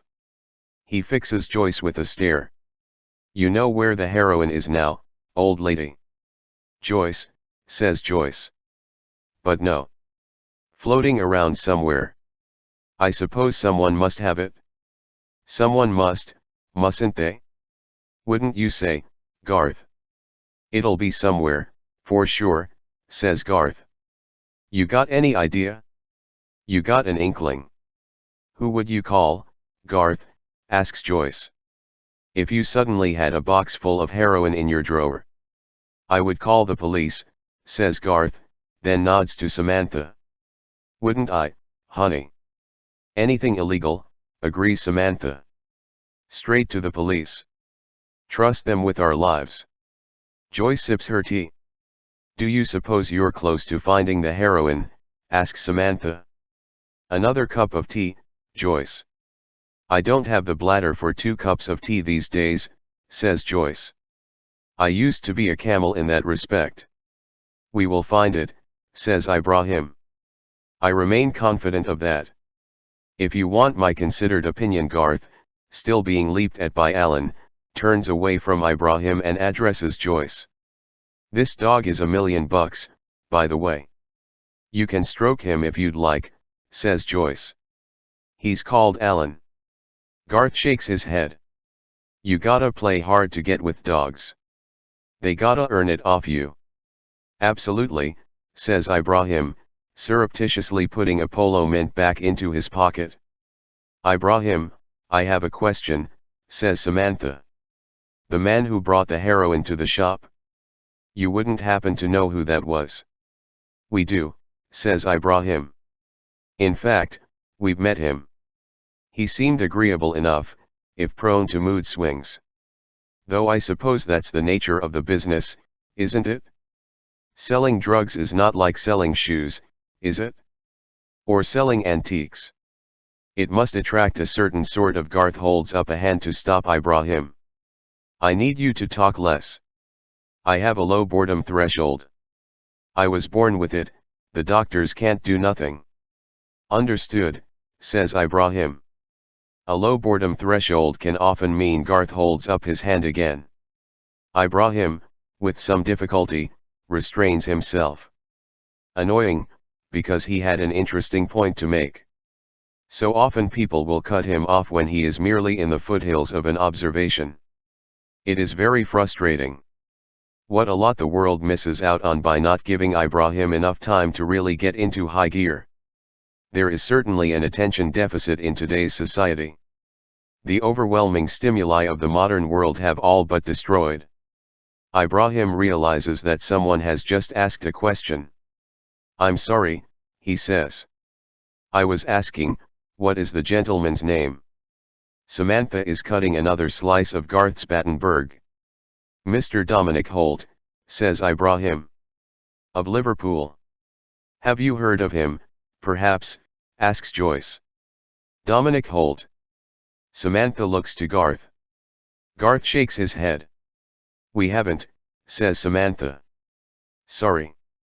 But Ibrahim, gladly accepting a second slice of Battenberg, would bet his Petworth parking space that they are both lying. Chapter 30. "Elizabeth has asked me to speak with you, Stephen," says Victor. "Whiskey." "I shouldn't, I'm driving, and you know how they are these days," says Stephen. Stephen and Victor sit on a wide, white semicircular sofa in Victor's huge penthouse apartment. London is laid out before them through the panoramic windows. Elizabeth and Bogdan have moved outside, and are sitting on Victor's terrace, wrapped up against the cold. "Stephen, you have dementia," says Victor. "I think you know." There's been talk of that, hasn't there? I'm not completely out of it. Still got some juice in the battery. Elizabeth gives you this letter each morning." Victor holds Stephen's letter out to him. Stephen takes it, casts his eye over it. "Yes, I know this letter." "You believe it?" Yes, I think that's my only option." "It is a very brave letter," says Victor. "Very wise. Very sad." Elizabeth says you are not sure what to do, the two of you. "Remind me who you are again." "Victor." "Yes, I know you are Victor, it was Victor this and Victor that on the way up here." "Who are you though? Why are we here?" "I was a high-ranking KGB official," says Victor. "Now I am, I suppose, a kind of referee for international criminals. I solve disputes. And you know my wife how? I met Elizabeth when she was in MI6, Stephen." Stephen looks out onto the balcony. Looks at his wife. "Dark horse, that one." Victor nods. "Very dark. Do you know, when I was a boy," says Stephen, "there was a bus, a trolley bus." "You know trolley buses. Is it like a bus?" "Like a bus, certainly. Not quite a bus but like a bus. Overhead lines. They went all over Birmingham, that's where I was from." "Wouldn't know I was from Birmingham, would you?" "No," says Victor. "I wouldn't know that." "No, they beat it out of me at school. There was a trolley bus from town that went past the end of our road, we lived off a steep hill, saved you walking. You could take it right from the center of town. We wouldn't get the trolley bus on the way into town, because, you know, downhill," says Victor. "Downhill," confirms Stephen. "But here's the thing, Chief, here's the thing. Do you know the number of that bus?" "No," says Victor. "But you do." "The 42, says Stephen. "And on Saturdays it was the 42A, and on Sundays it didn't run." Victor nods again. "And I can remember that, as clear as day. It sparkles in my mind. But I didn't know my wife had worked for MI6. I'm guessing she told me." "She did," says Victor. "How is it," says Stephen, "for Elizabeth? Living with me?" "It is very difficult," says Victor. "She didn't sign up for it, says Stephen. "No, but she signed up for love," says Victor. "And she loves you very much. You are lucky there." "Lucky, is it? You got a little thing for her yourself." "Doesn't everyone?" "Not really, Chief," says Stephen. "Just you and me, as far as I'm aware." The two men both smile. "She trusts you," says Stephen. "She does," says Victor. "So tell me a little about how you feel." Stephen breathes deeply. "Victor, inside my head, while I can still explain. Things are not moving forward. The world, that keeps moving forward, I understand that, I sense that. It won't stop moving forward. But my brain is doubling back on itself. Even now, back I go. It feels like a bathtub, when someone pulls out the plug. Circles, circles, circles, and, every time around, something new, something not understood, and there's me trying to scramble up the sides. And this is me at my best, this is when I still have a grasp." "I can see that," says Victor. "You make it plain." "The 42 bus, Victor, that's where I remain. Everything else is noises from above, words I'm not hearing." "Stephen, I am here to help, I hope," says Victor.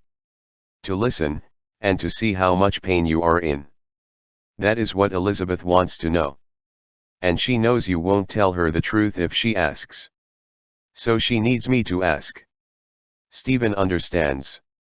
I think I know the answer to this question already, says Victor. I think your face tells me. But are you in a great deal of pain? Stephen smiles, then looks to the floor. Then out to Elizabeth and Bogdan on the terrace, and finally back to Victor again. He leans across and puts a steadying hand on Victor's knee. That's it, Chief, that's it. Pain I couldn't begin to tell you. Chapter 31. Joyce, I just made some Battenberg with stone ground flour, and Garth was quite right. It's still not as good as his, so I suspect he's holding something back. If we meet again, I shall ask what it is. And I do have the feeling that we will meet again, don't you? I think I brought him and I could both tell that Samantha Barnes and Garth were lying. About what though? They certainly know more than they're telling. Either way, he can bake. It was such a treat to go to Petworth yesterday. After visiting Samantha and Garth we went round a few shops. I bought a horseshoe, because I thought Gary would approve, and I brought him, for reasons known only to himself, bought an old London street sign, Earl's Court Road. He said he bought it because it sounded very regal, but I wasn't entirely convinced. He'll have a reason, I brought him always does. I asked him what was going on with Ron and Pauline, but he said he was going to ask me the same thing, so I think it might all be over. That would be a shame. It's always tempting to interfere when you know someone is making a mistake, isn't it? As soon as we got home, I popped over to Elizabeth's to give her a full debrief, but she wasn't back. So wherever she was going with Stephen and Bogdan, it wasn't a flying visit. Visiting a home, do you think? For Stephen? I don't really want to talk about it for now. We shall find out in due course. The Battenberg is for her anyway, if she wants it. I decided in the end that I wouldn't bake scones for Connie Johnson. Ron was quite right there. And, besides, Ibrahim says that Connie gets a regular delivery from Gail's bakery at the prison, so they would probably be surplus to requirements. They have a branch of Gail's in Fairhaven now and, while I still prefer the vegan cafe near the front, Donna told me to try one of Gail's sausage rolls, and I confess I'm hooked. What I tend to do is have a tea and a muffin at anything with a pulse, and then buy a sausage roll on my way back to the minibus, to take home and heat up later with an episode of Bergerac. One time, when I arrived home, I forgot it was in my handbag, and I came back into the living room to find my lipsticks and purse on the floor and Alan pretending to look innocent with crumbs around his mouth. I still can't find a thing online about that new man who is moving in soon, Edwin Mayhem, which only makes him more mysterious and exciting to me. If he doesn't ride in on a motorbike, I shall be very disappointed. It is Saturday tomorrow, and nothing ever seems to happen on a Saturday, does it? Unless you like sport, then everything happens on a Saturday. I hope I'll be able to report back to Elizabeth, but she does seem to have other things on her mind. This is completely understandable, but we're still no nearer finding the murderer or the heroine, so perhaps it's time I took charge a little bit. Joyce in charge? I don't know. I don't really like taking charge, I prefer taking orders. But I like to be listened to, so perhaps I should be brave. Because if Elizabeth is absent, then who will take charge? I brought him. Ron. I've made myself laugh there. Anyway, so long as nothing major happens before Elizabeth surfaces again, it will all be fine. And, as I say, nothing ever really happens on a Saturday. Sweet dreams one and all. Chapter 32. Sometimes Donna wishes she was in the Thursday Murder Club rather than in the police. The Thursday Murder Club don't have to wear uniforms, or salute buffoons, or worry about the Police and Criminal Evidence Act, do they? They get results, and Donna reasons that if she were allowed to plant drugs, point guns, fake deaths, and poison suspects, she would probably get results too. Today is her first attempt at finding out. Strictly speaking, she shouldn't be doing it, of course she shouldn't. But Donna had felt goaded by SIO Reagan. Chris is made of sterner stuff, but Donna really wants to get one over on Reagan and the NCA. And perhaps she wants to prove to Elizabeth that she could break a few rules too. So she is going to find out a thing or two about Dominic Holt today. What harm can it do? Besides, she's never been to a football match before, and she gets to spend a couple of hours with Bogdan and still call it work. The corporate box is beginning to fill up for the Saturday lunchtime game.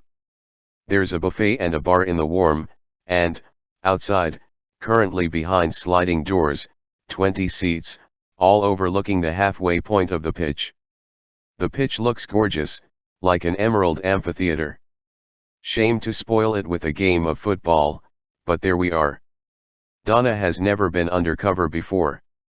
Not that she's officially undercover now. Chris would kill her if he knew what she was doing. This is strictly off the books. Chris is currently in the garden center with her mum, because she is worried that his flat lacks oxygen. Donna had thought that she might stick out, but, so far, everyone who has walked into the box has struggled so endearingly with the dress code, ties, jackets, no jeans, no trainers, that they all look like undercover cops. Bogdan brings her an English sparkling wine. It's from a local vineyard, they do tours. Bogdan is drinking still water because sparkling water is bad for your tooth enamel. He is not here yet. Bogdan asks, looking around. Donna shakes her head. The box belongs to Musgrave Car Dealership, which, as far as the home office computer can tell, is a genuine and legitimate business. Statistically, there must still be a few legitimate businesses dotted around. Donna helps herself to a vegan sausage roll. At every home game, Dave Musgrave invites friends and clients to come and watch the match, have a few drinks, maybe do a bit of business. Goodness knows what this whole setup costs him, but Donna guesses it must be worth it. You don't have to sell many Range Rovers and Aston Martins to pay for a few sausage rolls. Donna sees Dave Musgrave walking towards them. Can you do banter? Donna quickly asks Bogdan. Banter? Of course, says Bogdan. Are you sure? I've never heard you do banter. Is easy, says Bogdan. I've lived here a long time. You say something about golf. Dave Musgrave is upon them, and he holds out a hand to Bogdan. He doesn't look at or acknowledge Donna. That's fine. If given the choice between men who pay women no attention and men who pay them too much attention, Donna will always take the former. Besides, she is happy to stay as low profile as possible. She keeps worrying that someone she's arrested will walk through the door next and recognize her. After all, it is the football. You're Barry? Dave Musgrave asks Bogdan. I am Barry, agrees Bogdan. Nico says you're a bloody legend. Nico is a friend of Bogdan. Nicholas Lethbridge Constance. He invented a type of portable wind turbine and retired on the proceeds at 50. Bogdan has done some work for him. Just building work, Donna hopes. She never likes to pry too closely. Nico had been glad to make the introductions, not even blinking at the fake name Bogdan had asked him to use. Bogdan really is a very good builder. Nico said, Dave is a good guy, says Bogdan. He says, good cars, good prices, but bad at golf. Dave lets out a roar and slaps Bogdan on the back. Oh, you I like, Barry. You I like. You like me, I like beer, says Bogdan, slapping Dave's back in return. Dave roars again. Beer, he says. We've got a live one here. So Bogdan can do banter. Why had she ever doubted it? Donna browses the buffet table again and lets the boys talk. There is a plate of prawns, but Donna has never had the confidence to know which bits to eat and which bits to leave, so she has a chicken goujon instead. What do you reckon to the score, Baza? Dave asks Bogdan. Uh-oh. Bogdan is an expert in many things, but football is not one of them. I think 3-1, says Bogdan. This Everton defense too shaky, letting in too many goals, too many old legs now. Welbeck and Mitoma too much for them. And if Estupiñán starts, then game over. So that's what he was doing on his phone last night while she was watching Die Hard. Hope you're right, Baza, says Dave. Would love to have one over on the Scousers. Talk of the devil. Dave Musgrave has turned to face the door. Donna follows his gaze. In walks Dom Holt, swishing expensively. Finally, someone who does not look like an undercover cop. Dave leaves Bogdan, to stalk this new, richer prey. Will they discover anything they don't already know? A fatal slip from a man enjoying the football, lips loosened with drink. A little nugget she can take back to Chris? Let's hope so. One way or another Dom Holt is up to his cashmere scarfed neck in the murder of Kuldish Sharma. And if she has to sit through 90 minutes of football to prove it, it'll be worth it. She has brought a book just in case, and wonders if she will be allowed to read it. She thinks of Chris, her boss, pushing a trolley through the shrubs at the garden center, his arm interlinked with her mum's.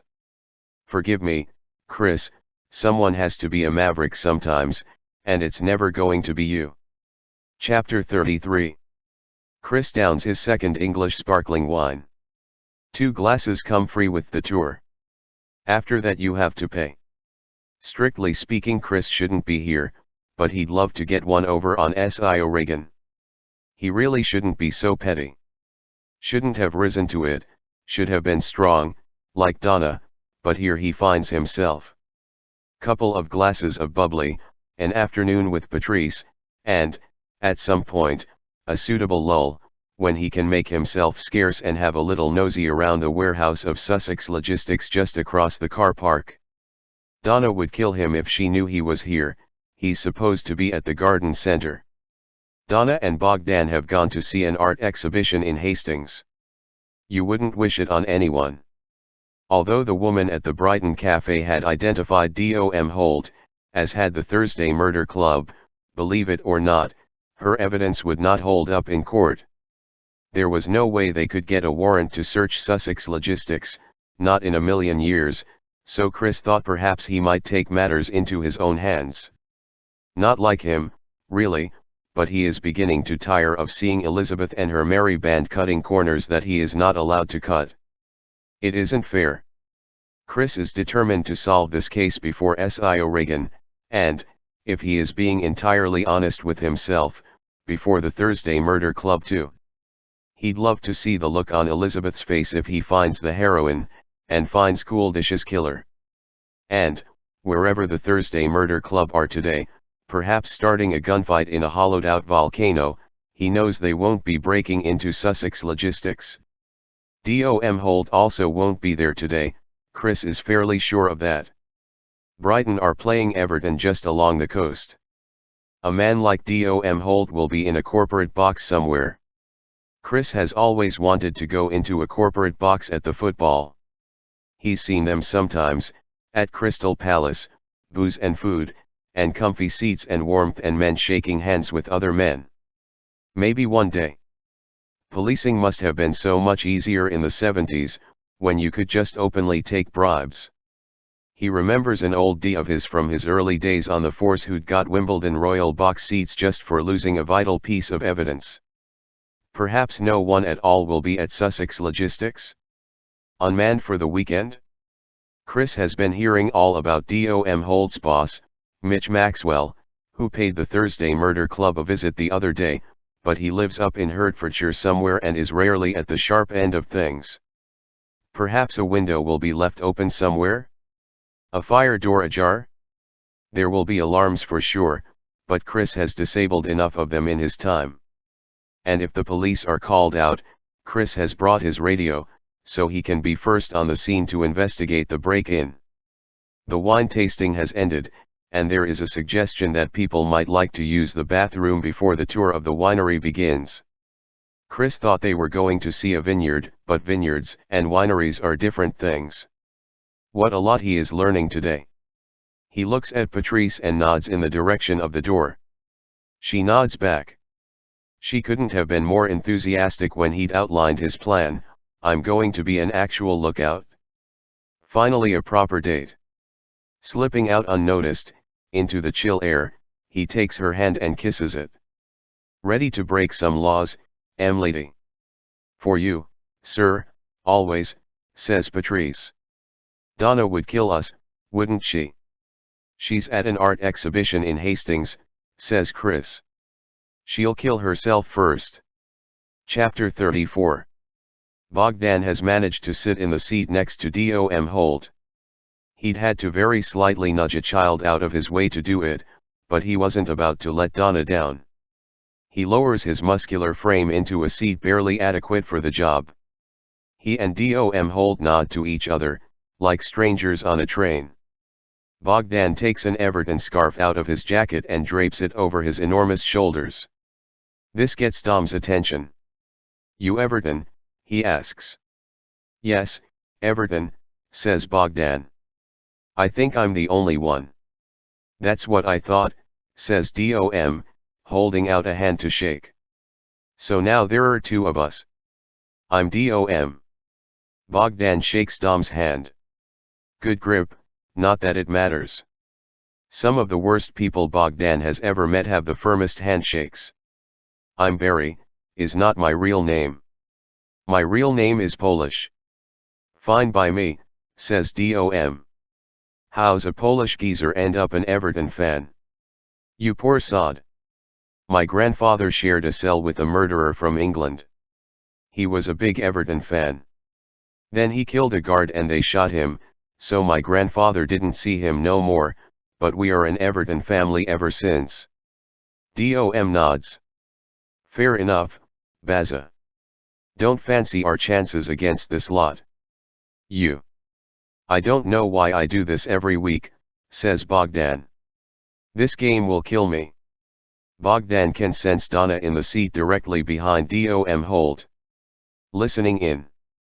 Bogdan had said that it wouldn't be necessary, and that he would remember everything, but Donna is an independent woman. How do you know Dave Musgrave? Dom asks. I know a guy who knows him, says Bogdan. I did him a favor. What's your line of work? This and that, says Bogdan. Something else we have in common, says Dom. That's my line of work too. The match kicks off, and Bogdan confines himself to talking to Dom Holt about the on-field action. Iwabi keeps looking for runners. Where are they? To right, mate, to right. He wants to make Donna proud. Christmas had been a dream, waking up late, watching Australian reality TV shows, losing at board games. Bogdan has not wanted to make anyone proud since his mother died. He likes it. Everton concede a goal in the 10th minute, and the two men sulk together. A further Brighton goal arrives in the 25th minute, and their attention begins to wander from the game. You based around here? Dom asks. Fairhaven, says Bogdan. But, you know, I travel. All around. If there's a job, there's Barry. You were pretty eager to sit next to me, says Dominic Holt. He's scrolling through his phone, not looking at Bogdan. Huh, says Bogdan. Made quite the beeline for me, says Dom. Is a good seat, says Bogdan. And you have a nice coat. Dom is still scrolling through his phone. I think your name is Bogdan Jankowski. I cannot lie, says Bogdan. I wish I could. Your Polish pronunciation is very good. And PC Donna de Freitas is sitting right behind us too. Dominic twists in his seat and offers his hand to Donna. Dom Holt, says Dom, as Donna takes his hand. You already know that. Bogdan has blown it. Funny setup, this, says Dom. You and your boyfriend? Is that normal practice for Kent police? Or are you off the books? Just watching the football, says Donna. No law against it? Can you name one of the Everton players? God, no, says Donna. Bogdan had been training her last night, just in case. But, really, who has time for that? Can you name one of the Sugar Babes? I'm going to call it a day, says Dom Holt, standing. This time I'll let it slide, I get it. But if I see either of you following me again, I'll be making a complaint. Does that sound fair enough? Where's the heroin, Dom? Donna asks him quietly. You looking for it? Or did you steal it yourself? Dom replies, just as quietly, no wonder they took the case off you and gave it to the NCA. Amateur. Brighton score a third goal, and Dom deflates as the crowd erupt around him. Bogdan cups his hand to Dom's ear. Donna is being polite. I knew Kuldish Sharma. If you killed him, I will kill you. You understand? Dom Holt stands back and takes Bogdan in. The crowd are settling into their seats. He looks between Bogdan and Donna. Enjoy the game. Chapter 35. Anthony, as a rule, doesn't do house visits. But some rules are made to be broken. Elizabeth has made him a cup of tea and is sitting on the sofa, watching as Anthony cuts Stephen's hair. She should really have had it done before the visit to Victor, but Victor is not the type to worry about such things. How did Elizabeth pull you? Says Anthony to Stephen. The mind boggles. You've got a right Clooney on your hands here, Elizabeth. Clooney, says Stephen. What's she like to live with, Stephen? Stephen looks at Anthony in the mirror. I'm sorry, you have me at a disadvantage, Anthony, says Anthony, clipping hair from around Stephen's ears. What's it like living with Elizabeth? With Elizabeth?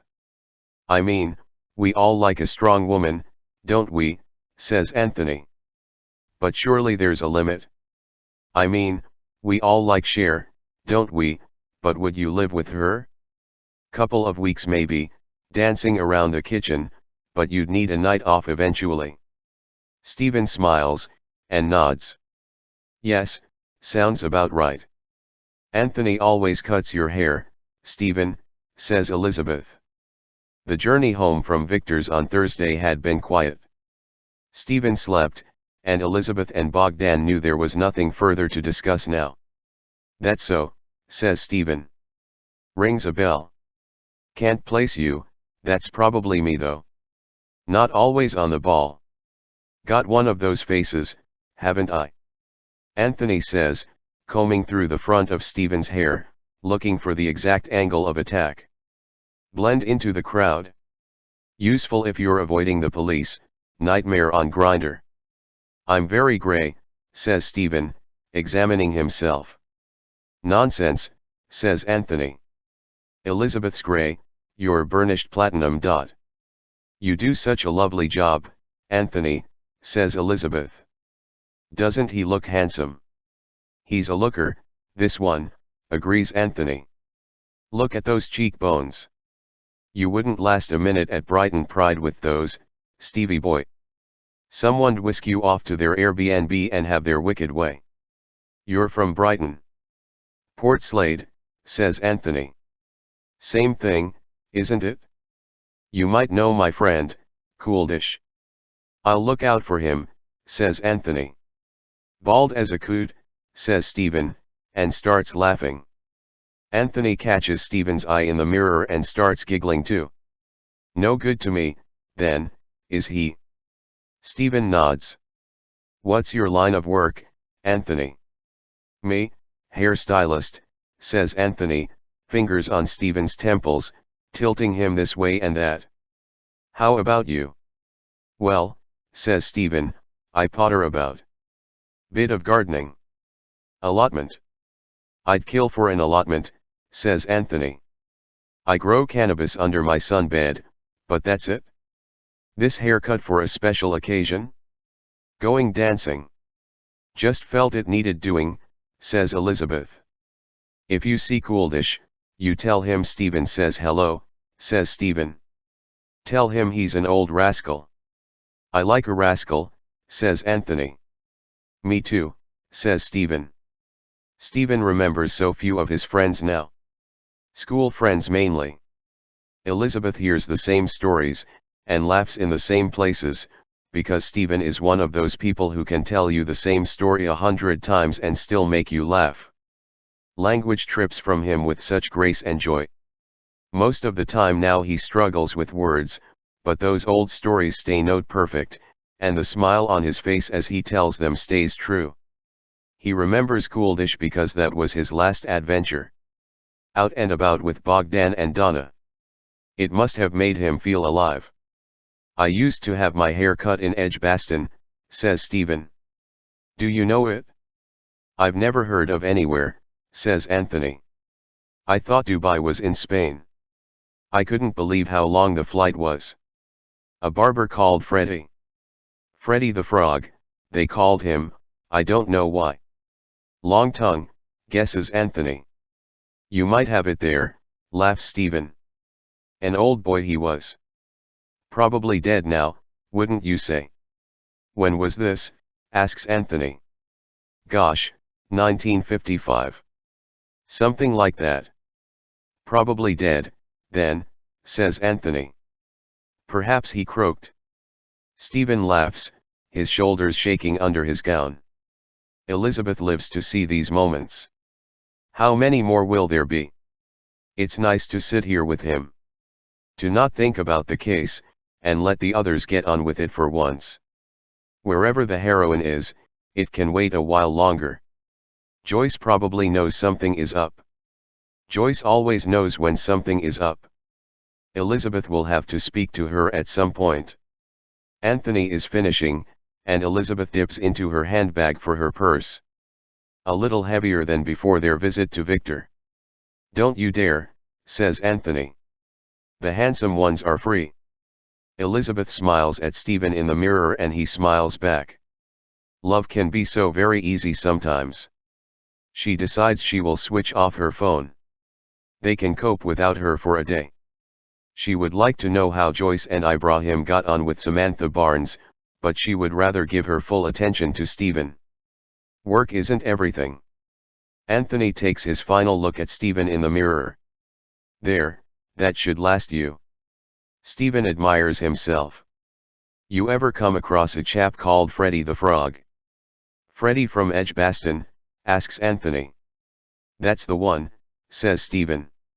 He's still knocking about. Still going strong, says Anthony. Freddy the Frog, fit as a fiddle, says Stephen.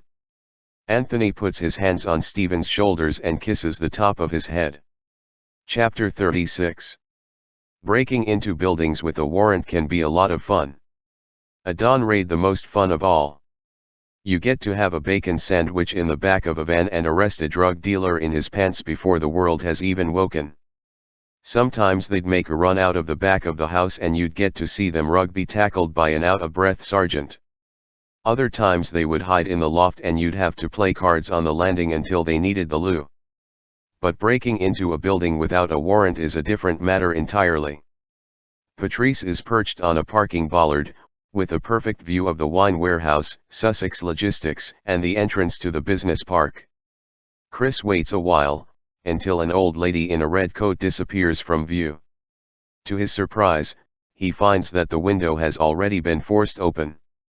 Who knows how long ago, but it would take a brave, or a very foolish, person to break into this particular warehouse. Chris chooses not to reflect on which of those he might be. The window leads him into a small storage room filled with cleaning products. No alarms so far. Slowly opening the door of the room, Chris finds himself in a large, open hangar, stacked with boxes along the far wall. Filled with what? There are 3 ragged sofas arranged in a horseshoe shape around a television so old it isn't even flat screen. Whoever uses these sofas is not here now. His footsteps echo on the concrete floor, and his breath steams in the cold air. At one end of the hangar, metal stairs lead up to a wooden porticabin office, forming a mezzanine level. Chris can see a padlock on the door. Finally, some security. Chris decides to leave the boxes for now and head up to the office. What is he expecting to find? Phone numbers? Anything, really. Anything Elizabeth doesn't have, he realizes. Has it really come to this? Compelled to outmaneuver a pensioner for the sake of professional pride? Perhaps the heroine will just be sitting there?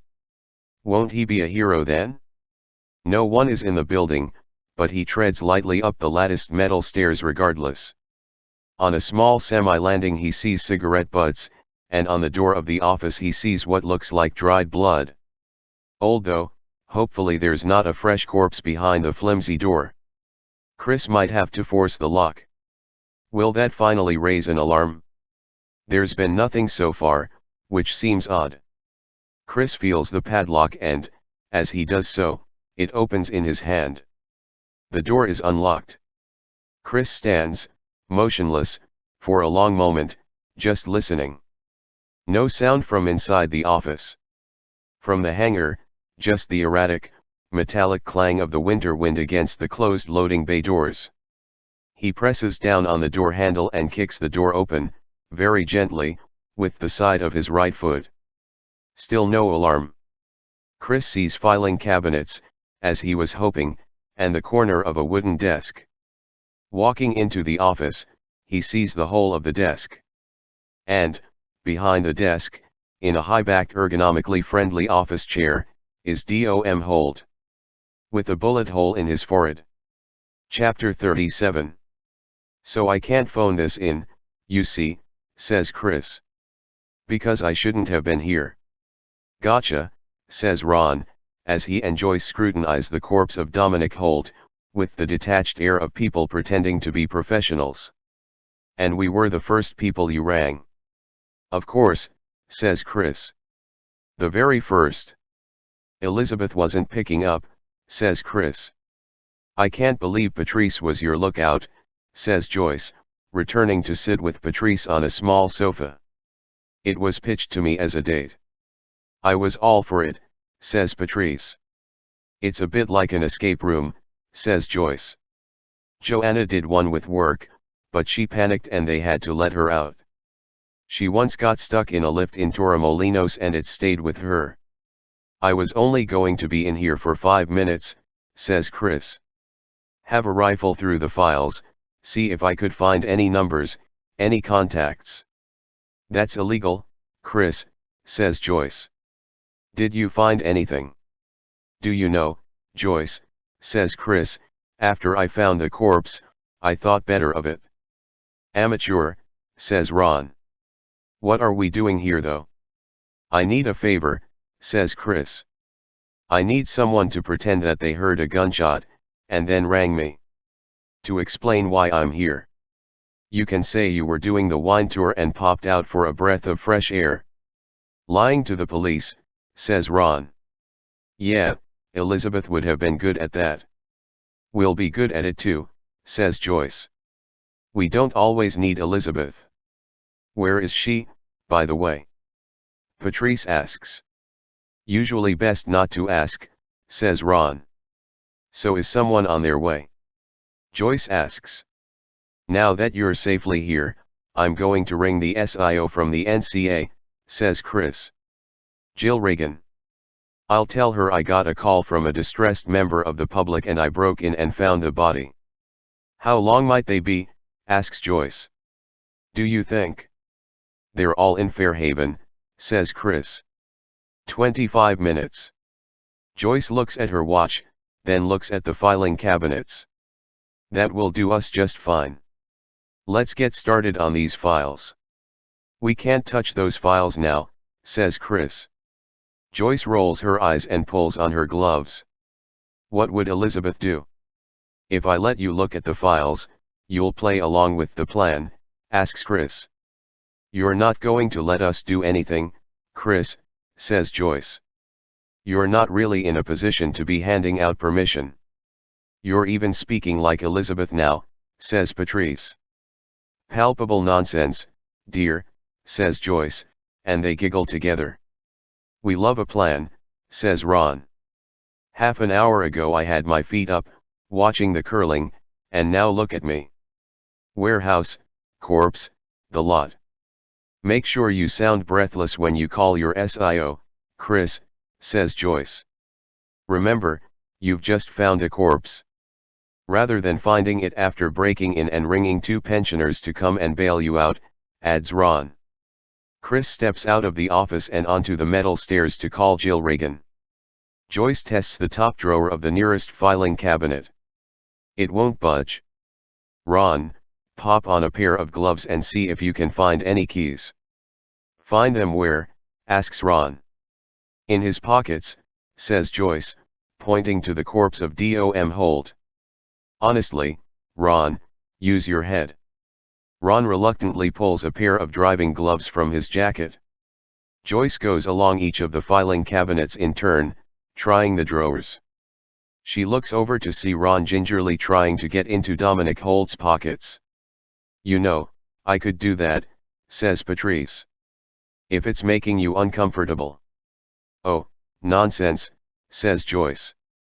He enjoys it. He'll be showing off to Ibrahim the second we get home. Ron gives a triumphant "got the buggers," and presents a large ring of keys to Joyce. He then says a quiet sorry, mate to Dominic Holt for disturbing him. Joyce starts trying a row of small, skinny keys as Chris comes back in through the door. Unit on their way, says Chris. A drawer pops open, then another, then another. Joyce starts pulling files from the cabinets. She places them on the desk, being careful to avoid the blood stains, and issues her orders. Patrice, do you have a phone? Believe it or not, I do, says Patrice. I don't wish to hurry you, but could you photograph as many pages as you can? Chris, take Ron outside. Ron, you need to look paler, more shocked, like a defenseless old man. I'm not sure I like the new you, says Ron. Can we have Joyce back? Joyce works quickly. It feels like being a nurse again, on one of those nights when you don't stop, but everything still has to be perfect. Once Patrice has photographed the contents of each file, Joyce replaces it in the exact same spot, in the exact same order, as it was found. The 2 women work in tandem, under the dead stare of Dom Holt. The last cabinet emptied and refilled, Joyce slips the keys back into Dom Holt's pocket, whispering, "Thank you," and motions for Patrice to follow her out. Before descending the metal stairs, Joyce has a long think about what else Elizabeth might do. Is there anything she has forgotten? Something that will make Elizabeth roll her eyes at her on their return? A flash of inspiration hits her, and she pulls Patrice back in and asks her to take photos of the corpse from every angle. Good idea. Chapter 38. Garth is walking around Joyce's flat, followed dutifully by Alan. You can find out where anyone lives if you know where to look. And Garth knows where to look. From time to time Alan barks at his new friend and Garth replies, "You got that right," or "I don't disagree with you there, buddy." He had hoped that Joyce might be in, but, in her absence, it will do no harm to have a look around. He smells baking in the air. Smells a lot like his very own Battenberg but without the cinnamon. She keeps it nice, that doesn't surprise Garth a jot. Joyce is a neat lady. Garth likes the way she dresses, likes the way she speaks and, looking around, he likes the way she lives. Garth's own grandmother, his favorite grandmother, ran an art theft ring in Toronto. That was what had got Garth interested in the business in the first place. She stole art and she loved art, and passed both of these advantages on to Garth. His other grandmother read the weather on TV in Manitoba. There are still Christmas decorations up. That's bad luck, Joyce. Garth asks Alan if Joyce knew this was bad luck. Alan barks. Joyce knows, she just likes them too much. Garth is tempted to take them down, protect Joyce from herself, but he doesn't want her to know he's been here. Doesn't want to scare her, or intrude on her privacy. Joyce has a lot of Christmas cards, a lot of friends, no surprise there. Garth wishes he had more friends, but he's never found the knack. Always moved around too much until he met Samantha. Garth opens the fridge. Almond milk. Joyce moves with the times. He and Samantha have just been to visit a woman named Connie Johnson. She sells cocaine, and they knew her by reputation. They had a proposition for her. Seemed like there was some kind of opportunity in the heroin business, and they wondered if she'd like to team up. Her connections, their money, might be worth everyone's while. Connie had said she would think about it, but Garth didn't buy that. He figures they'll just have to do it themselves. How hard can it be? Garth has turned his hand to all sorts of things in his life. Went to art college, once stole a herd of bison, played a little bass guitar. He also committed Canada's largest ever bank robbery. Though not by himself, his cousin Paul helped. And his grandmother laundered a lot of the money. Garth had worked in corporate espionage for a while too, and had broken into all sorts of places without anyone knowing. Because he was so big, he had grown up careful. He's big as a bear but quiet as a mouse. If Garth disturbs something, then Garth puts it back. What is he looking for in Joyce's flat? No idea. What would he have asked Joyce about if she'd been here? No idea either. But if anything has kept Garth alive over the years, it's caution, and he has to make sure that Joyce isn't trying to do a number on them. No one ever died from doing too much research. He'd been to take a look at Elizabeth's flat, but she had a hairdresser there, and she also had an alarm system he's never seen outside of a maximum security prison. There's nothing here, Garth is sure of it. He is about to leave when he hears Joyce's friend Ibrahim knock on the door, and then start a conversation with Alan through the letterbox. Garth quietly makes himself a cup of tea while he waits for the conversation to finish. It takes quite some time. Once Ibrahim has gone, Garth will wash and dry up, and then have a little wander around Cooper's Chase. See what he can see. There is opportunity in this place, Garth can smell it. There are secrets here too, but what? And he needs to think about Connie Johnson. Chapter 39. Down the stairs and out into the yard of the business park, Joyce and Patrice rejoin Chris and Ron. Chris looks nervous, but there's no need, it's all under control. Ron, Joyce is delighted to see, looks like a terrified, defenseless old man. Joyce realizes that they sometimes take Ron for granted. All the things this man has achieved in his life. He likes to play the fool, but he's far from it. The first squad car screeches through the gates. Quite why the need for screeching, Joyce doesn't know. It's a corpse.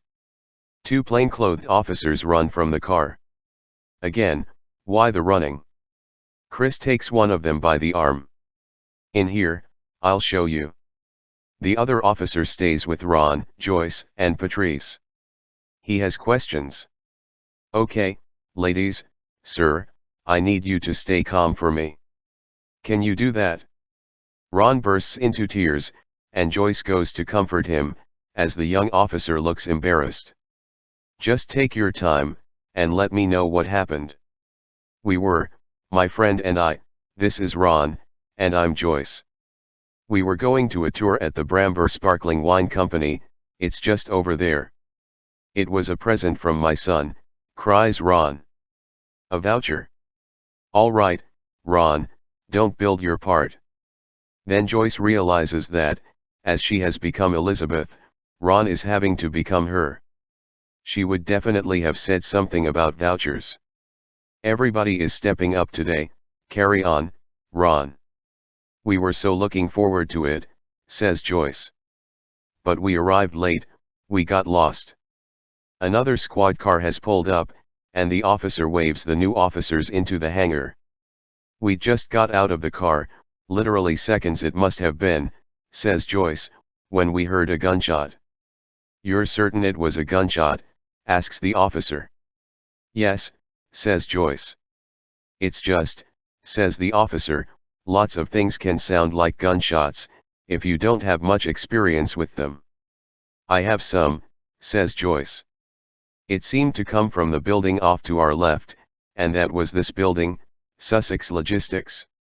I see, says the officer. And so Ron had the number of a police officer we'd dealt with before. DCI Hudson. Good lad, says Ron, regaining his composure.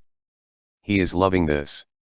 Also very handsome, says Joyce. So I ring Chris, says Ron. DCI Hudson, says Joyce. And I'm all, there's been a gunshot, mate. He's all, are you sure? And I'm all, I'm sure, get your skates on, could be a madman on the loose, whatever, and he's a brave lad and he rushes over, eager to keep us safe. They're not all bad, are they, coppers? The officer now addresses Patrice. And you, madam? I'm Chris's partner, says Patrice. We were on our way to the garden center when they called. Okay, says the officer. The SIO will have more questions for you later. On cue, SIO Jill Reagan arrives in a big Lexus with a discreet blue light. Nice motor, says Ron to Joyce. You're doing ever so well, Ron, says Joyce, and they squeeze each other's hand. The body's in the hangar, ma'am, says the young officer. These two heard the gunshot and called DCI Hudson. Jill studies Joyce and Ron in turn. And how did you happen to have DCI Hudson's personal number? As Joyce searches for a good answer, Ron bursts into tears again, and buries his head on Joyce's shoulder. Joyce mouths, sorry, to Jill, who shakes her head, and walks into the building without another word. Do you think we'll be here much longer? Joyce asks the officer. No, says the officer. We'll be back in touch with you, but you must be keen to get home. Keener than you know, thinks Joyce. They have an awful lot of photos to look at. Chapter 40. Ibrahim had wanted to speak to Elizabeth about the trip to meet Samantha Barnes, but Elizabeth's phone was off. So he then thought that perhaps he might take Alan for a walk, but Joyce was not in. Ibrahim could hear Alan bark, so they chatted through the letterbox for a while, but, without a key, that was the limit of Ibrahim's fun. At least Ron would be in, he'd thought, and they could watch a film. But, no, Ron was not at home either. Where on earth was he? Perhaps he and Pauline had made up? Trudging home, thinking about Samantha Barnes, thinking about Garth, thinking about how their eyes had lit up when they spoke about the heroine, Ibrahim suddenly remembered he had a new friend, and another project. He didn't always need the Thursday Murder Club. And so Ibrahim and Bob Whitaker are now drinking mint tea and having fun. There is a serious point to what they're doing, but there's no harm in enjoying yourself while you're at it. Ibrahim is reading through their latest exchange, as Mervyn, with Tatiana, while Bob sips at his tea and looks happy to be out of the house. Mervyn, my love is open, like the petals of a flower, long closed under spring's frost, scared of the sunlight that brings it life. My love is open, like a wound, delicate and vulnerable and trusting to be tended. My love is open, like a door, in a cottage, in a wood, waiting for your footsteps. Tatiana, the money still didn't clear. Can you try one more time, my darling? What is money in all this? A single primrose in a meadow. A teardrop in a waterfall. Mervyn, Tatiana, the bank has not received the money. I need to buy plane tickets. Fly to me, Tatiana. Let the breath of love carry you into Mervyn, my arms. I will meet you at Gatwick. There is very good parking in the North Terminal, although the pricing structure leaves a little to be desired. I agree with you there, says Bob. £15.50, and I was there for only an hour. Tatiana, I love you, Mervyn. I must have money in next 6 hours or my heart will break. I will speak to the bank again. But it's a Saturday, and they keep asking me what the money is for. I tell them it's for love, and then they say they need to do further checks. Tell them is for a car. Don't mention love. How can I not mention love, my dear? When every heartbeat sings your name. Tell them is for a car. And, please, hurry. I must be with you. I could get the money in cash. Mervyn, Tatiana, Mervyn, Tatiana, Mervyn, and this is setting the bait, asks Bob. It certainly is, says Ibrahim. Donna's idea. Tatiana, Mervyn, then you send cash? Send it? Not with the postal strikes we've been having. The Royal Mail has been systematically underfunded for many years.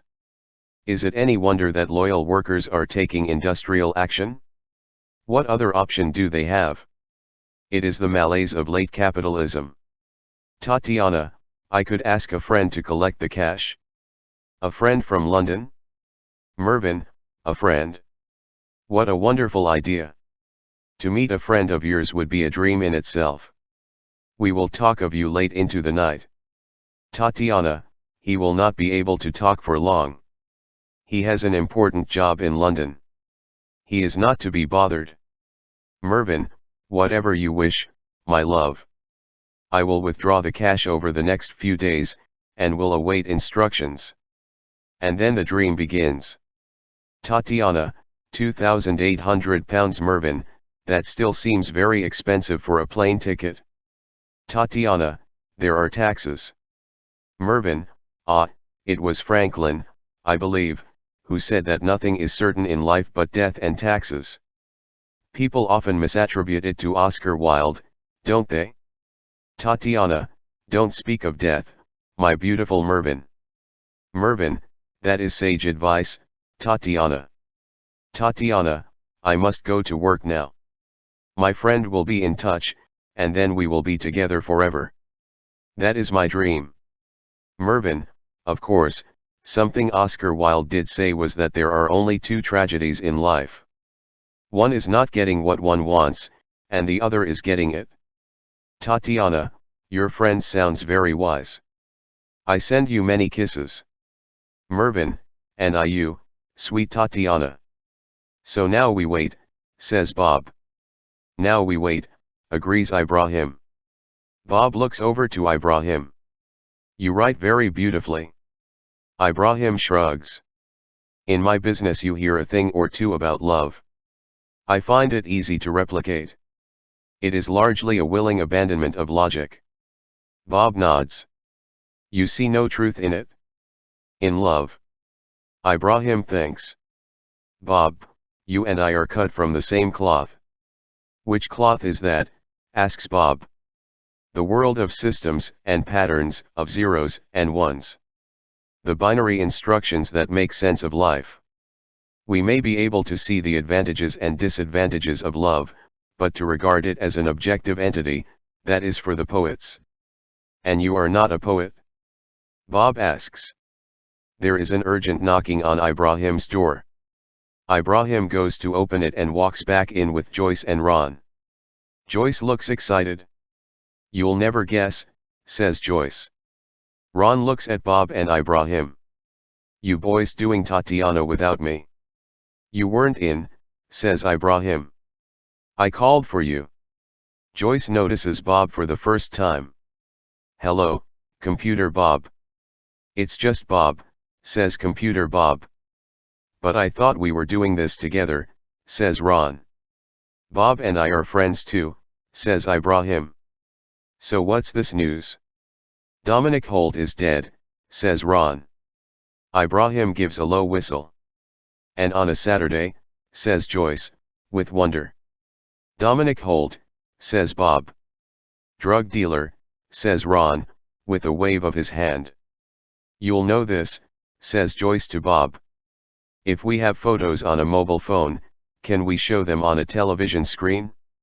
I'm sure Joanna did that when she came back from Chile. Oh, certainly, says Bob. Couldn't be simpler. You screen share them from your phone. Is it an iPhone or an Android? I don't know, says Joyce. It's in a yellow case. No matter, says Bob. For an iPhone, Go into Settings, then Control Center. You'll see an option called Screen Mirroring. Now, I'm going to also assume you have Apple TV. If so, then select it from the list. Which should do you think you could come and do it for us?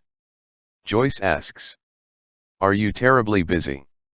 No, I'm sure I could help, if you don't mind a stranger tagging along. You're not a stranger, says Joyce. You're Computer Bob. Come on, Bobby boy, says Ron. You'll fit right in. Lead the way, says Bob.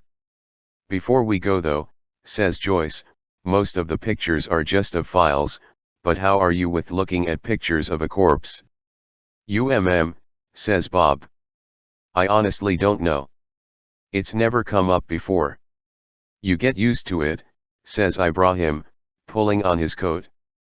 End of chapter 1 to 40 of The Last Devil to Die or Other Title Missing Package. To listen full and free chapter 41 to more of The Last Devil to Die or Other Title Missing Package, please access website, detectiveaudiobook.com and search keyword, missing package or click the link in the descriptions in this video.